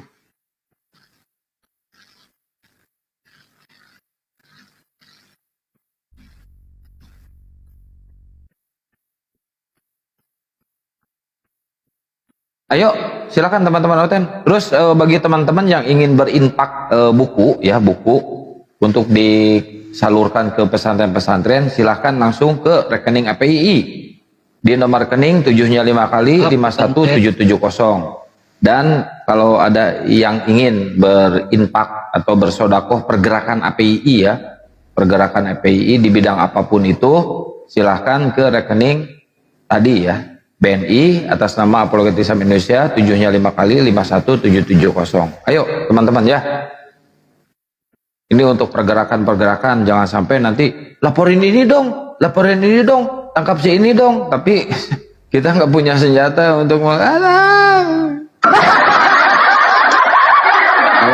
laporin sih enak, gampang. Cuma ini nih, aduh, Arismen. Selamat pagi. Kepencet? Iya, maaf. Oh iya, dimaafin ya. Saya juga minta maaf ya. Oke, Assalamualaikum. Iya, iya.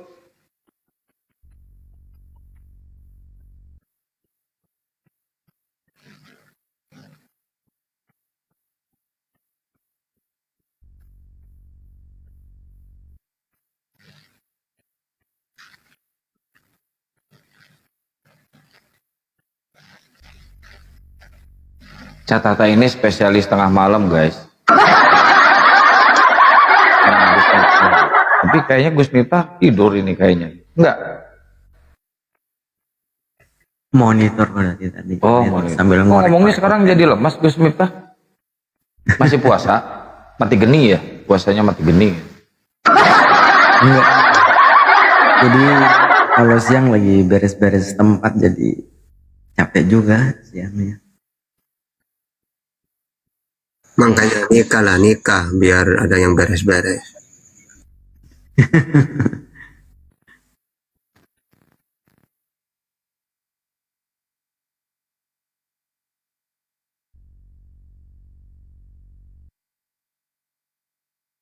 Jangan spam dong.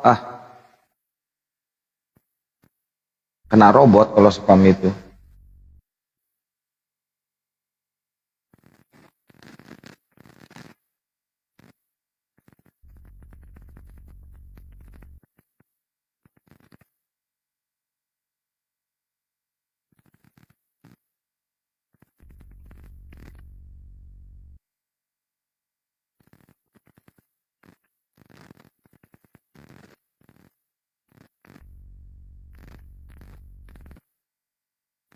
Oten mana?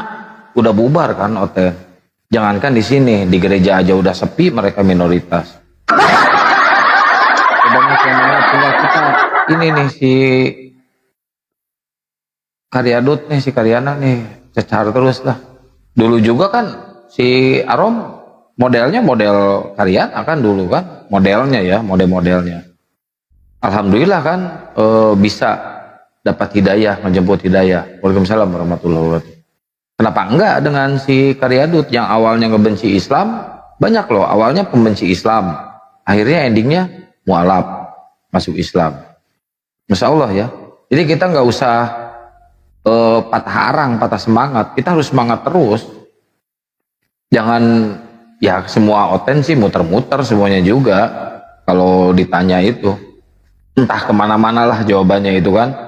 Tapi kan kita harus tetap bersemangat. Kita harus tetap bersemangat untuk meluruskan pemahaman-pemahaman dia. Kalau dikit-dikit turunkan, aduh nggak bakal ada yang tercerahkan atau ya.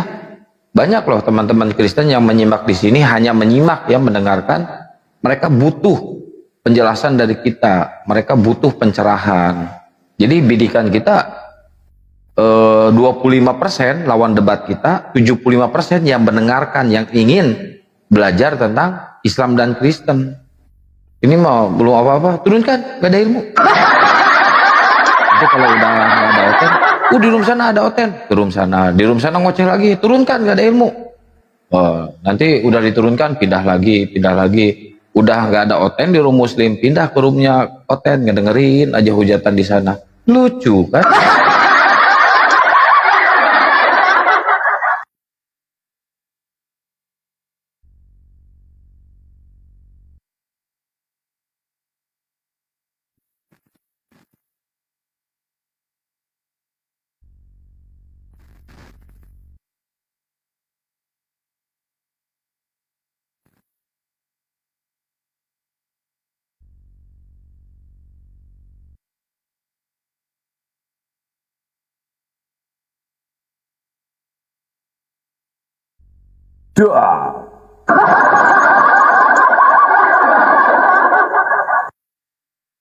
Yang ada oten nyimak terus nge-report. Oh gitu?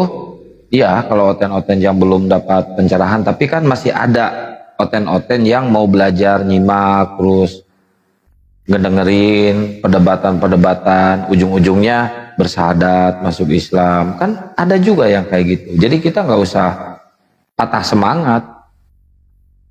Kita harus ikhlas. Ya, surga buah. Surga. Halo surga. Aduh, ini kayaknya lagi ngetes ya. Assalamualaikum. Bang, waalaikumsalam. Noise lagi ya? Ya, ada yang mau disampaikan, Bang?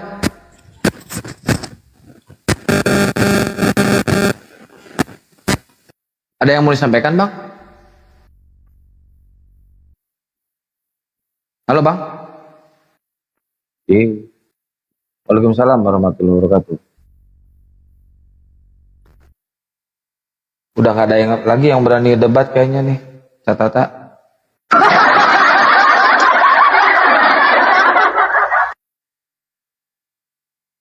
Ayo, Oten, silakan bertanya sepuasnya ya, sampai banyak yang mualaf. Silakan bertanya aja kalian sampai stroke. Kalau belum stroke, jangan berhenti bertanya ya. Jangan berhenti bertanya kalau belum stroke.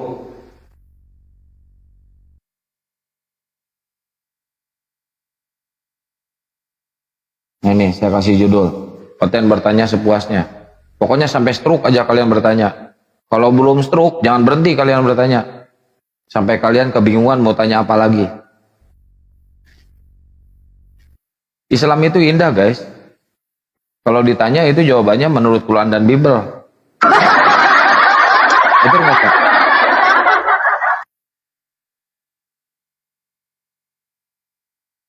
Coba kalau Aliteng ditanya bukan menurut Quran dan Bible, nanti jawabannya menurut dogma gereja.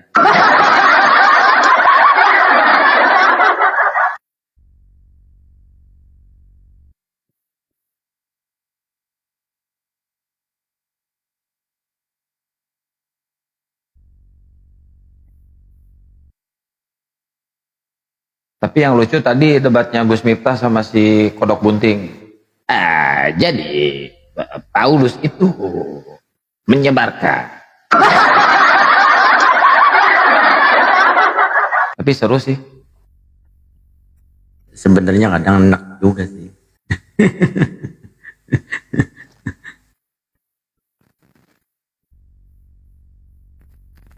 Jadi ini. Di Bang Zuma udah mulai sahur ya?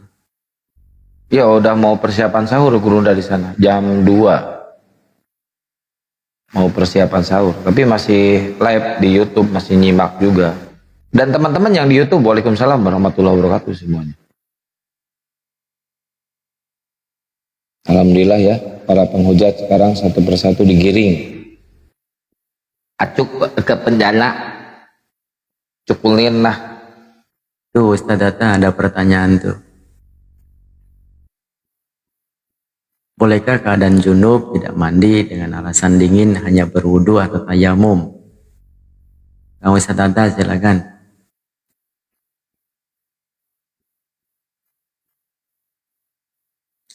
Suaranya agak Wajib jelas ya? Gus Miftah. Masa? Nah sekarang bagus. Tetap wajib ya teman-teman, bukan karena alasan dingin atau apa. Tetap wajib ya, apalagi diganti tayamum nggak bisa kalau harus mandi ya.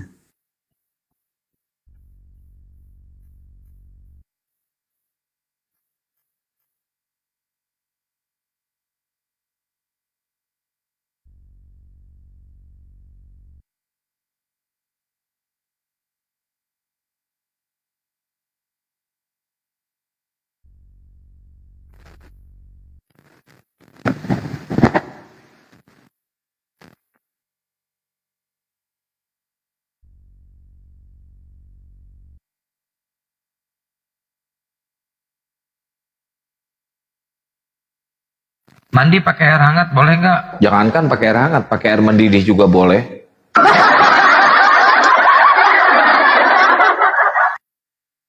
Woi, kenapa pada diam? Sariawan. Kalau badan pengen putih, mandinya pakai air mendidih ya ini ya. Jamin tuh putih badannya tuh. Badan-badan putih tuh kalau mandi pakai air mendidih.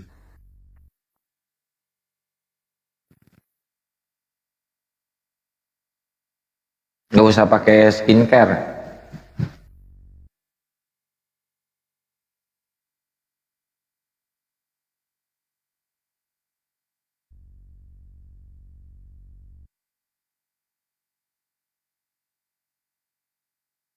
Akang beres? Apanya yang beres?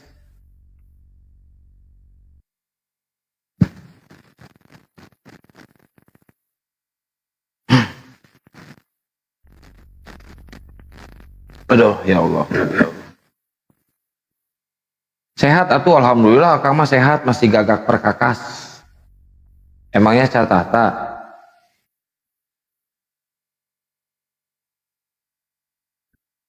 Kalau benar-benar lupa sih itu namanya maafu ya, dimaafkan. Tapi kalau ingat cepetan, makanya kan kemarin sudah dijelaskan.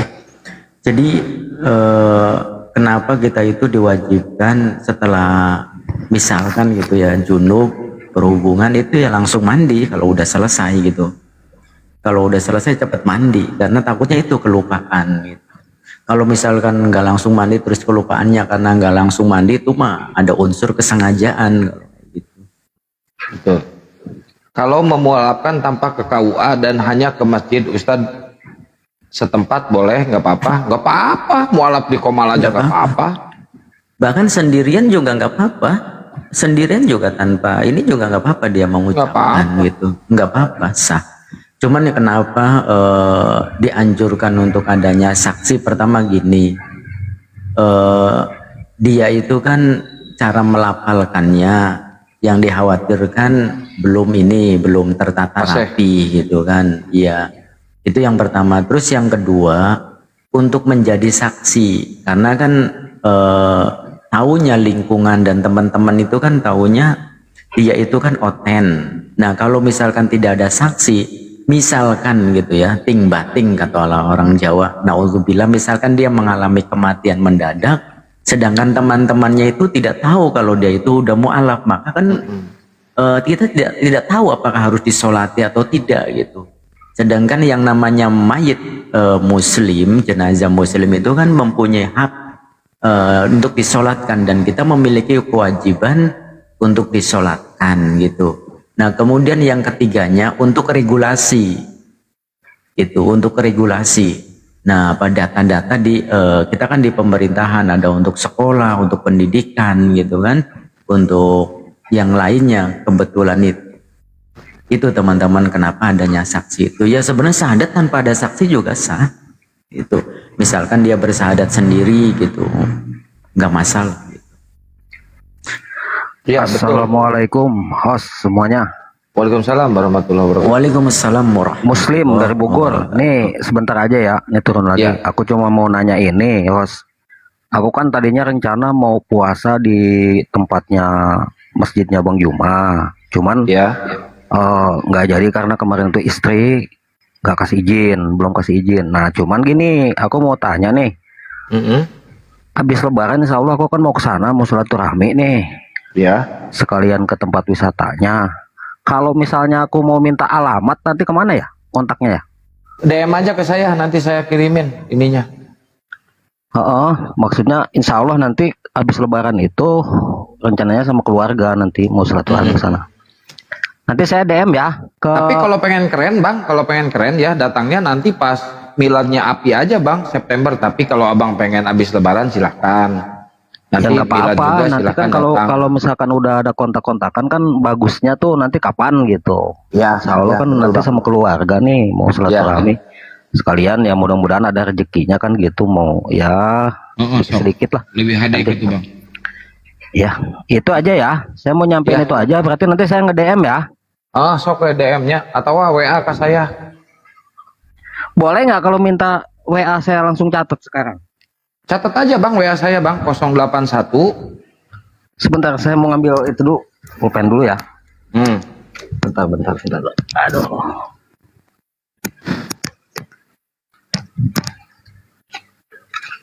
Abang udah beli kaosnya Bang Juma belum? Belum. Saya Saya mau. bang kalau mau beli kaosnya Bang Juma bang masih banyak. Allah, siap Insya Allah. Sok saya nya lawan beli kaosnya Bang Juma. Wah, pokoknya mah keren deh. Kemarin oke saya ya pakai kaos Bang Juma Bandung bang. Di belakang ada yang ini cewek. Halo Once, kemana aja Once? Saya disangka Once. Waduh. Bahaya. Masa saya disangka Once? Padahal saya Satria bukan Once. Oke lah, sok 08 081 mohon terus 21 474 474 9002 9002 saha ya teh iya nak Satria. Bang Satria. Ya kalau mau nge-WA ke saya harus assalamualaikum dulu bang, jangan salam ya. Pasti atuh. Itu kita mah bukan penyembah Tuhan mah teh jelas atuh. Kita mah bener. Ade lah bener. Oke siap lah itu aja ya. Ya. Saya masalahnya saya juga lagi siap-siap mau cari masak buat sahur. Siap. Ya atur nuhun. Assalamualaikum. Salam buat semuanya ya. Salam buat semua. Waalaikumsalam warahmatullahi wabarakatuh. Izin turun. Iya. Yang menjawab buat teman yang di bawah, bagaimana kalau muslim dia jarang sholat, jarang ibadah, kemudian mau bertobat ya tinggal sholat taubah lebih bagus, sholat taubah ya. Bahwasanya misalkan tadinya malas sholat kemudian ingin rajin itu lebih bagus gitu. Karena yang namanya kata baginda Nabi, kullu bani Adam khata wa khairul khata'ina tawwabun. Jadi semua Bani Adam itu pernah berbuat kesalahan dan sebaik-baiknya orang yang berbuat salah adalah yang segera bertaubat gitu. Lau akhta'tum hatta tablughu khatayakumus sama thumma tubtum lataba 'alaikum. Sekiranya sekalian melakukan kesalahan hingga mencapai langit dan bumi, kemudian kalian bertobat, niscaya taubat kalian akan diterima, kata baginda Nabi. Maka di hadis riwayat Muslim juga baginda Nabi mengatakan, ya ayyuhan nas tubu ilallah fa inni atubu fil yaumi ilaihi mi'ata marrah.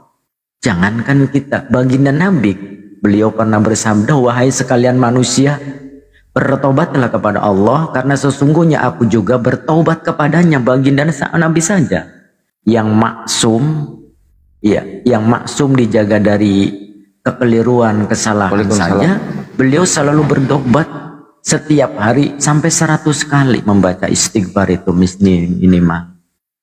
Itu teman-teman ya.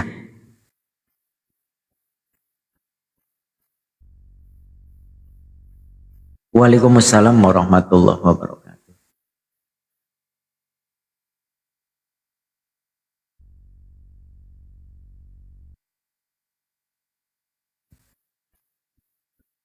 Bahkan gini, di dalam sebuah hadis baginda Nabi itu pernah menceritakan kegembiraan Allah Subhanahu wa Ta'ala bagi orang yang bertaubat. Jadi seumpama digambarkan kegembiraan Allah menyambut orang-orang yang bertaubat itu seperti gambaran ada seorang musafir yang berjalan di padang gurun yang luas dengan membawa kendaraan yang membawa perbekalan. Kemudian di tengah-tengah gurun tersebut itu tiba-tiba perbekalan ininya apa? Hewan ternak, hewan angkutan tersebut dengan perbekalannya tiba-tiba hilang. Nah, ketika tiba-tiba hilang kan putus asa tuh otomatis kan. Nah, kemudian setelah itu tahu-tahu ada sepohon ini, ada pohon yang rindang yang kemudian dia berteduh. Nah, tiba-tiba datang yang perbekalannya tersebut dengan hayawannya tersebut. Kata baginda Nabi itu, "Allahu asyaddu farahan bi taubati amdi hina yatubu ilahi min ahadikum kana ala rohilati di ardin di ardi falahid fan falatat minhu wa alaihi ta'amu wa syarabu fa ayisa minha fa atasyajara fa taja'a fi dhilliha qad ayisa min rohilati fa bainahu wa kadzalika huwa biha qa'imah indahu fa akhadha bi khitamiha thumma qala min syiddatil farah." Sampai saking senangnya orang yang tadinya itu perbekalannya hilang, terus hewan ternaknya yang mengangkut juga hilang, tahu-tahu datang. Kemudian saking bahagianya dia salah ucap, Allahumma anta abdi wa ana rabbuka, kata dia itu. Ya Allah, engkau adalah hambaku dan aku adalah Tuhanmu, kayak gitu. Saking bahagianya.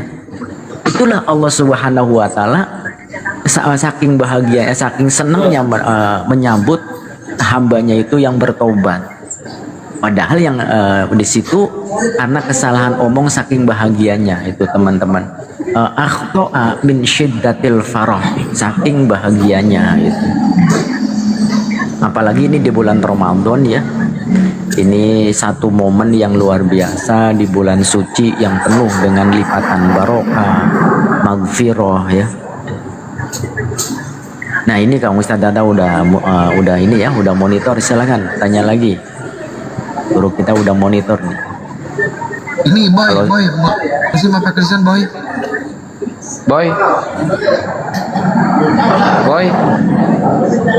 Halo boy.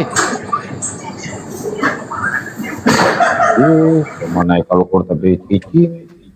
Bang. Assalamualaikum. Halo, Pak Bambang.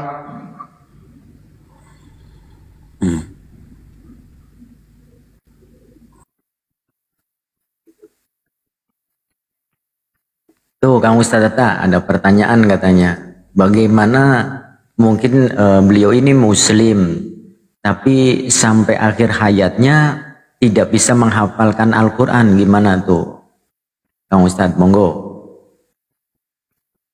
Apakah keimanannya itu diterima katanya? Ya diterima, kenapa? Dah hafal. Ya ada masalah. Imannya itu selagi dia tidak musyrik kan. Qulil ladina kafaru wa abasyiru bil jannah. Innal ladina qalu rabbuna Allah summa istaqamu tatanazzalu alaihimul malaika alla takhafu wa la tahzanu wa abasyiru bil jannah. Jadi orang-orang yang mengatakan Tuhan kami adalah Allah, istiqomah sampai meninggal, ya beriman dia. Wa abasyiru bil jannah, masuk surga.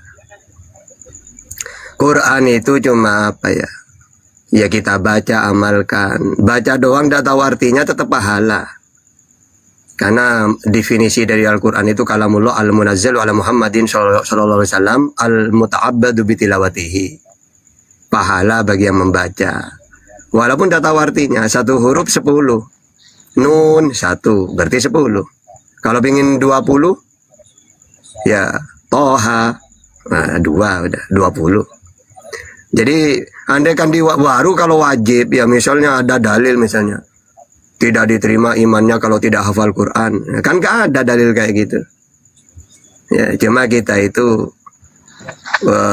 diharuskan itu karena itu kalamullah. Ya harus kita tahu baca. Kan ilmu tolabul ilmi itu kan faridotun, sangat diwajibkan. Ilmu apa? Ya Al-Quran. Gitu. Jadi tidak masalah andai kan tidak hafal. Yang penting dia mau jawab itu keduluin saya datang ngeduluin terus nih main salim mulu nih. Mau tapping di bawah. Gus ini. Kalau mau saingan jangan gitu dong caranya kalau mau saingan. Orang mau tapping di bawah malah dipanggil. Waktunya sampean Gus. Ayo Gus lanjut Gus. Sal apa Sal? Waalaikumsalam. Udah. Nggak usah salam udah dijawab. Baru aku ngomong ya Allah. Gimana Ustaz Tata? Sehat Ustaz Tata? Apa namanya? Bang Kiang dan Ustaz Miftah, Bang Andi, Pak Danti, Bang Peta, Ustaz Tata lagi. Sakit Gimana saya kamu? sakit. Emang kalau saya sakit mau nengok? Insya Allah jika ada rezeki, insya Allah lihat. Ya malah nunggu rezeki ini mah. Kalau niat mah tengok aja, nggak usah nunggu rezeki. Oke, gas. Bawa basreng 2 kilo. Di framing hotel loh Kang. Dikit-dikit orang tuh bilang basreng kata itu. 2 perikop sekalian basrengnya.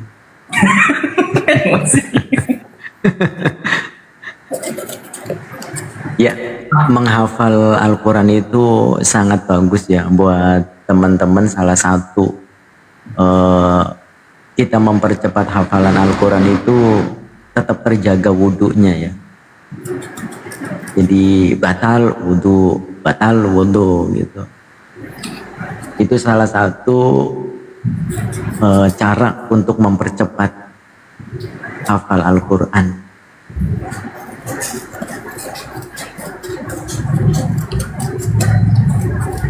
Dia senantiasa menjaga wudhunya Ustaz Miftah ya. Betul, dan yang dikonsumsi juga hati-hati ya, jangan barang-barang yang halal. Jangan Iya, mohon maaf. Gini Tad, Ya, kadang saya suka kesal kalau ada debater muslim yang suka bilang gini, saya udah hatam Bible, Quran aja kagak pernah dibaca, tapi ngomong hatam, ngapain Bible dihatamin? Quran, woi baca. Saya suka ini ya suka kesel kalau ada debater muslimnya kayak gitu. Saya udah hatam nih Bible, udah bolak-balik baca dari Kejadian sampai mana aja lah pokoknya. Iya kan? Yeah. Kalau mantan Kristen kayak Pak Danti, bisalah dibilang dia udah khatam Bible, ya dia kan dari Kristen ya kan? Ya insya Allah Kang Al-Goli, insya Allah, alhamdulillah ya. Makanya itu yang pertama jaga wudhu, terus makan ya. Diusahakan jangan sekali-kali makan makanan yang haram gitu kan. Yang makruh aja, yang syubhat itu dihindari. Betul. Jadi kita mengambil ininya pelajarannya dari madu ya, dari lebah. Yang dimakan baik, yang dikeluarkan yang baik. Itu salah satu daripada cara supaya cepat menghafal Al-Quran itu. Ya banyak sih, banyak cara-cara dari guru-guru memang berbeda-beda. Cuman yang poin-poin penting itu.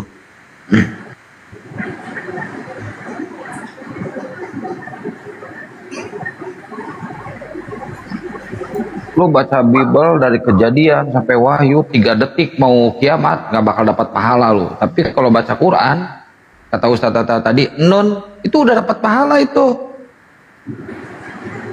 Lu bolak-balik baca Bible dari Kejadian, kebakaran, ke apalah lu, kemana-mana lah pokoknya.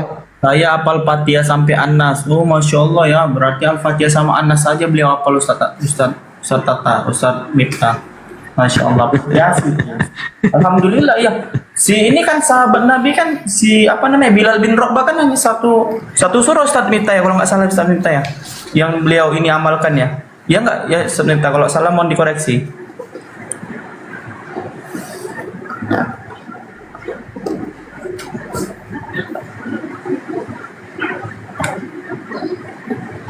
Salah. Salah. Oh, berarti aku salah teman-temannya. Aku kalau salah ngaku aku Itu salah. yang benar itu Luga bin Rabah.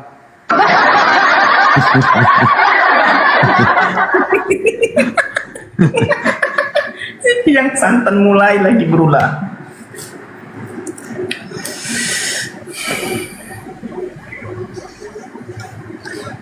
Ini lagi birahi. Tapi masalahnya sekarang teman-teman apa di lintas ini gara-gara diskusi jangan sampai ya giliran Bible hafal semua itu kemudian Al-Quran dilupakan. Ini mestinya dibalik gitu ya. Jadi Bible itu ala kadarnya saja gitu untuk pengetahuan. Iya, Jangan apalagi sampai di bulan Bible, puasa, Ustad. Harusnya kan tadarus di bulan puasa itu pagi-pagi. Ini baca Bible, coba Amsal lagi yang dibaca, kan koplak. Baca Quran dilupakan gitu ya.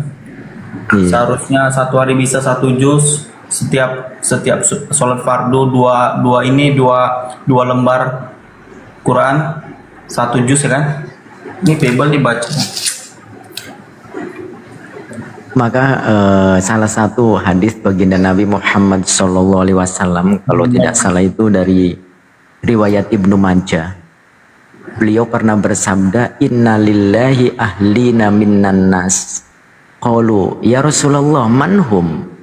Qala hum ahlul Quran ahlullah wa khassatuhu. Bahwasanya Allah Subhanahu wa taala itu memiliki keluarga yang terdiri dari sebagian manusia.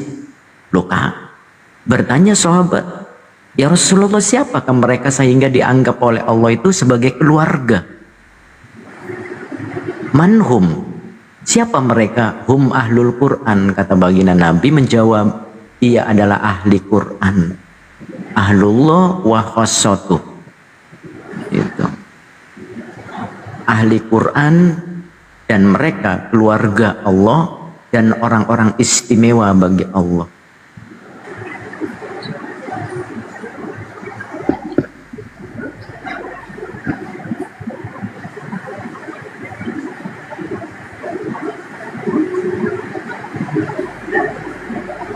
Itu Sal itu keluarganya Paulus dia menguasai Bible dia. Aku lagi kenapa diam? Nah, dulu ya memang dulu kan jujur kalau dulu kan Paulus itu sebagai panutan secara tidak langsung ya. Ini sebagai cerita kekristenan ya, Mas, ketika aku masih Kristen. Nah, banyak dulu kami itu mengatakan kami mengikuti Yesus, tetapi tidak sesungguhnya mengikuti ajaran Paulus. Apa yang diajarkan Yesus dan Paulus kan tidak sesinkron. Kan begitu. Nah, dilabelkan Yesus yang dikaitkan gitu. Makanya ketika sama mamaku kutanya, bagaimana pandangan mama tinggal memahami ayat ini, gue bilang gitu kan. Aku is okay lah bilangnya ayat walaupun itu bukan ayat kan. Karena orang tuaku nanti pasti, kau nih gini-gini nih ya. Nah gitu. Apa kata mamaku? Dengan secara tegas dan lantang mengatakan, imani saja. Gitu.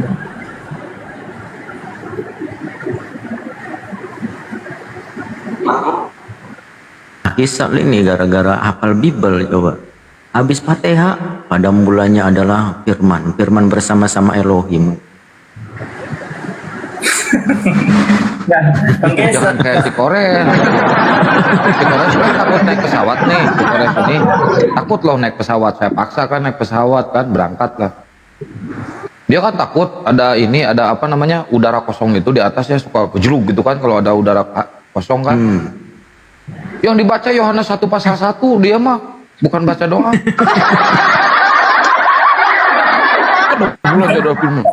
Karena itu makanya Anda bilang gini kan, Ustadz Miftah Anda bilang kan sama teman-teman yang baru mu'alaf.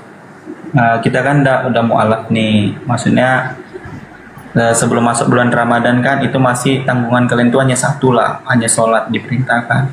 Ya sholat aja dulu aku bilang, sholat aja nanti apa pelajaran-pelajaran nanti lain itu seiringan waktu itu bisa kita pelajarin bilang gitu. Yang penting sholat dulu. Karena janji Allah kan begitu, jika kita memperbaiki sholat kita, maka Allah akan memperbaiki hidup kita. Mau ilmu apapun nanti kamu pelajari, kalau kamu sholat dulu kamu kerjakan, insya Allah nanti Allah bimbing dengan benar, dengan baik, kan begitu kan. Nah, makanya kalau misalnya ada yang mualaf bilang gini, Bang Sal, aku udah baru 3 bulan Bang Sal, baru setengah tahun, nggak bisa puasa, nggak bisa sholat. Itu pengen kali ku tokok kepalanya. Dia ngomong sama aku, sementara aku ketika masuk Islam itu langsung puasa, sholat, tarawih gitu. Jadi dia 3 bulan, 6 bulan ini apa maunya gitu. Misal ini beruntung banget loh Gus Miftah. Untung belakangnya pakai L. Coba lo kalau pakai T manggilnya bangsat, bangsat. Bang. Mungkin itu bilang gitu kan. Jangan cerita lah gitu. Jangan cerita kamu udah 6 bulan, 3 bulan. Itu udah jauh kali loh jaraknya. Lah aku ketika syahadat besoknya wajib sholat gitu. Wajib sholat karena itu udah kewajiban gitu. Ketika mengucapkan 2 kalimat syahadat, ya pertama tanggungan aku kalau nggak bulan puasa berarti sholat dulu, wajib tuh apapun keadaannya, kan begitu. Bahkan ketika pas khitan aja kemarin aku di blender di laser itu tetap sholat, dipaksa pertama. Aku nggak bisa Ustaz, nggak apa-apa, gini aja katanya. Nah ternyata kata Ustaz aku, lebih baik kamu dipaksa masuk surga dibandingkan sukarela masuk neraka. Di situ aku terdiam. Sikit tapi menusuk gitu, dipaksa masuk surga dibandingkan sukarela masuk neraka. Nah sehingga waktu berjalan kan nanti kita menjadi kebutuhan kan. Ketika nggak zuhur, kita belum zuhur, kita merasa kurang kayak gitu, apa yang kurangnya kan gitu, jadi sebagai kebutuhan. Nah makanya gue bilang, kalau ada yang baru mualaf mengatakan, Bang aku baru 6 bulan Bang nggak bisa puasa, baru setahun Bang belum mampu, pengen ku tunjang betul. Ini bukan aku sombong, tapi jangan cerita sama aku kayak gitu, karena aku ketika syahadat itu langsung puasa, tarawih gitu. Bohong. Mana buktinya? Siapa saksinya? Gimana bang ini? Siapa saksinya? 2 syahadat aku, 2 kalimat syahadat aku, saksinya itu bukan taraweh, pas syahadat langsung taraweh. Mana buktinya? Secara tertulis ya? Secara tertulis di ini buktinya atau video ada nggak buktinya video lagi sholat? Video enggak, tapi buktinya jangan bohong.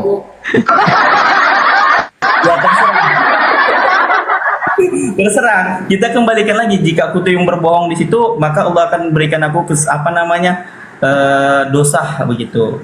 Kan begitu kan? Ngapain kalau nggak ada bukti, saya nggak percaya. Siapa yang ada data? Ya juga ya. Boleh. Masuk akal juga ya. Gitu. Makanya please-lah teman-teman yang udah mualaf gitu, sholat lah teman-teman. Kalian benci aku nggak apa-apa, benci aja aku nggak apa-apa.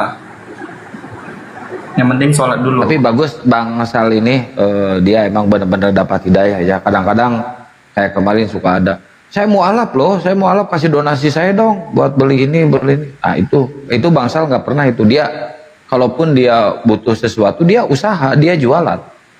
Emang benar-benar mualafnya ini bukan karena pengen kawin gitu kan, terus harus dibiayain 60 juta, enggak. Beda ini. Tapi kadang-kadang suka ada ya yang malah jual kayak gitu. Malah aku waktu pulang pas tahun pertama itu pulang ke keluarga kan, ke rumah orang tua, mana istrimu, mana anakmu gitu kata Oten. 2019 2020 aku pulang ke rumah kan, itu di pas tahun baru ke-5 aku kan disuruh Ustaz kan, pulang kamu kan gitu kan, pulang aja. Tapi aku bilang, kan tahu aku dalilnya kan, jangan barang siapa yang mengikuti suatu pemakaman mereka bagian daripada itu. Aku bilang, ini pulangnya gimana Ustaz? Yaudah kamu pilih tanggal 5 atau tanggal 7 katanya, biar tidak ada lagi acara-acara mereka. Tinggal acara mereka kan 1 hari, 2 hari, 3 hari, paling 4 hari lah. Nah kalau tanggal 5 kan udah habis itu. Nah situlah aku pulang gitu. Pulang aku terus, inilah tetangga Kristen ngomong tuh, mana istrimu katanya, mana anakmu, udah masuk Islam kok kan, istrimu mana? Ini apa nih Kristen nih, kok ketika orang masuk Islam tertuju kepada perkawinan, aneh aja kan. Memang otak mereka yang sengklek kan, memang otaknya yang salah, pikiran yang buruk gitu.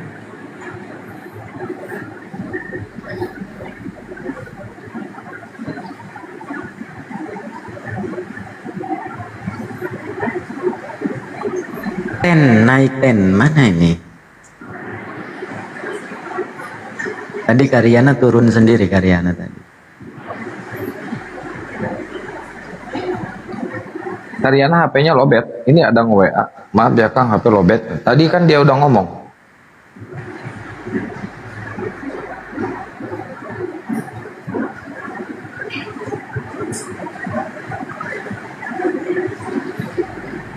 Oh iya, orang itu ada ini Kang. Apa namanya? Oten-otennya lagi apa namanya? Lagi konseli kalau nggak salah. Ustadz Tata, apa hukumnya beli emas online? Ustadz Mita, silakan Ustadz Mita. Silakan Kang Ustadz, silakan. Antum lah, ada antum yang ini kok Ana. Segan lah Ana ada tentang hukum kan. Kalau bicara oten seperti aja.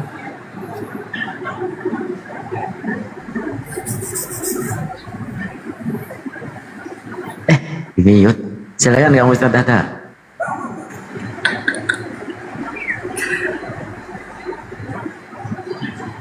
Iya.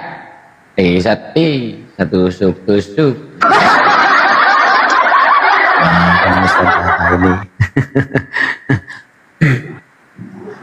Iya, yang namanya jual beli, yang penting ada akad yang jelas ya. Yang penting dalam hal jual beli itu akadnya jelas, barangnya jelas itu. Yang penting itu ya teman-teman. Jadi itu sah-sah saja, mubah, boleh-boleh saja, dan itu halal. Jadi yang penting itu tadi prinsip di dalam syariah jual beli itu yang pertama akad antara pembeli dan juga penjual. Terus barangnya ada, tidak seperti membeli kucing dalam karung itu. Itu yang penting itu teman. Sama saja itu, jadi nggak masalah. Cari pasangan online sama tuh kayak gitu tuh. Sama kayak halnya gini Ustadz Miftah ya. Ketika katanya membeli barang dengan cara menyicil, tapi ketika kita nggak bisa membayar, itu uang kita dikembalikan lagi atau di contohnya gini Ustadz Miftah, afwan Ustadz Miftah, kalau salah mohon dikoreksi.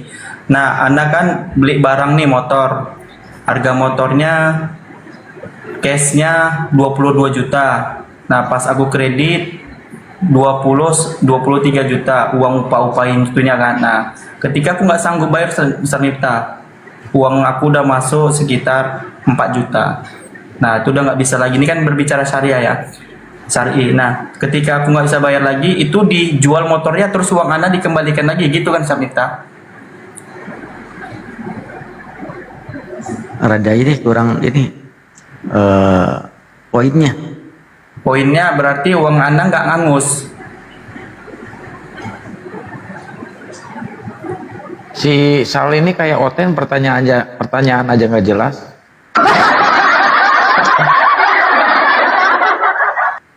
Oh, gitu ya. Aduh.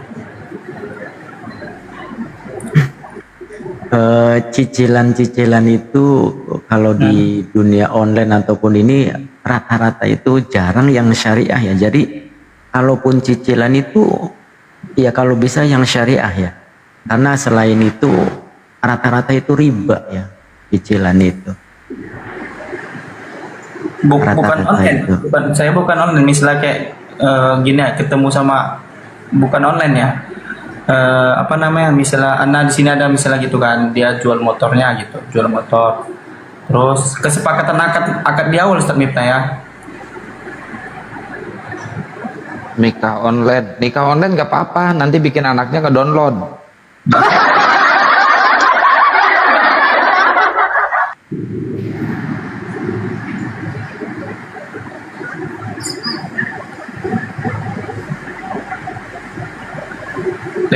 Bukan leasing. Udah skip. Soalnya aku nggak ada niatan juga beli ini kredit.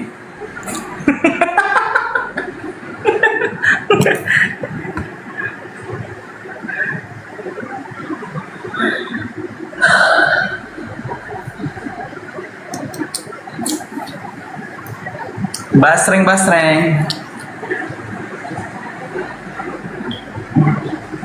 Ustaz mau tanya hukumnya ngegundulin hutan diganti jadi ladang sawit, apa hukumnya? Capek. Zolim.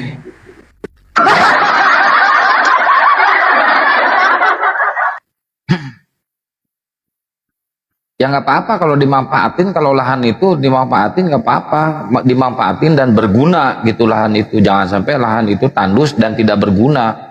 Kalau misalkan dipakai hutan lebih berguna untuk masyarakat umum, tidak membahayakan ke masyarakat lain, ya jangan digundulin, sisain gitu kan. Kalau berguna bikin ladang, ya bikin, berguna buat pribadi lah, bukan buat umum itu kan. Itu konteksnya ke umum sama ini.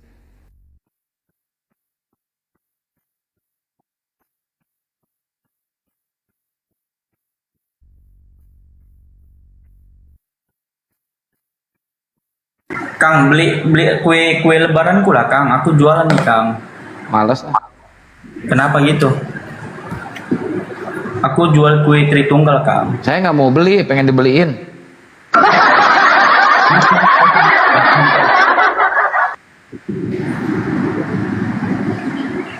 Basreng aja nggak ada yang ngebeliin, apalagi kue.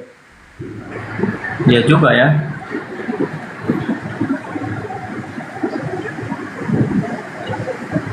Maunya enak, iya loh. Mau Lagian mau buat enak Kang. siapa juga. Oh itu tawaran dari Bunda Yani Kang.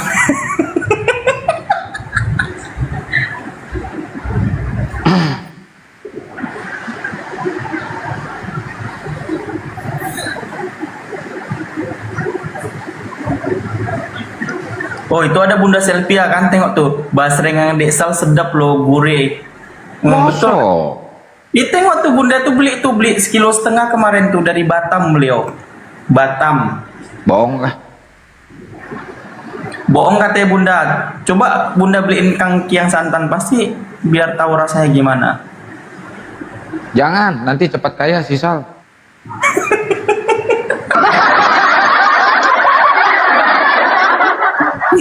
Buat mudik Kang, buat mudik Kang. Aku kalau nggak cukup nih mudik, aku jual patung lain nih terpaksa nih gitu.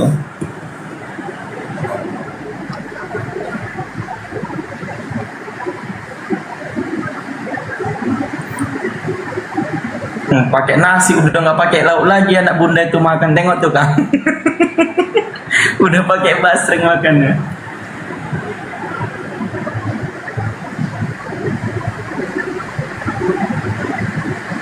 Enak loh, saya pesan 3. Masa?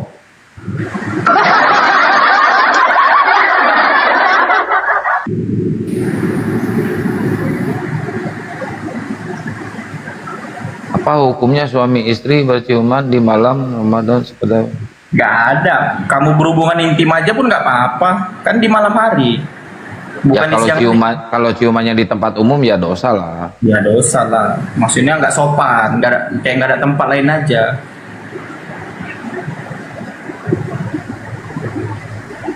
Apa harus? Oh junubnya itu kalau sampai inilah sampai abangnya lepas semua lah.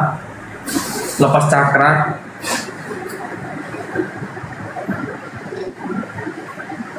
Kan nggak mungkin cuman cium kening langsung netes kan, nggak mungkin kan Bang Zuzu kan, cuman cium kening istri langsung ini tumpah, kan nggak mungkin. Apalah ini pembahasannya udah netes-netes segala ini. Ini Bang Zuzu nih tengok tuh cium kening katanya langsung mandi junub.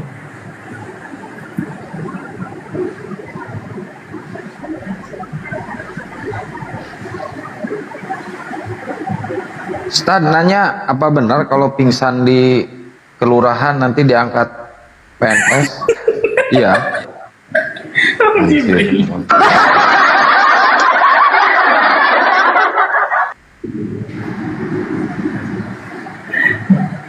Berarti kalau misalnya pingsan di ruang mayat gimana tuh? Jadi mayat.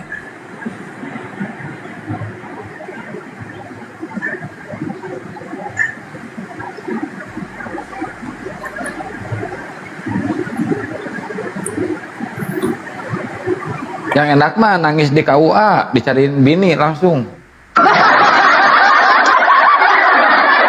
Tad mau tanya Tad, apa benar kalau nangis di KUA dicariin bini? Tad.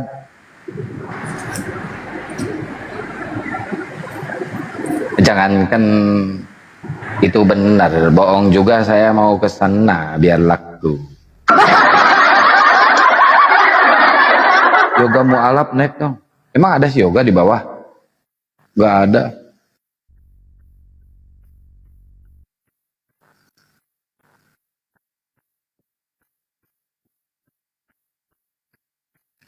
Setelah datang ajak saingan terus, lewat, ancaman.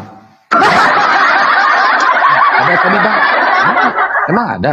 Kok nggak kelihatan? Kalau ada ya kelihatan sama saya, kan berteman tuh langsung ngapung tuh kelihatan.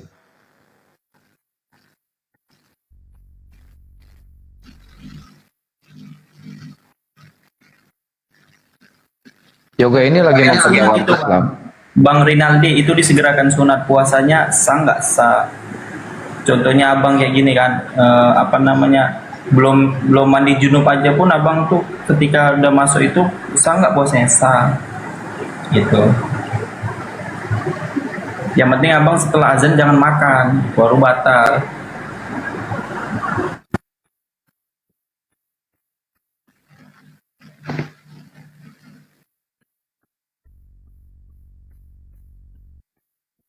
Si Mikana kapan mualaf ya?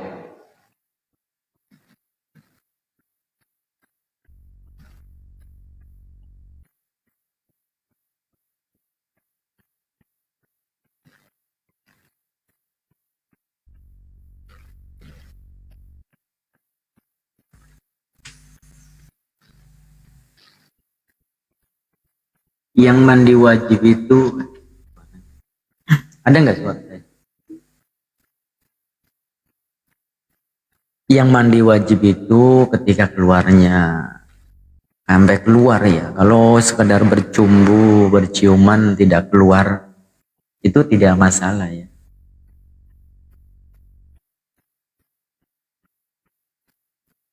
Yang mandi Jangan wajib nanya. itu Ini Gus Miftah, ini orang-orang kok senang banget nanya masalah kayak gitu aja. Kenapa ya?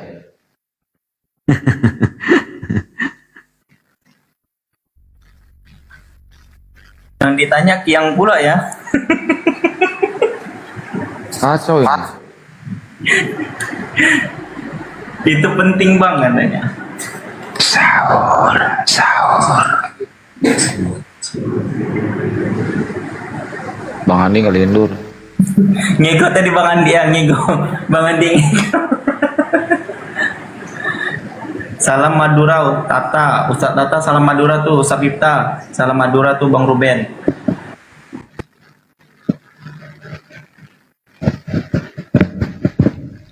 Bang Andi udah beli buat sahur belum? Nggak beli dong, masak dong. Oh iya.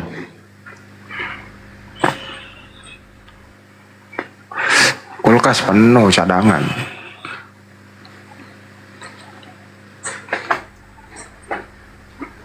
Ada abon, ada ikan, apalagi tuh, ada udang,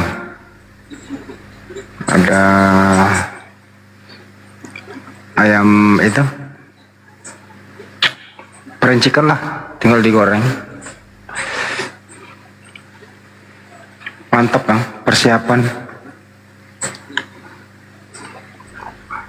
Udah beli baju lebaran belum?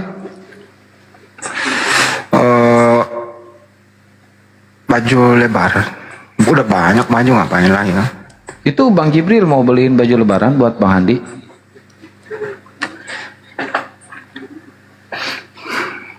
Penuh nih, cadangannya banyak banget nih, stok.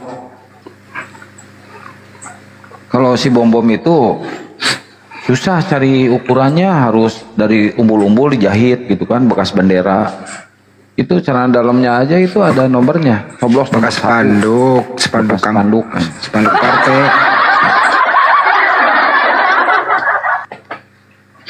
Spanduk partai. Iya, salam dari satu kampung. Zu. Dia beli spray. Iya, bekas spray itu dijahit tuh Bang Jibril. Itu celana dalamnya aja itu ada nomornya, coblos nomor 1 gitu kan. Wah, kata saya Dibilangin bekas bekas spanduk partai, umbul-umbul.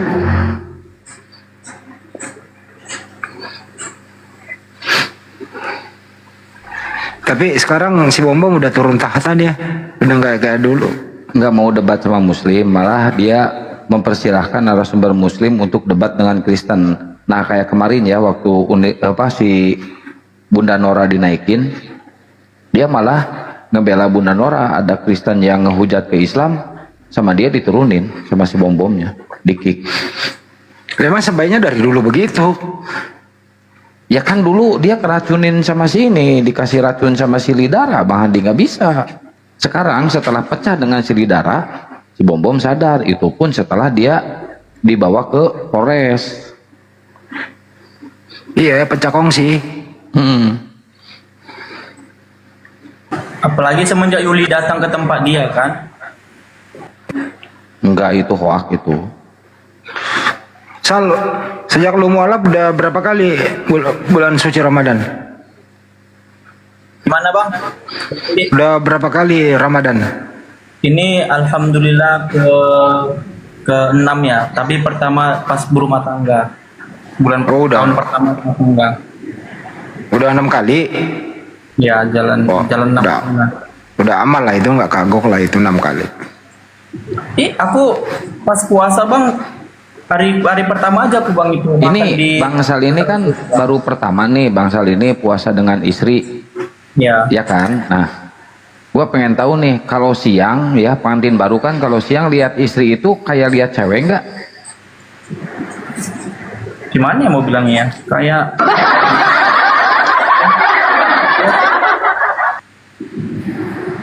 biasa aja maksudnya. Oh, baru pertama puasa? Enggak, kalau ini ya, aku tuh dari puasa itu udah tahan tuh udah memang dari pertama kali puasa. Pas masuk Islam kan aku puasa. Nah, itu yang batal itu aku cuma 1 hari.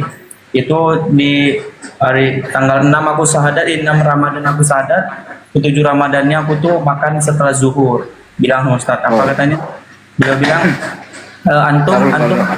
antum batalin aja, ntar gantinya setelah bulan Syawal katanya. Nah, di situ aja aku batalin. Situ udah tuh puasa setelah itu ganti bulan, termasuk bulan Syawal 2 minggunya baru ganti yang batal kemarin kan. Baru tuh ya lanjut Senin Kamis puasa apalagi 13 14 kan gitu. Jadi udah ini alhamdulillah Bang. Bahkan pun pas Senin Kamis tuh aku tuh cuman bukanya sahurnya kurma sama air putih. Itu tahun keduanya. Artinya kan memang nggak berat sih menurut aku. Makanya kalau ada yang bilang, tadi kan udah kami jelaskan sama Bang ini, sama di sini tadi kan aku jelaskan. Kalau ada misalnya yang mualaf udah 6 bulan, 7 bulan, setahun bilang nggak mampu puasa, ini konyol kayaknya bagiku gitu. Bagiku. Tergantung kondisi kalau itu, gimana orangnya itu, kembali lagi ke orangnya. Jangankan yang baru mualaf, orang yang mukalaf aja, yang muslim dari lahir, kalau orang yang pemalas gak mau beribadah ya banyak. Aduh berat nih puasa tuh berat. Jangankan puasa Bang Sal, sholat aja nih, yang 5 waktu, yang cuma waalaikumsalam warahmatullahi, yang cuma 5 menit kasarnya ya. Kalau orangnya yang pemalas nggak mau beribadah, berat itu, berat. Kan di sini konteksnya bukan yang dari lahir Bang. Oke, dari lahir karena dia sebagai daripada Islam. Nah ini kan ketika kita pindah ke Islam, artinya kan kita udah tahu konsekuensinya. Nah kan begitu. Jadi kalau kita udah tahu konsekuensinya, ya kalau dia nggak mau mengerjakan terus gimana gitu. Emang dia nggak tahu apa orang Islam di sekelilingnya bulan Ramadan puasa? Pasti tahu kan? Emang nggak tahu dia di sekelilingnya setiap 5 waktu orang Islam sholat? Pasti tahu. Puasa tapi nggak sholat gimana Kang? Puasanya sih nggak batal, cuma nilai puasanya ini mengurangi nilai puasanya, mengurangi. Ya puasanya tetap sah, puasanya tetap sah.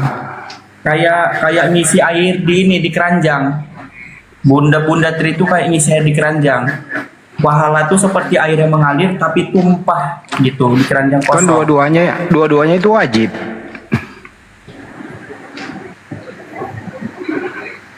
Nah, kalau puasa nggak sholat ya sholatnya yang dimintai pertanggungjawaban nanti. Iya, betul. Kalau sholatnya aja malas sholatnya, nggak mau sholat, nggak mau beribadah, mending makan babi aja sono. Ya nggak juga lah. Dibina dulu. Ya dibina. Saya Pertama kali yang kemalasan kita doang itu dihisab mah. itu Bang Andi, sholat kita yang dipertanyakan. Pertama ya sholat yang dipertanyakan. Sholatnya yang dipertanyakan. Kalau puasa kan bisa misalnya nggak mampu dalam keadaan sakit bisa difidyahkan kan kayak gitu. Kalau sholatnya aja nggak mau sholat, ya bagaimana dengan ibadah-ibadah yang lain? Yang benar-benar tiang agamanya aja nggak mau ditegakkan. Sholat itu penting, sholat itu kewajiban buat kita.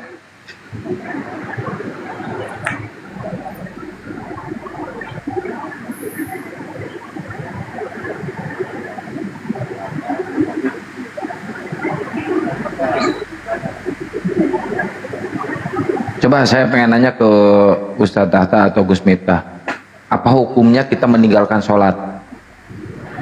Ustadz. Ya dosa lah.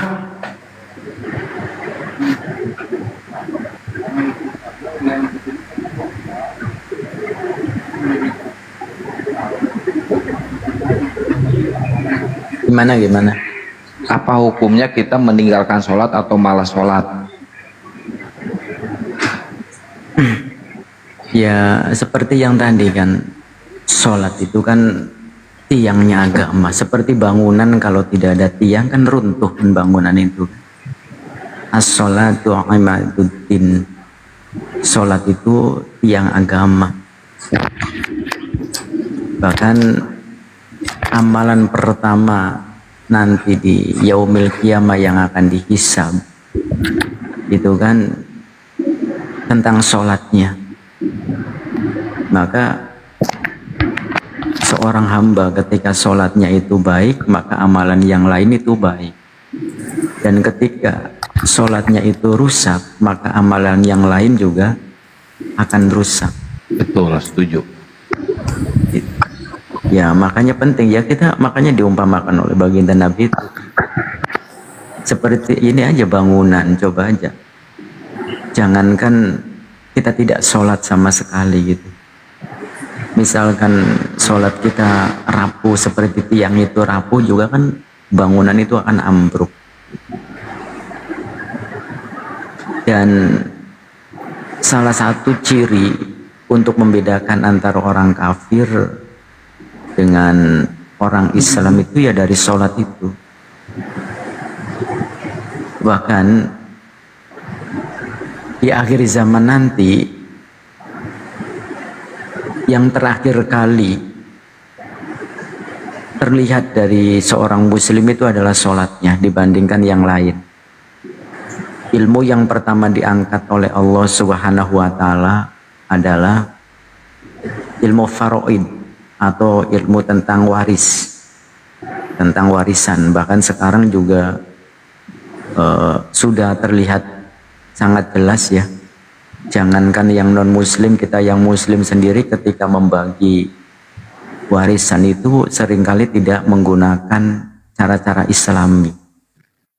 Maka yang pertama kali ilmu yang hilang di alam raya ini di Islam itu adalah ilmu faraid. Nah terakhir itu adalah sholat yang mencirikan itu. Maka sangat penting ya namanya sholat itu. Bahkan sampai Imam Nawawi itu berpendapat saking berharganya waktu sholat, menafsirkan bahwasanya inna sholata kanat alal mu'minina kitaban mauquta itu saking berharganya waktu sholat, waktunya saja untuk disiplin itu. Jadi misalkan kita ada di tengah sawah, misalkan di ladang, kondisi pakaian kita itu kan kotor namanya di sawah gitu ya.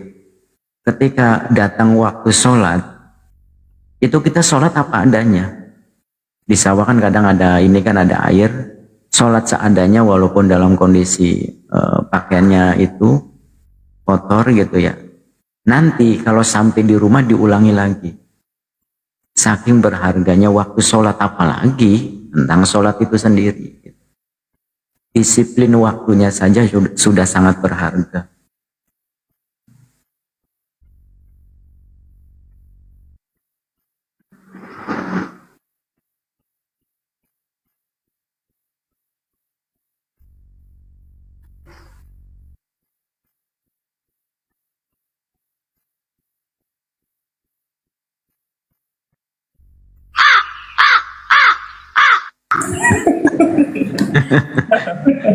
Nah itu Ustaz Miftah, tadi kan ada yang tanya tuh, Pak Ustadz, bagaimana kalau kita tinggalkan sholat zuhur, apakah kita bisa qadha? Nah ini kan dua makna yang berbeda kan Ustaz Miftah. Kalau meninggalkan berarti dengan kesadaran penuh kan, kalau tertinggal berarti kan dia mungkin kadang ketiduran atau sedang stres, kan bisa jadi kan, itu dua makna yang berbeda. Kalau meninggalkan berarti kita dengan kesadaran penuh, sholat zuhur nih tinggalkan aja, nah itu kan penuh. Kalau tertinggal ya lupa, bisa jadi gitu, gampang lah. Iya betul, setuju banget. Jadi kita sebelum bicara ke ibadah-ibadah yang lain, yang pentingnya dulu nih, sholatnya dulu nih, yang harus diperbaiki. Ya ini ada bintang-bintang 354 bintang-bintang. Selamat pagi. Assalamualaikum warahmatullahi wabarakatuh. Waalaikumsalam warahmatullahi wabarakatuh. Waalaikumsalam warahmatullahi wabarakatuh. Boleh ya, boleh dikodo ya, Kak Mariumi, boleh dikodo. Lanjut. Ya lanjut Bang, bintang-bintang. Oh iya, kalau aku sih masalah sholat itu Bang diganti.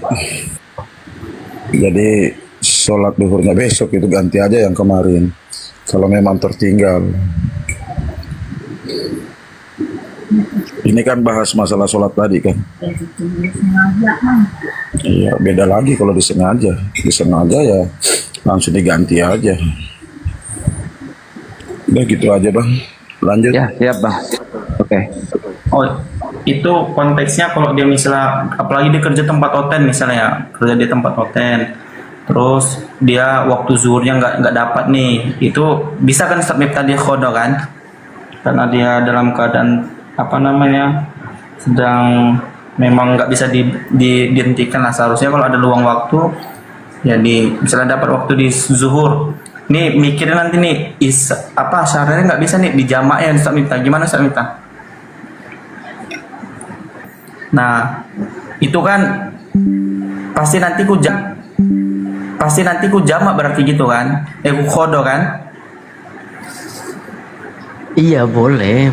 Nah atau sebaliknya gitu Ustaz Miftah, aku nih dapat waktu di zuhur, nah aku nanti khawatir nih asarnya nanti nggak nemu nih istirahatnya gitu, langsung masuk ke maghrib, berarti ku jamak kan?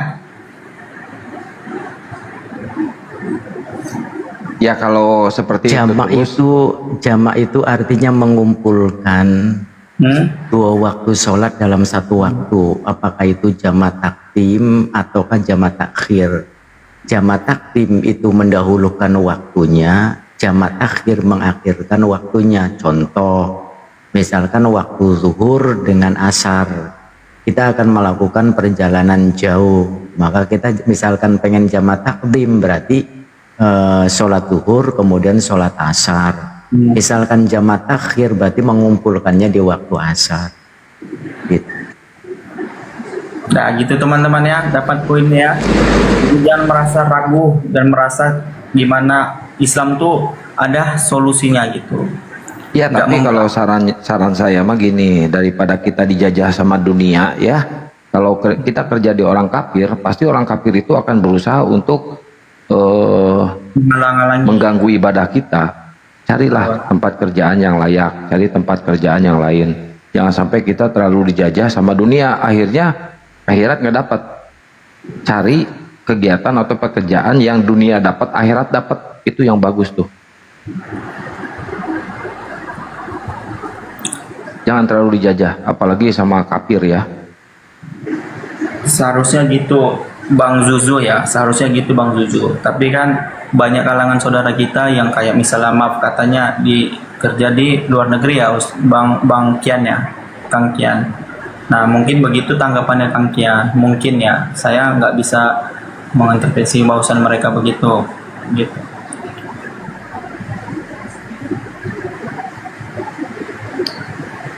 Mungkin.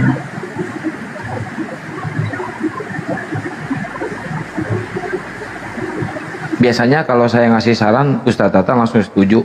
Saran saya nggak pernah jelek kok. Tanya aja Ustadz Tata, saya pasti setuju Ustadz Tata. Oh. Jadi gimana Kang? Jadi nih Bang Kang beli kue nasternya Kang? Apa? Naster. Naster itu apa? Kue naster, masa nggak tahu? Nggak tahu naster. Ya setahu saya ada juga nastar. Oh ya itu, naster.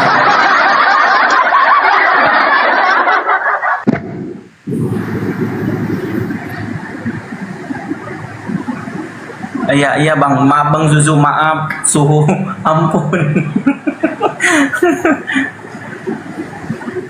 Nastar ya nastar.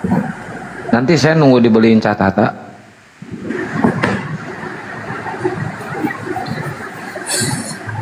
Saya buat siapa? Beli kue buat siapa saya?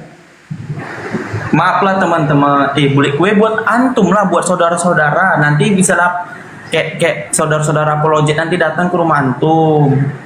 Gitu. Saya nggak Nanti nerima tamu kalau lebaran, apalagi mau lebaran ya. Wah, nggak ada THR. soalnya aku Kang Kian itu 1 dapat 3 gitu. Atau beli 3 dapat 1 paket gitu. Beli 3 dapat 1 paket atau 1 paket dapat 3.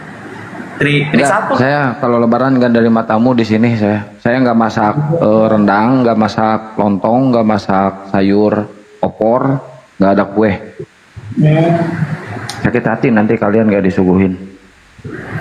Gitu ya. Netizen mau beli nggak nih netizen?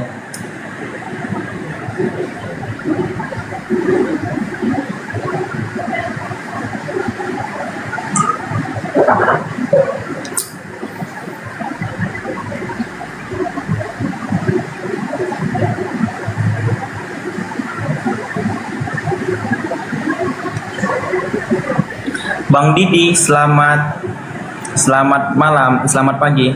Cara belinya gimana Sal? DM aja Bang, dari Wawa Bang. Yang 250 gram itu 100.000 3 biji. Ya kalau misalnya yang 500 gram 180, sikit-sikit lah. Langsung ludes sebenarnya. Bang Didi, selamat pagi.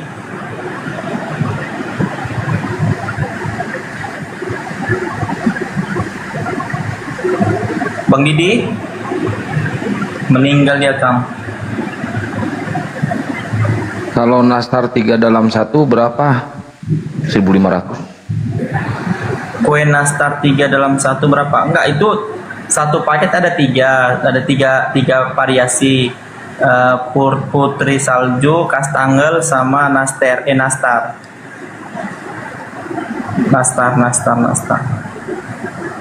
Kalau pengiriman luar kota apa enggak remuk, kebanting-banting. Kita packingnya Bang rapat Bang, kayak harapan si dia yang tidak pernah kunjung hadir. Ya kan Kang? Iya. Ya kan saya ngebahagiain bangsal ya.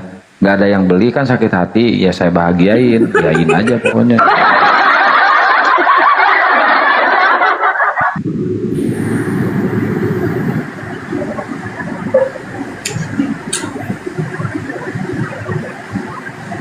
Kalian yang punya bini mending suruh bini kalian aja bikin sendiri. Jangan beli aja lah, kalau bikin nggak laku lah punya aku nih.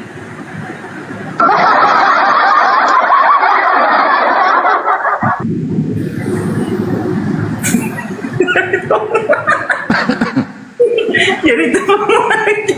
Sisa. Gus Miftah, Sisa kalau promosi di sini pasti gua banting-banting.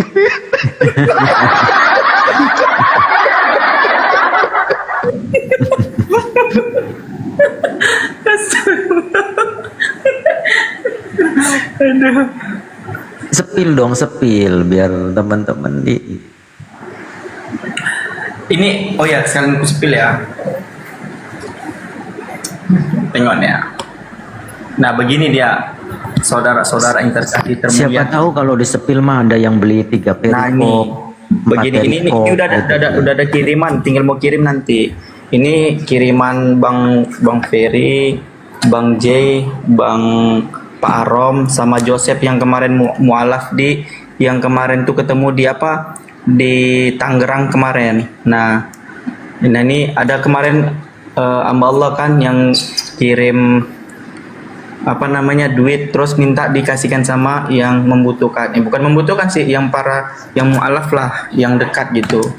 Nah, jadi Gua Islam dari lahir nggak ada yang beliin. Ini baru kemarin mualaf pada dibeliin. Aduh. Namanya juga amanah Kang. Gimana Kang? Ya udah besok gua syahadat kalau gitu biar ada yang beliin. Pengiriman dari mana? Dari Tangerang. Nah, kayak gini Ustaz Miftah. 3 dalam 1 dalam 3. Pakaikan sama, awalnya dari tepung, lalu diolah menjadi inilah nastar. Yaitu gampang lah. Ini yang ada titipan kemarin pesanan. Nah, kita selesaikan dulu di Trinitis. Jangan kayak gitu. Pelampung berapa ongkirnya? Coba DM dulu, DM, terus nanti biar ku cek itu ongkirnya berapa gitu.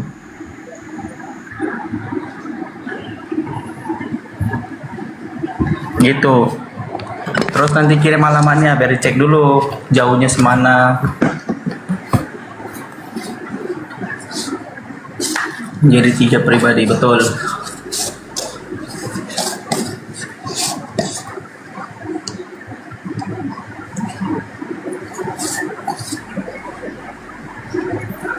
Seberhak cenah. Kalau Banten di mana? Iya, Tangerang itu udah masuk Banten ya. Oh, Banten sana ya. Oh, murah lah kalau situ Banten. Orang aku Tangerang kok, dekat kabupaten. Itu paling 10.000 ongkirnya atau 15.000. Palingan iyalah. Kalau ikut ininya ya, ikut menjaga packingannya ya. Jadi dirimu masuk Banten Tangerang iya ya, Banten.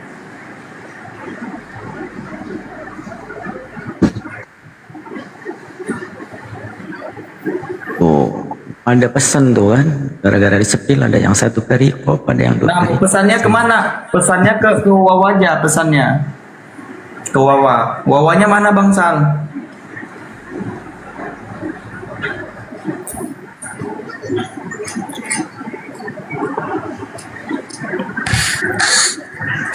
Ini ada siapa ini? Getro.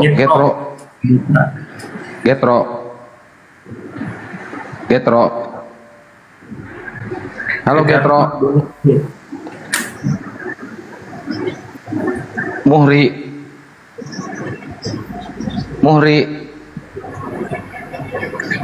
Kayaknya kepijit, mereka pada tidur kayaknya.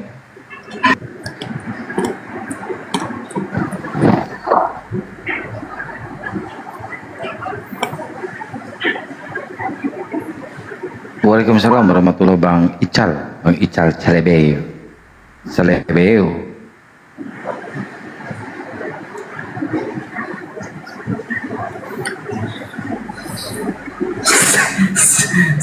Semfak 3 warna 1. Assalamualaikum. Waalaikumsalam Bang Ical. Ini adik Bang Andi ya? Bang Kian? Iya. Bang Ical. Adik Bang Andi ya, kandung? Iya. Beda bapak beda ibu.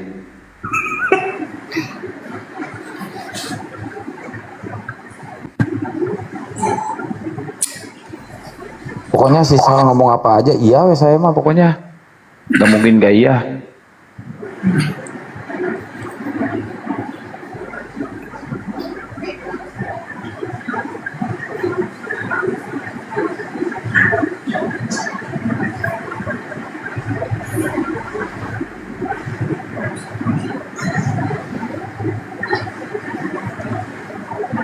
Tadi saya berburu takjil sama Oten, banyak juga di Bekasi Oten-Oten yang beli takjil rupanya gile.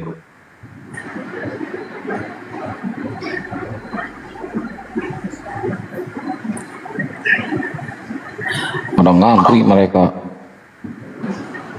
Bismillahirrahmanirrahim.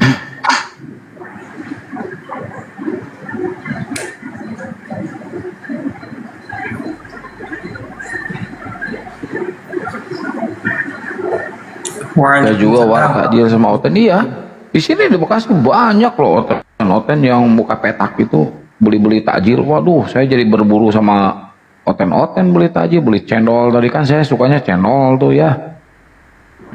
Beli cendol, terus beli kelapa muda. Cendol sama kelapa muda enak guys, disatuin guys. Aduh, Masya Allah. Bakwan, jadi mereka berburu sama-sama, kita adu cepat sama mereka.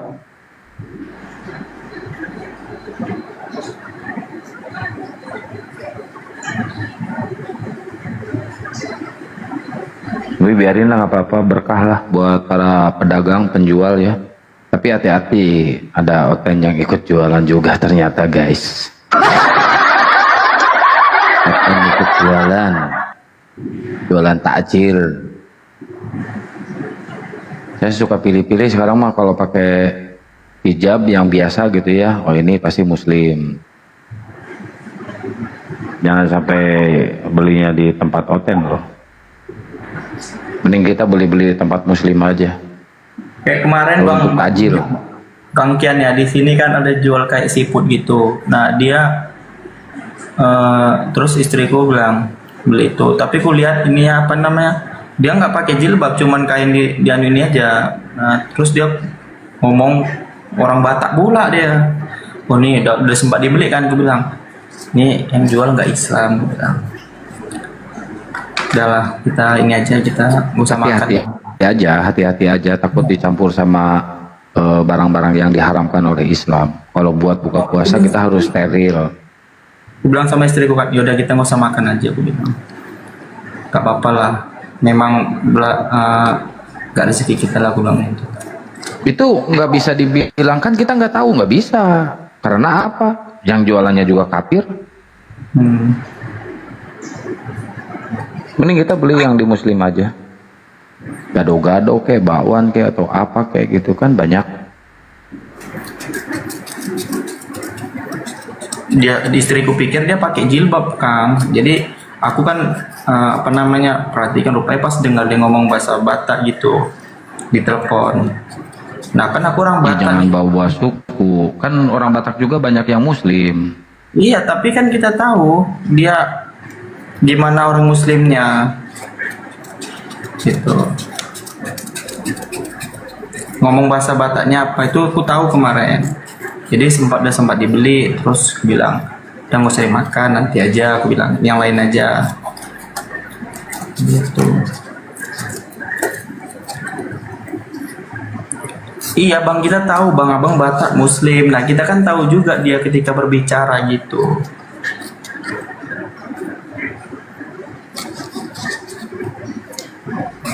Dia nggak kerudung loh, nggak kerudung. Dia kalau pakai kerudung tahu. Makanya kami was-was aja gitu.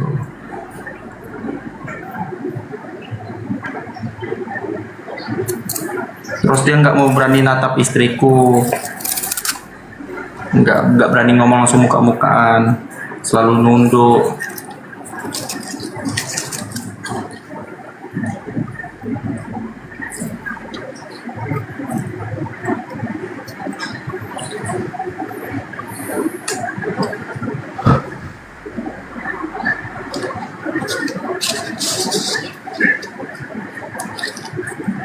Saya juga Batak sebenarnya, purba marga saya. wong Jawa, teman-temannya aku wong Jawa. Wong Jawa ora wong Tatak. Lah kok iso masal? Iso, lah aku wong Jawa piye to?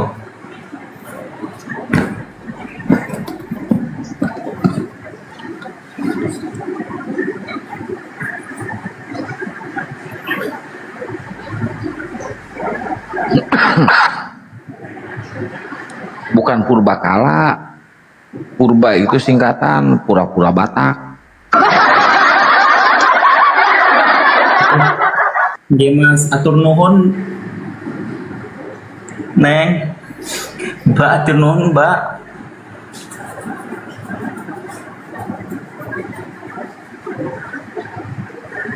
Waalaikumsalam warahmatullahi wabarakatuh. Ya, Surabaya, salam sehat. Salam santun. Salam satu Tuhan. Yang tiga Tuhan, tidak salam. Ini Cak Tata kemana ini? Kayaknya Cak Tata ini lagi teleponan kayaknya ini. Mandi. Atur nuhun sakit sal. Sami-sami. Wong Jawa ku, lah aku wong Jawa.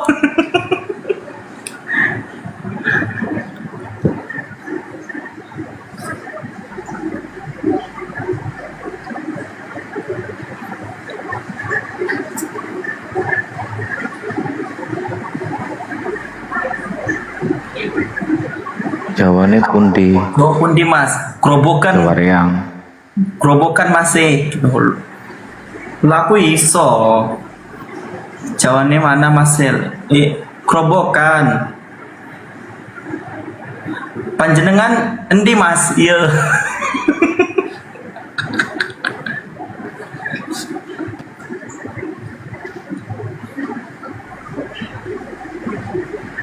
Situ Morang. Bukan Situ Morang masih itu tuh si Darni. Bulu Jompang. Cirebon Grobokan. Ora Siga Rantang, oh Siga Rantang ya. Grobokan neng Purwodadi. Siga Rantang, Siga Coet, Siga Mutu. Siga Panci, pokoknya Siga ya pokoknya.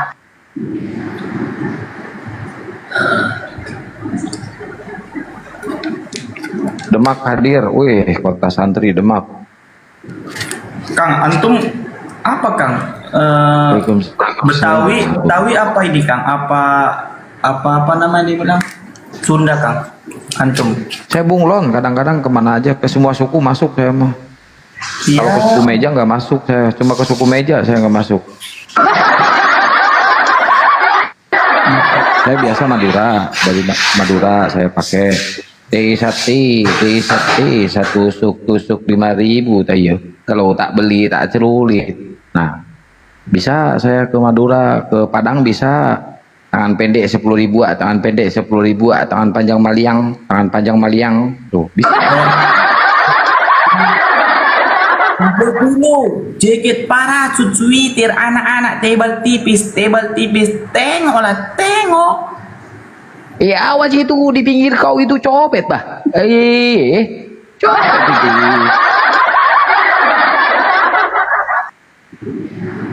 Apa nggak sur? Main kita, pukul, patah leherku. Keren kali memang kalau Medan ini. Nggak senang, gas.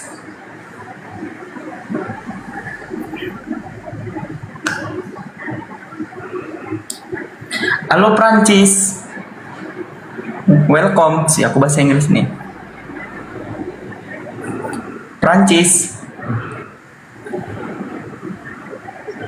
Kayaknya kepijit nih yang pada naik ini.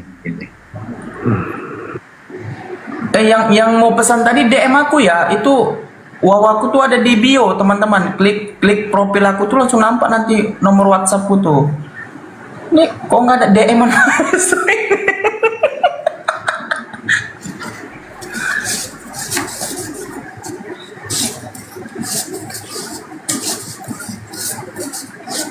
Parapatan Ciamis. Aku pernah ke apa namanya, ke Apa namanya itu? Saya kenal sama Bang Tama itu hampir 10 tahun itu. Hampir 10 tahun itu. 10 tahun kurang lah. Kurang 6 tahun. Di Ciamis kan? kan? Masih THR.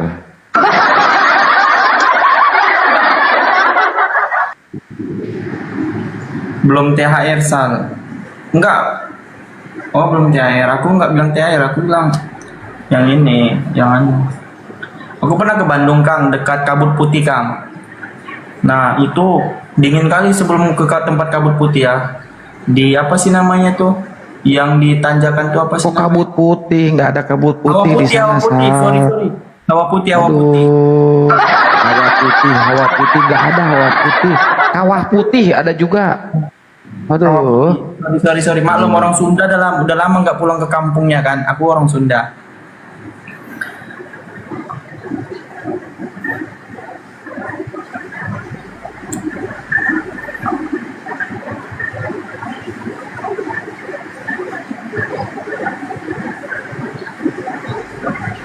Mana ada ngadi-ngadi? Nggak ada orang Sunda mukanya mirip si Sal, nggak ada. Muka kayak gini bukan muka Sunda ini mah.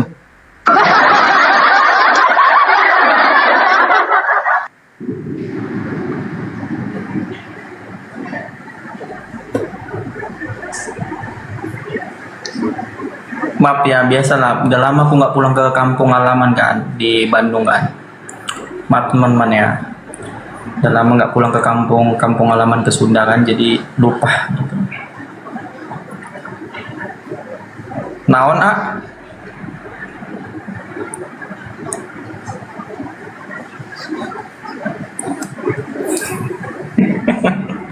teh kuning gitu tuh. Iya.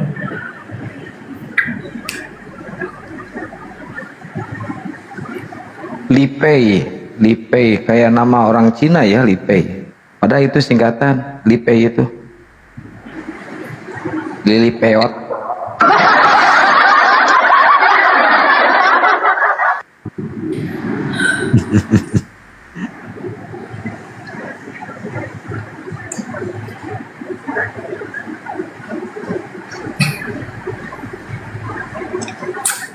Bosan ngaji Kang? Udah pernah saya.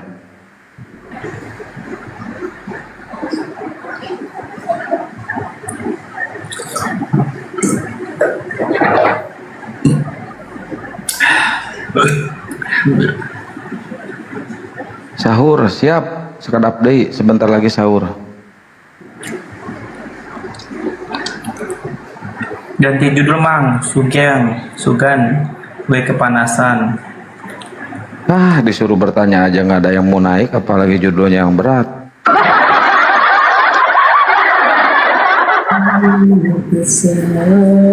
Saya suruh bertanya, Oten mah sampai gempor, sampai setruk. Sampai mereka kebingungan mau tanya apa lagi. Nggak ada yang berani naik Otennya. Ustaz Tata berarti lagi cari sahur Ustaz Tata. Sama Ustaz. Masak Ustaz Tata. Mau masak. Kalau antum kayak Kang barusan bikin kopi gitu. Wih, mantap. Itu ngopi nih Ustaz. Kan tadi bilang aku nih orang Madura ngopi.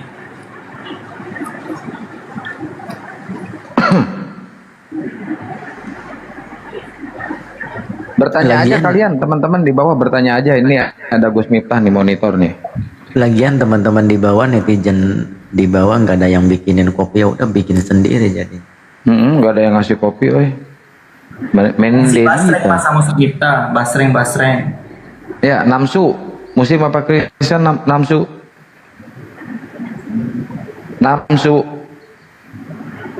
Aduh.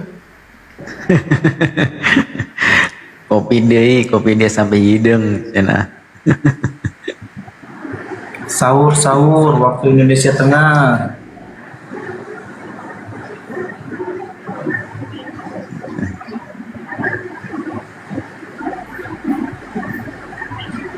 Ya, Aiden.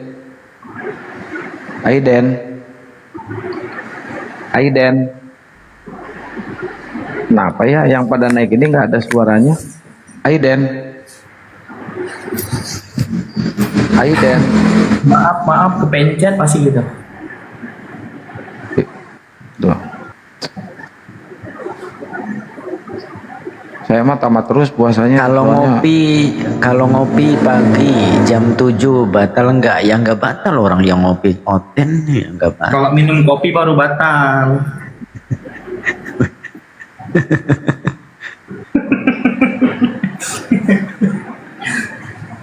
Iya, udah si Metatron udah ditangkap sama polisi Jerman. Yang laporinya bukan orang Muslim ya, yang laporinya masih Oten. Oh, Metatron udah kena? Udah.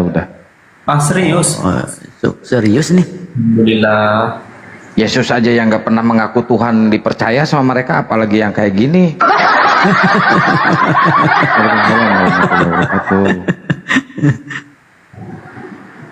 Nah, ada Bunda Nora buat manasin Komal. Mana Kak Nora? Waalaikumsalam. Waalaikumsalam warahmatullahi wabarakatuh. Itu yang ngelapornya Oten, sesama Oten itu. Assalamualaikum warahmatullahi wabarakatuh. Waalaikumsalam warahmatullahi wabarakatuh. Ah, ini baru semangat nih kalau dengar yang bening-bening. Ya, siap. Ada pertanyaan atau apa? Tidak hanya kenalan ini bang, aku mau kenalan gurunda aku nih. Susah banget ketemu beliau. Oh iya. Siap, saya kapanpun siap untuk menemani, siap. Kira-kira gurundaku ada nggak ya di tempat apa pergi lagi? Ada di rumahnya. Bang Zuma ada nggak, bang? Ada di rumahnya. Kan ini dia Komal ini ada nggak? Ada. Salam kenal ya bangku semua. Aku dari Harimau Putih biasa. Iya, saya harimau hitam. Masya Allah.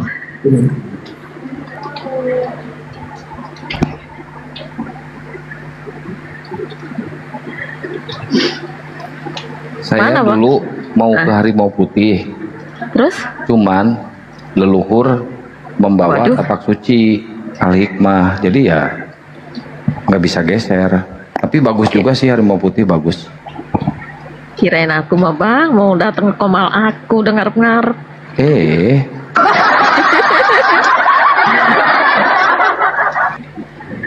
Ai mau. Kang Gian Santang nggak aktif WA-nya Kang Gian. WA-nya aktif. Ini tapi kalau live Coba saya DM yang santan. Oke, siap. Oke ya, Bunda. Syukron ya. Makasih banyak. Mana aku pinjam dulu ini. Ketemu dulu Bang Juma, bentar. Bang Ada Juma nggak beliau? nggak ada, udah lagi tidur, masih tidur. Oh alah, cuma kebiasaan setiap naik. Kadang Bang Dalmo ada beliau naik, cuman nggak ada di tempat gitu terus. Udah kirim salam aja buat beliau, oke? Siap. Dari Harimau Putih siap, gitu. Bunda. Iya. Oke. Iya.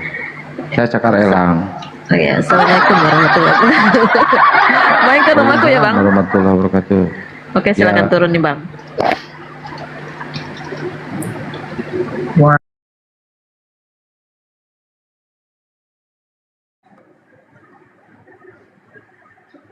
Saya pikir perguruan Harimau Putih. Aduh. Siap, Gus Miftah, mantap. Aktif kok Ustadz Miftah, centeng 2.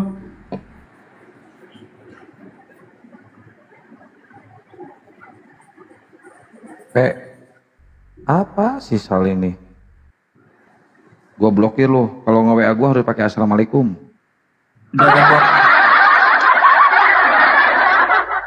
Assalamualaikum. Nah gitu.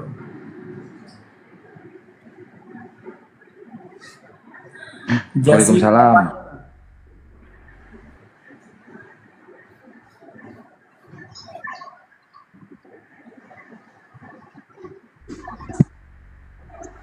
Jasipa Maya.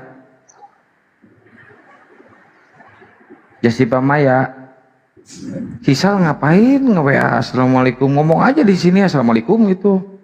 Aku cuma ngetes, tapi kan kata Ustadz Miftah, WA antum nggak aktif katanya. Nah, makanya aku DM aktif kok centeng 2. Centang. Centeng mah itu di Tangerang itu yang di Kota Bumi. Kenapa aku terus yang digas sama yang santan teman-teman tadi gara-gara Sal, tas. emang Tangerangnya sebelah mana, Sal? Anak Tangerang di apa di dekat Telaga Bestari. Telaga Bestari. Saya pernah ngajar di itu di dekat Cikupa itu di pesantren Thoriqotul Huda di almarhum Abu Haji Nafis. Jadi kapan nanti kemari lagi Ustaz? Siapa tahu kan bisa ketemu. Keluarga kakek saya kan banyak itu di Tanjakan, Pasar Kemis itu di iya Pasar Kemis. Tanjakan ya. Iya. Nah, jadi kapan nanti kemari biar nanti anak kasih basreng 100 gram. Nanti kalau ada yang siap di situ yang menjadi yang keempat. Mantap. Buset. Belum gua ini keempat anjir. Aduh. Habis namanya kayak ginian gua. Ini gua satu aja belum, ini mau keempat, gila men. Aduh. Citra Raya. Nah, itu kan ada Pasir Gadung ya. Itu kan ada desa Pasir Gadung KM ya. Itu tahun 2000 saya ngajar di situ di Thoriqotul Huda ya. Ada kan KM 8, KM 12 ya. Iya di Pasir Gadung itu kan Abah Haji Nafis tuh. Anak nggak tahu tuh. Mungkin Bang Bandung itu yang tahu. Anak taunya cuma di sini doang. Palingan Pasar Kemis itu pun karena pernah lewat. Waalaikumsalam warahmatullahi wabarakatuh. Wow. Itu Anissa Bang, ini Kang. Anissa, Bunda Anissa tuh. Kemarin beliau tuh mau beli ikan tiang santan katanya. Blender. Jangan. Sang Alang. Halo Sang Alang, selamat pagi lah. Udah mau sahur kita kan?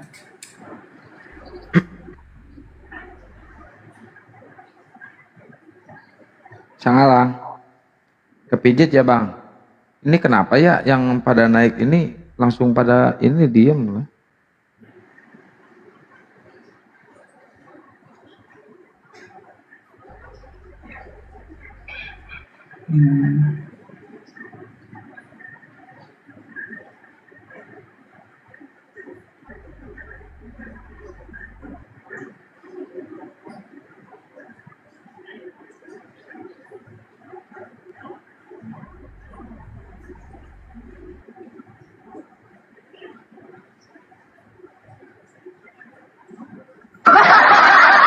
Tuh.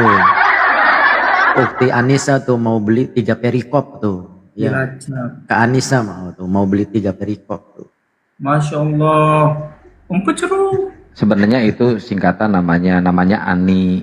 Kenapa di belakangnya ada singkatan itu Ani Satria gitu.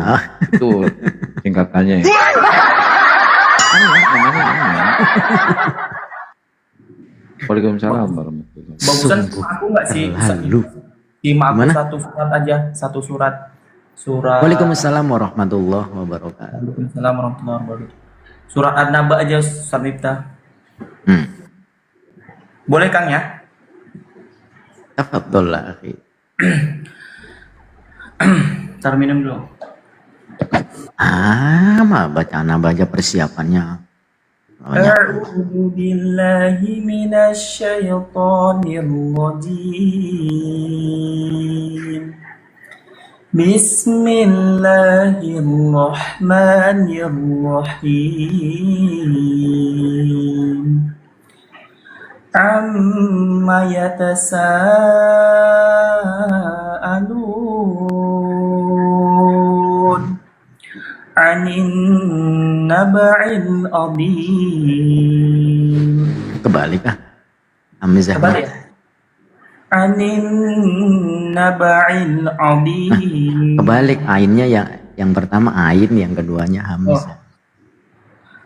Anin naba'il 'adzim. Gitu Ustaz. Alladzi hum fihi mukhtalifun.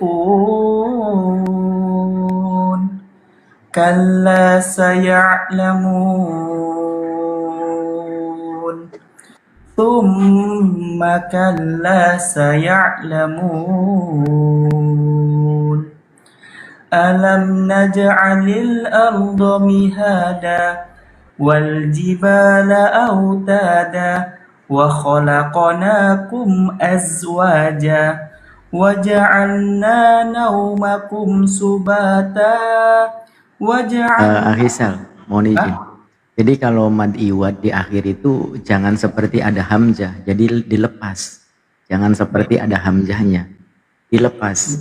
Alam naj'alil arda mihada. Itu dilepas, jangan mihada, jangan kayak ada hamzah. Siap. Waja'alna naumakum subata. Gitu, Sat. Ahsan, Pak. Masya Allah.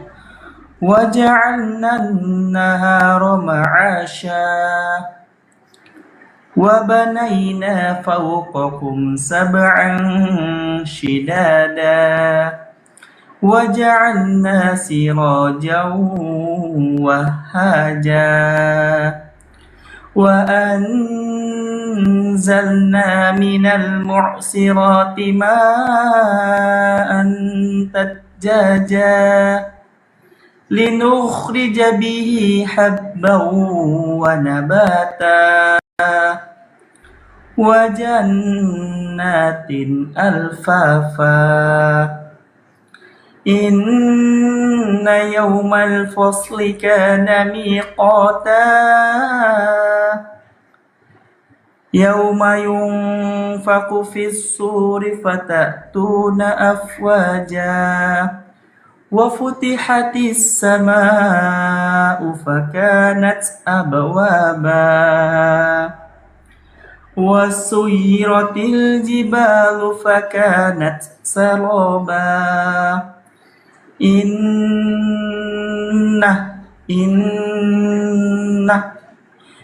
ayat berikutnya apa saja? Inna jahannama kanat mirsada. Inna jahannama kanat mirsada littagina ma'aba la nafi la nad la naf la naf la nabi Labithina. labithina fiha ahqaba لا يذوقون فيها بردا ولا شرابا إلا حميما وغساقا جزاء وفاقا إنهم كانوا لا يرجون حسابا وكذبوا بآياتنا كذابا وكل شيء أحصيناه كتابا فذوقوا فلن نزيدكم إلا عذابا إن للمتقين مفازا حدائق وأعنابا وكواعب أترابا وكأسا دهاقا لا يسمعون فيها لغوا ولا كذابا جزاء من ربك عطاء حسابا رب السماوات والأرض وما بينهما الرحمن لا يملكون منه خطابا يوم يقوم الروح والملائكة صفا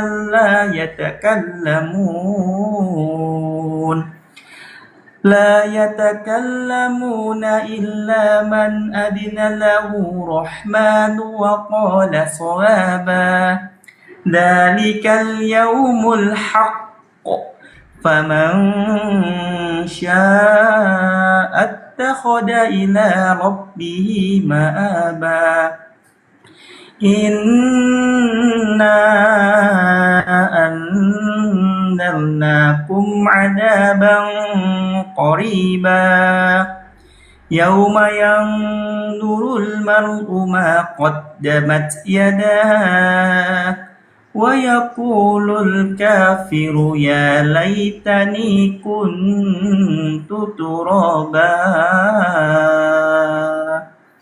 Allahu Akbar Sadaqallahul Azim. Maha benar segala firman Allah.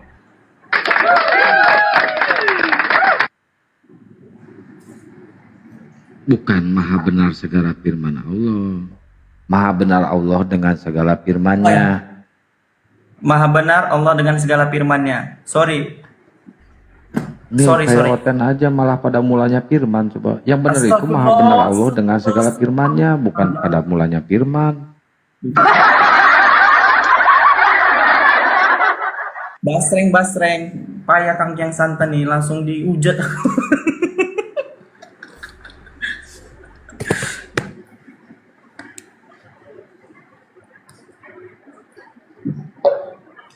Apa itu artinya an-naba?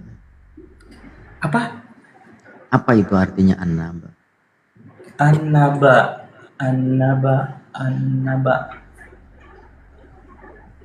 Ntar aku lihat dulu Kang ya, boleh? Lupa.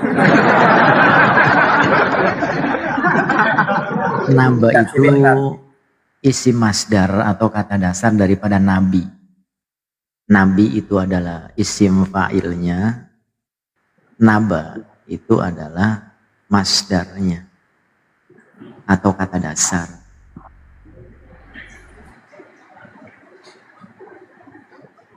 Artinya kabar besar.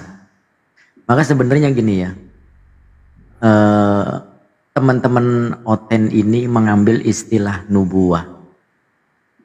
Kemudian nubuah itu mereka artikan sebagai ramalan. Itu yang akan terjadi. Itu sebenarnya salah besar ya. Jadi nubuah itu artinya kenabian.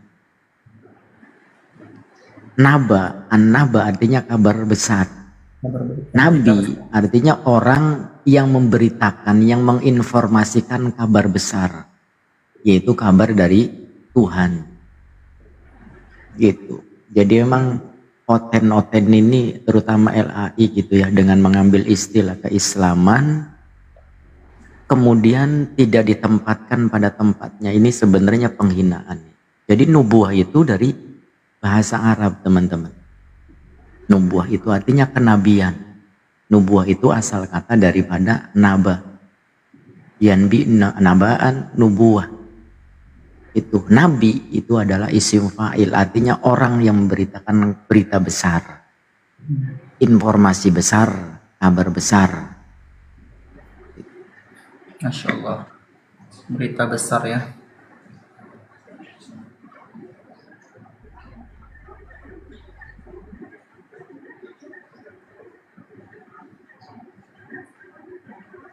Ya lagi-lagi memang LAI terutama di Indonesia ini benar-benar melakukan penghinaan yang luar biasa ya terhadap istilah-istilah suci, istilah-istilah sakral di dalam keislaman itu banyak banget. Di mana mereka mencungkir balikan istilah yang sakral yang begitu suci, kemudian mereka comot, mereka ambil, mereka rampok, mereka begal, mereka jajah, mereka kutil istilah-istilah keislaman. Dan kebetulan banyak yang sakral gitu ya, kemudian ditempatkan di dalam Bible mereka tidak pada tempatnya. Sebenarnya pengambilan bahasa istilah itu sah-sah saja. Mereka mengambil istilah apapun dari berbagai macam bahasa, termasuk juga dari Al-Quranul Karim atau bahasa Arab, itu sah-sah saja selama itu ditempatkan pada tempatnya. Apakah dengan nama Allah juga nggak masalah. Apakah itu dengan nama Rasul, Nabi, alim ulama, alif bata, Alkitab, itu tidak masalah. Yang penting ditempatkan pada tempatnya, sesuai dengan kaedah-kaedahnya. Nah, contoh seperti tadi naba atau nubuah, di mana di dalam bahasa Arab itu artinya kenabian. Artinya orang yang sudah menjadi ciri indikasi dia itu akan menjadi seorang nabi. Tetapi di dalam kekristenan itu dimaknai yang sangat berbeda. Ada istilah. Tadi izin potong, saya sahur dulu ya. Oh, siap. Sama terong, Masya Allah. Banyak yang makannya ya. sambal, kacang panjang. Saya kalau makan setengah kilo. Waduh. Ya udah lanjut. Itulah ya teman-teman. Maka kenapa dari guru Dazuma dan guru-guru yang lain, teman-teman yang lain ya, yang masih semangat giroh dalam perdiskusian lintas agama ini, kenapa tidak bosan-bosan? Pertama mengedukasi ya, mencerdaskan anak bangsa, saudara-saudara kita setanah air ini, paling tidak adalah menghargai bahasa Indonesia, itu paling tidak gitu. Karena ranah keimanan yang mereka rampok, istilah-istilah tersebut memang sangat fundamental. Jadi Islam di Indonesia ini termasuk sangat toleran ya. Berabad-abad kita biarkan mereka, walaupun sudah berusaha kita dengan cara berdiskusi. Sebenarnya diskusi sudah lama ya dijalankan masalah perdiskusian ini, tapi tanpa menimbulkan keributan-keributan yang bisa memecah belah bangsa. Jadi sangat toleran sebenarnya ya. Jadi persoalannya adalah tinggal pihak-pihak dari Kristen ini yang tidak tahu diri gitu kan. Seperti yang tadi kita bilang, yang seperti yang tadi kita katakan, mereka sudah maling istilah-istilah tersebut, tapi giliran ditanyakan mereka merasa paling terzolimi. Ini kan sangat lucu ya. Yang mestinya itu adalah sebuah introspeksi buat mereka, tapi justru berbanding terbalik dengan fakta yang ada. Ketika diluruskan, mereka merasa paling terzolimi dalam hal itu. Maka buat teman-teman yang di bawah, yang sambil tab-tab, walaupun ya sambil ngantuk ya, semakin berkurang tab-tabnya ya.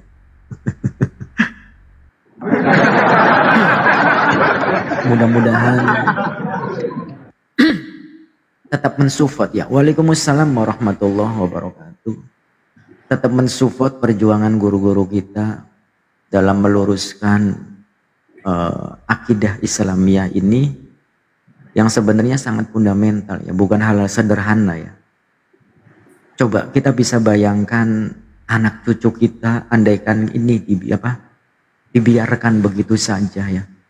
Nah, sarana dan prasarana dengan adanya sosial media ini mempermudah kita untuk lebih menyebarluaskan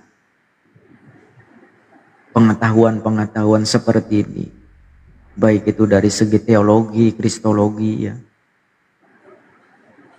Ini mempermudah kita. Maka gunakan kesempatan itu. Gunakan kesempatan itu supaya apa? Anak cucu kita, saudara-saudara kita memahami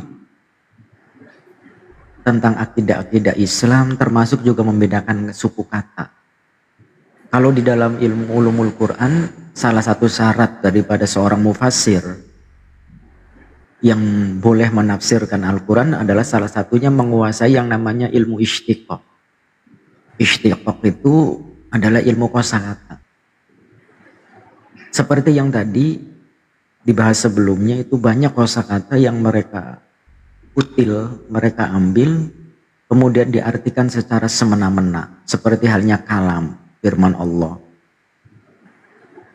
Ya, kalam, ada kalimat, ada kalim, ada taklim. Oh ya, siap.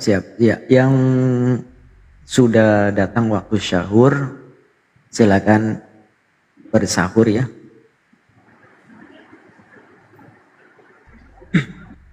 Untuk wilayah Cirebon, Jakarta sudah mulai sahur ya. Udah jam 3:05.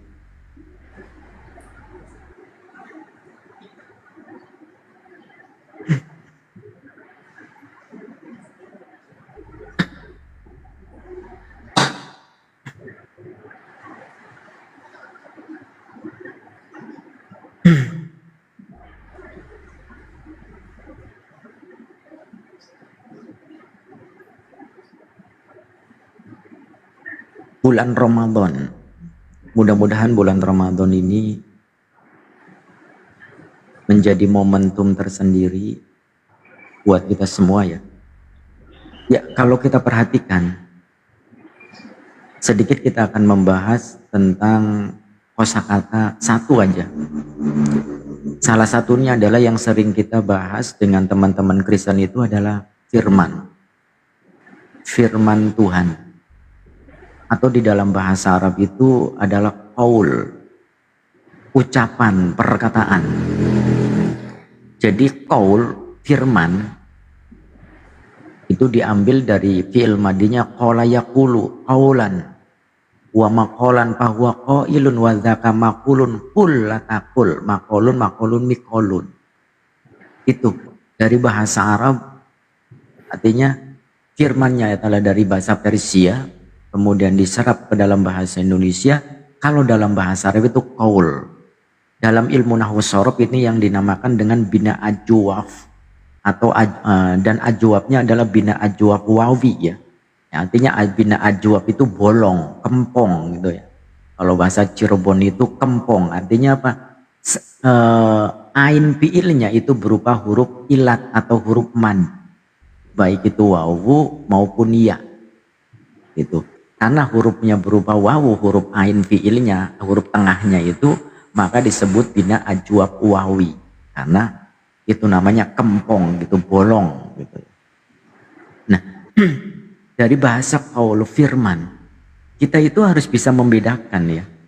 Jadi di dalam istilah Al-Quran firman itu ada yang disebut dengan kalam, ada yang disebut dengan kalimah, ada yang disebut dengan taklim atau juga kalim. Itu ada perbedaan ya, ada kalim. Nah, kalau yang berhubungan dengan firman Allah, kalimat di dalam Al-Quranul Karim itu adalah kalam.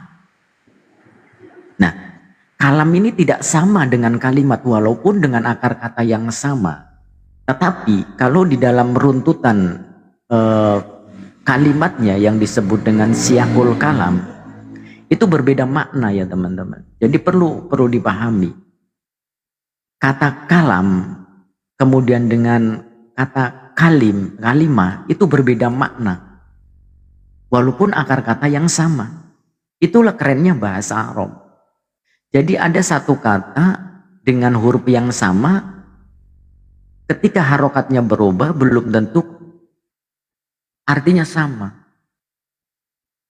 Kalau kalamullah adalah firman Allah, perkataan Allah, ucapan Allah.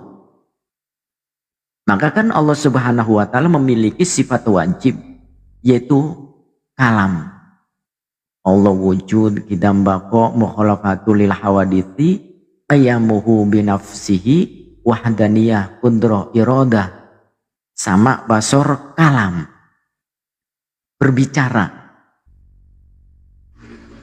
Nah, kemudian sedangkan yang namanya kalimat adalah hasil daripada berfirman.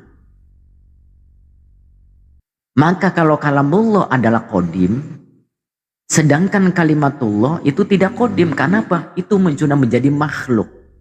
Maka kalau kita cek ya beberapa dalil tentang kalamullah dan kalimatullah maupun kalimullah, itu harus bisa beda.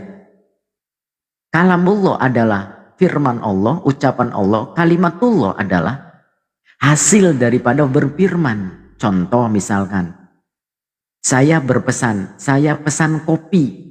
Nah, perkataan saya pesan kopi itu adalah kalam saya. Nah, kemudian ketika kopi itu sudah tersedia, maka itulah kopi itu adalah kalimat saya.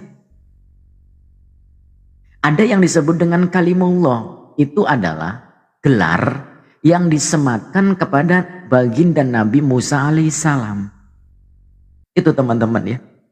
Maka kita sering dipraming kan bahwasanya Nabi Isa alaihissalam, waalaikumsalam warahmatullahi wabarakatuh, adalah kalimatullah. Itu tidak salah. Karena apa? Di situ Nabi Isa alaihissalam itu bukan kalamullah, tapi kalimatullah. Artinya apa? Perwujudan hasil wujud daripada kehendak Allah ketika berkalam, ketika berfirman. Maka cek saja kalimatnya, contoh dengan kalimat lafal kalamullah. Lafal kalam di dalam Al-Quranul Karim itu disebutkan kurang lebih 33 kali di dalam Al-Quran. Kata kalam ya, disebutkan 33 kali di dalam Al-Quranul Karim. Contoh misalkan di dalam surat Al-Baqarah ayat yang ke-75. Afatatma'una ayyu'minu lakum wa qad kana fariqum minhum yasma'una kalamallah thumma yuharrifunahu min ba'di ma aqaluhu wa hum ya'lamun. Di situ ada kalamullah, firman Allah. Sedangkan segolongan dari mereka mendengar firman Allah. Begitu juga di dalam surat At-Taubah ayat yang ke-6. Wa in ahadum minal musyrikin astajaraka fa'ajirhu hatta yasma'a kalamallah thumma ablighu ma'mana dzalika bi annahum qaumul la ya'lamun. Di situ arti kalam Allah adalah firman Allah. Berbeda. Contoh lagi misalkan 3 lah. Dalam surat Al-A'raf ayat yang ke-144. Qala ya Musa inni stofaituka 'alan nas bi risalati wa bi kalami. Di situ ada kata kalami, firmanku. Nah, itu kata kalam ya. Kemudian sedangkan kepada yang merujuk kepada Nabi Isa alaihissalam itu kalimatuhu, bukan kalamuhu. Itu perlu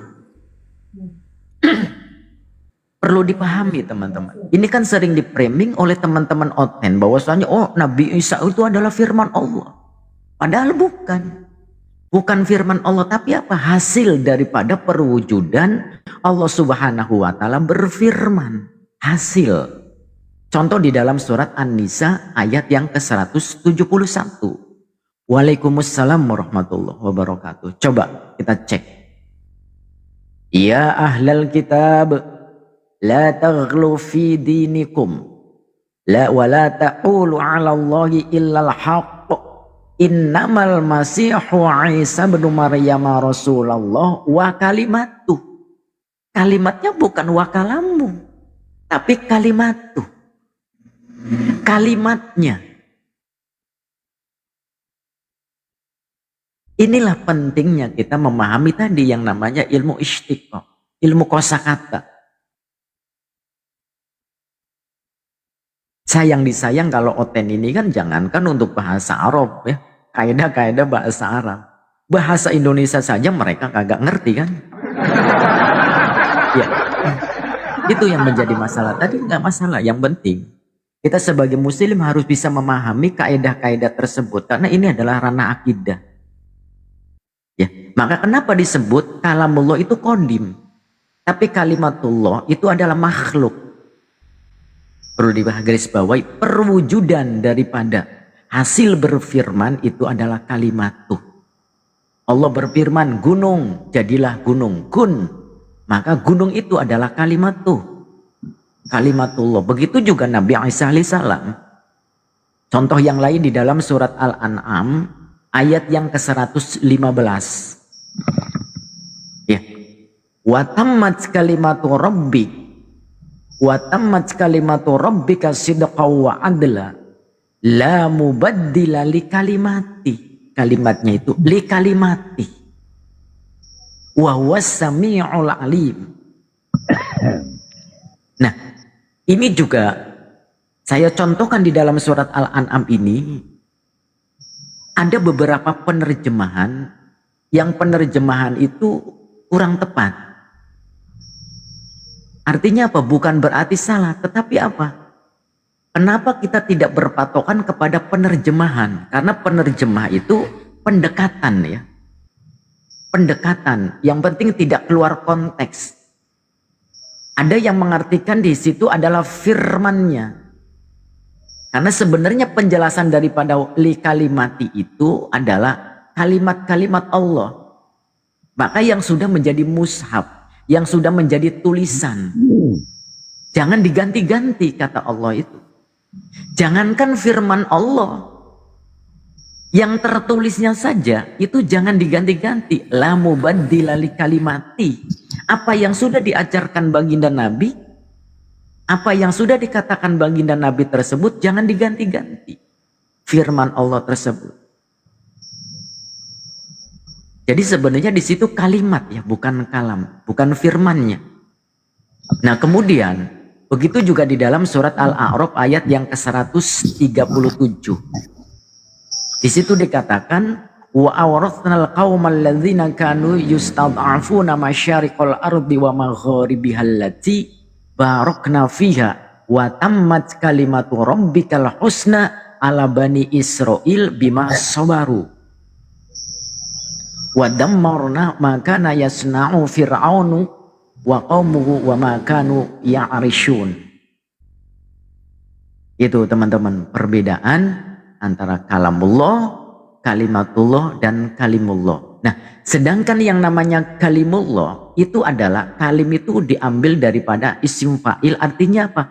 Orang yang berbicara, berkomunikasi dengan Allah Subhanahu wa Ta'ala, yaitu gelar yang disematkan kepada baginda Nabi Musa alaihissalam. Jadi baginda Nabi Isa itu bukan disebut kalamullah tapi kalimullah. Artinya apa? Nabi dan Rasul yang memiliki mukjizat berbicara dengan Allah Subhanahu wa Ta'ala. Itu perbedaannya teman-teman ya. Jadi kalau kita misalnya saya nurunin ilmu ke Gus Miftah, Masya Allah ya. Aduh, gak sia-sia saya guys. Ya, kita sapa dulu Gus Miftah, itu ada siapa aja? Ada ini apa orang yang lagi mencari kitab ke barat. Saya baru beres sahur ini. Ada yang sedang mencari kitab ke barat mampir di sini berarti lagi lewat ini. Iya Sun Gokong ya. Sabas, selamat pagi Sabas. Sun Gokong, selamat pagi. Guru, dari dulu beginilah cinta, deritanya tiada pernah berakhir. Ya, pengagum juga ternyata.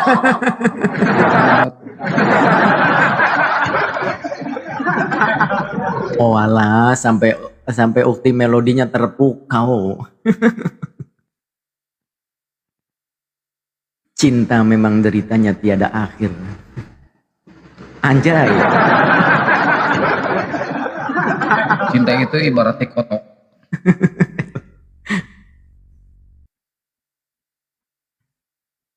Saya disapa Bang Kian. Hai Jawa. Waduh, geli kupingku. Waduh. Waalaikumsalam warahmatullahi wabarakatuh. Ya Bang Sun Gokong. Bang sabe. Sun Gokong, dibuka mute-nya Sun Gokong. Ya, silakan bertanya, akan saya jawab dari 3 dalil ya. Dari Bible, dari Al-Qur'an.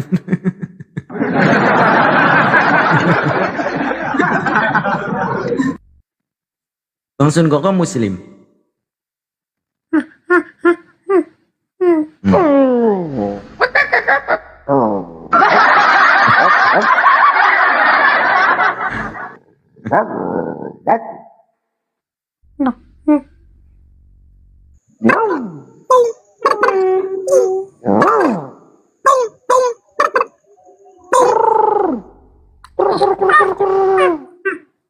Allah.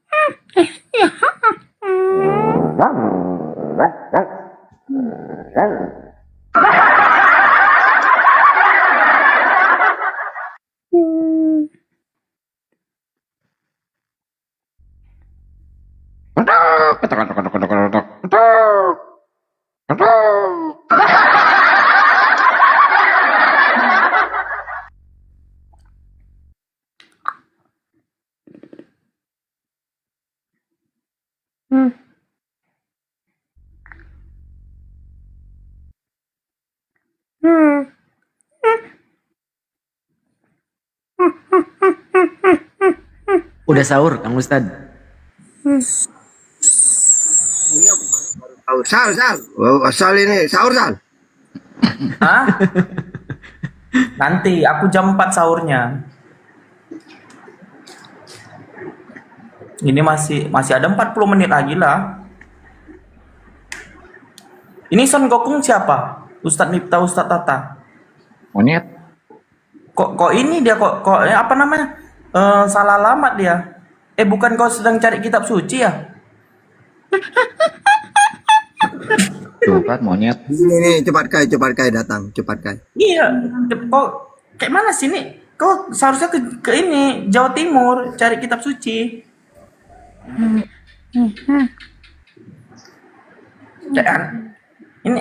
Ini kayak mana konsepnya nih? Disuruh berkelana kok datang ke Komal.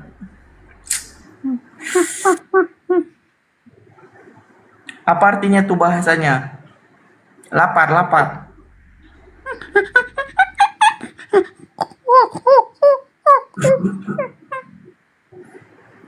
Memang serba binatang ya.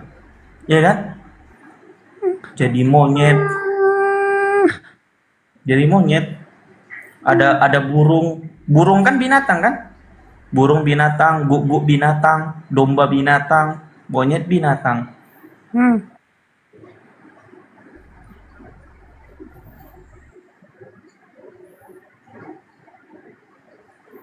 Emang penderitaan tiada akhir nih. Memang binatang. Ya, Saya nyesel gaul sama Ustadz Tata ke bawah jomblo.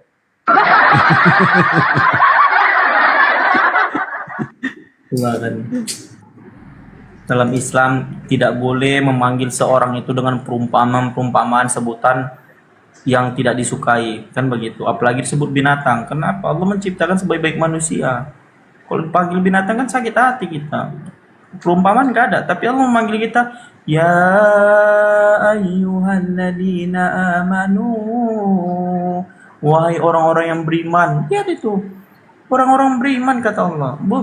89 kali Allah memfirmankan kan di Al-Quran kan. 89 kali orang-orang beriman, wahai orang-orang yang beriman. Gak ada gelar kepada orang mukmin itu dikatakan, kamu kerah, kamu. Enggak ada orang-orang. Orang-orang yang beriman, yang tidak punya istri tidak beriman.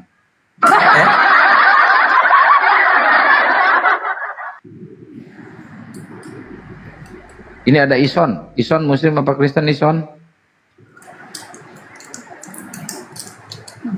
Bunda Rama Islam Kristen. Bunda Rama Assalamualaikum. Mama.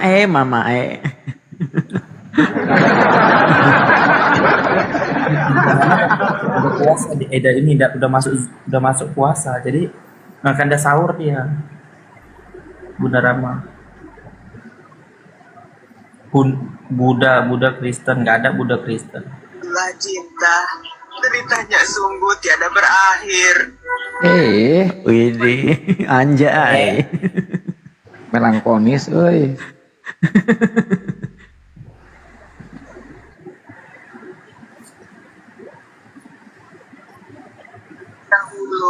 Bunda Rama, gimana basrengku kemarin Bunda Rama? Enak nggak Bunda? Tiada berakhir. Ungkapan ini amat mengena. Walaupun aku Panglima Tianfang sudah menjalani siksaan cinta 1000 kehidupan, Aku belum pernah mengalami siksaan yang seperti ini, yang begitu menyedihkan. Weh, kasihan Ustadz. Curhat, ada Mbak Melody di bawah. Mbak Melody, thank you, syukron. Iya, aku udah sahur ya. Tempatku udah jam 4. Waalaikumsalam warahmatullahi wabarakatuh. Sakit hati Ustadz gara-gara cinta. Ada gurunda. Bisa banyak macam-macam omongan ya. Ada gurunda ya teman-teman. Assalamualaikum warahmatullahi wabarakatuh. Akang Ustadz.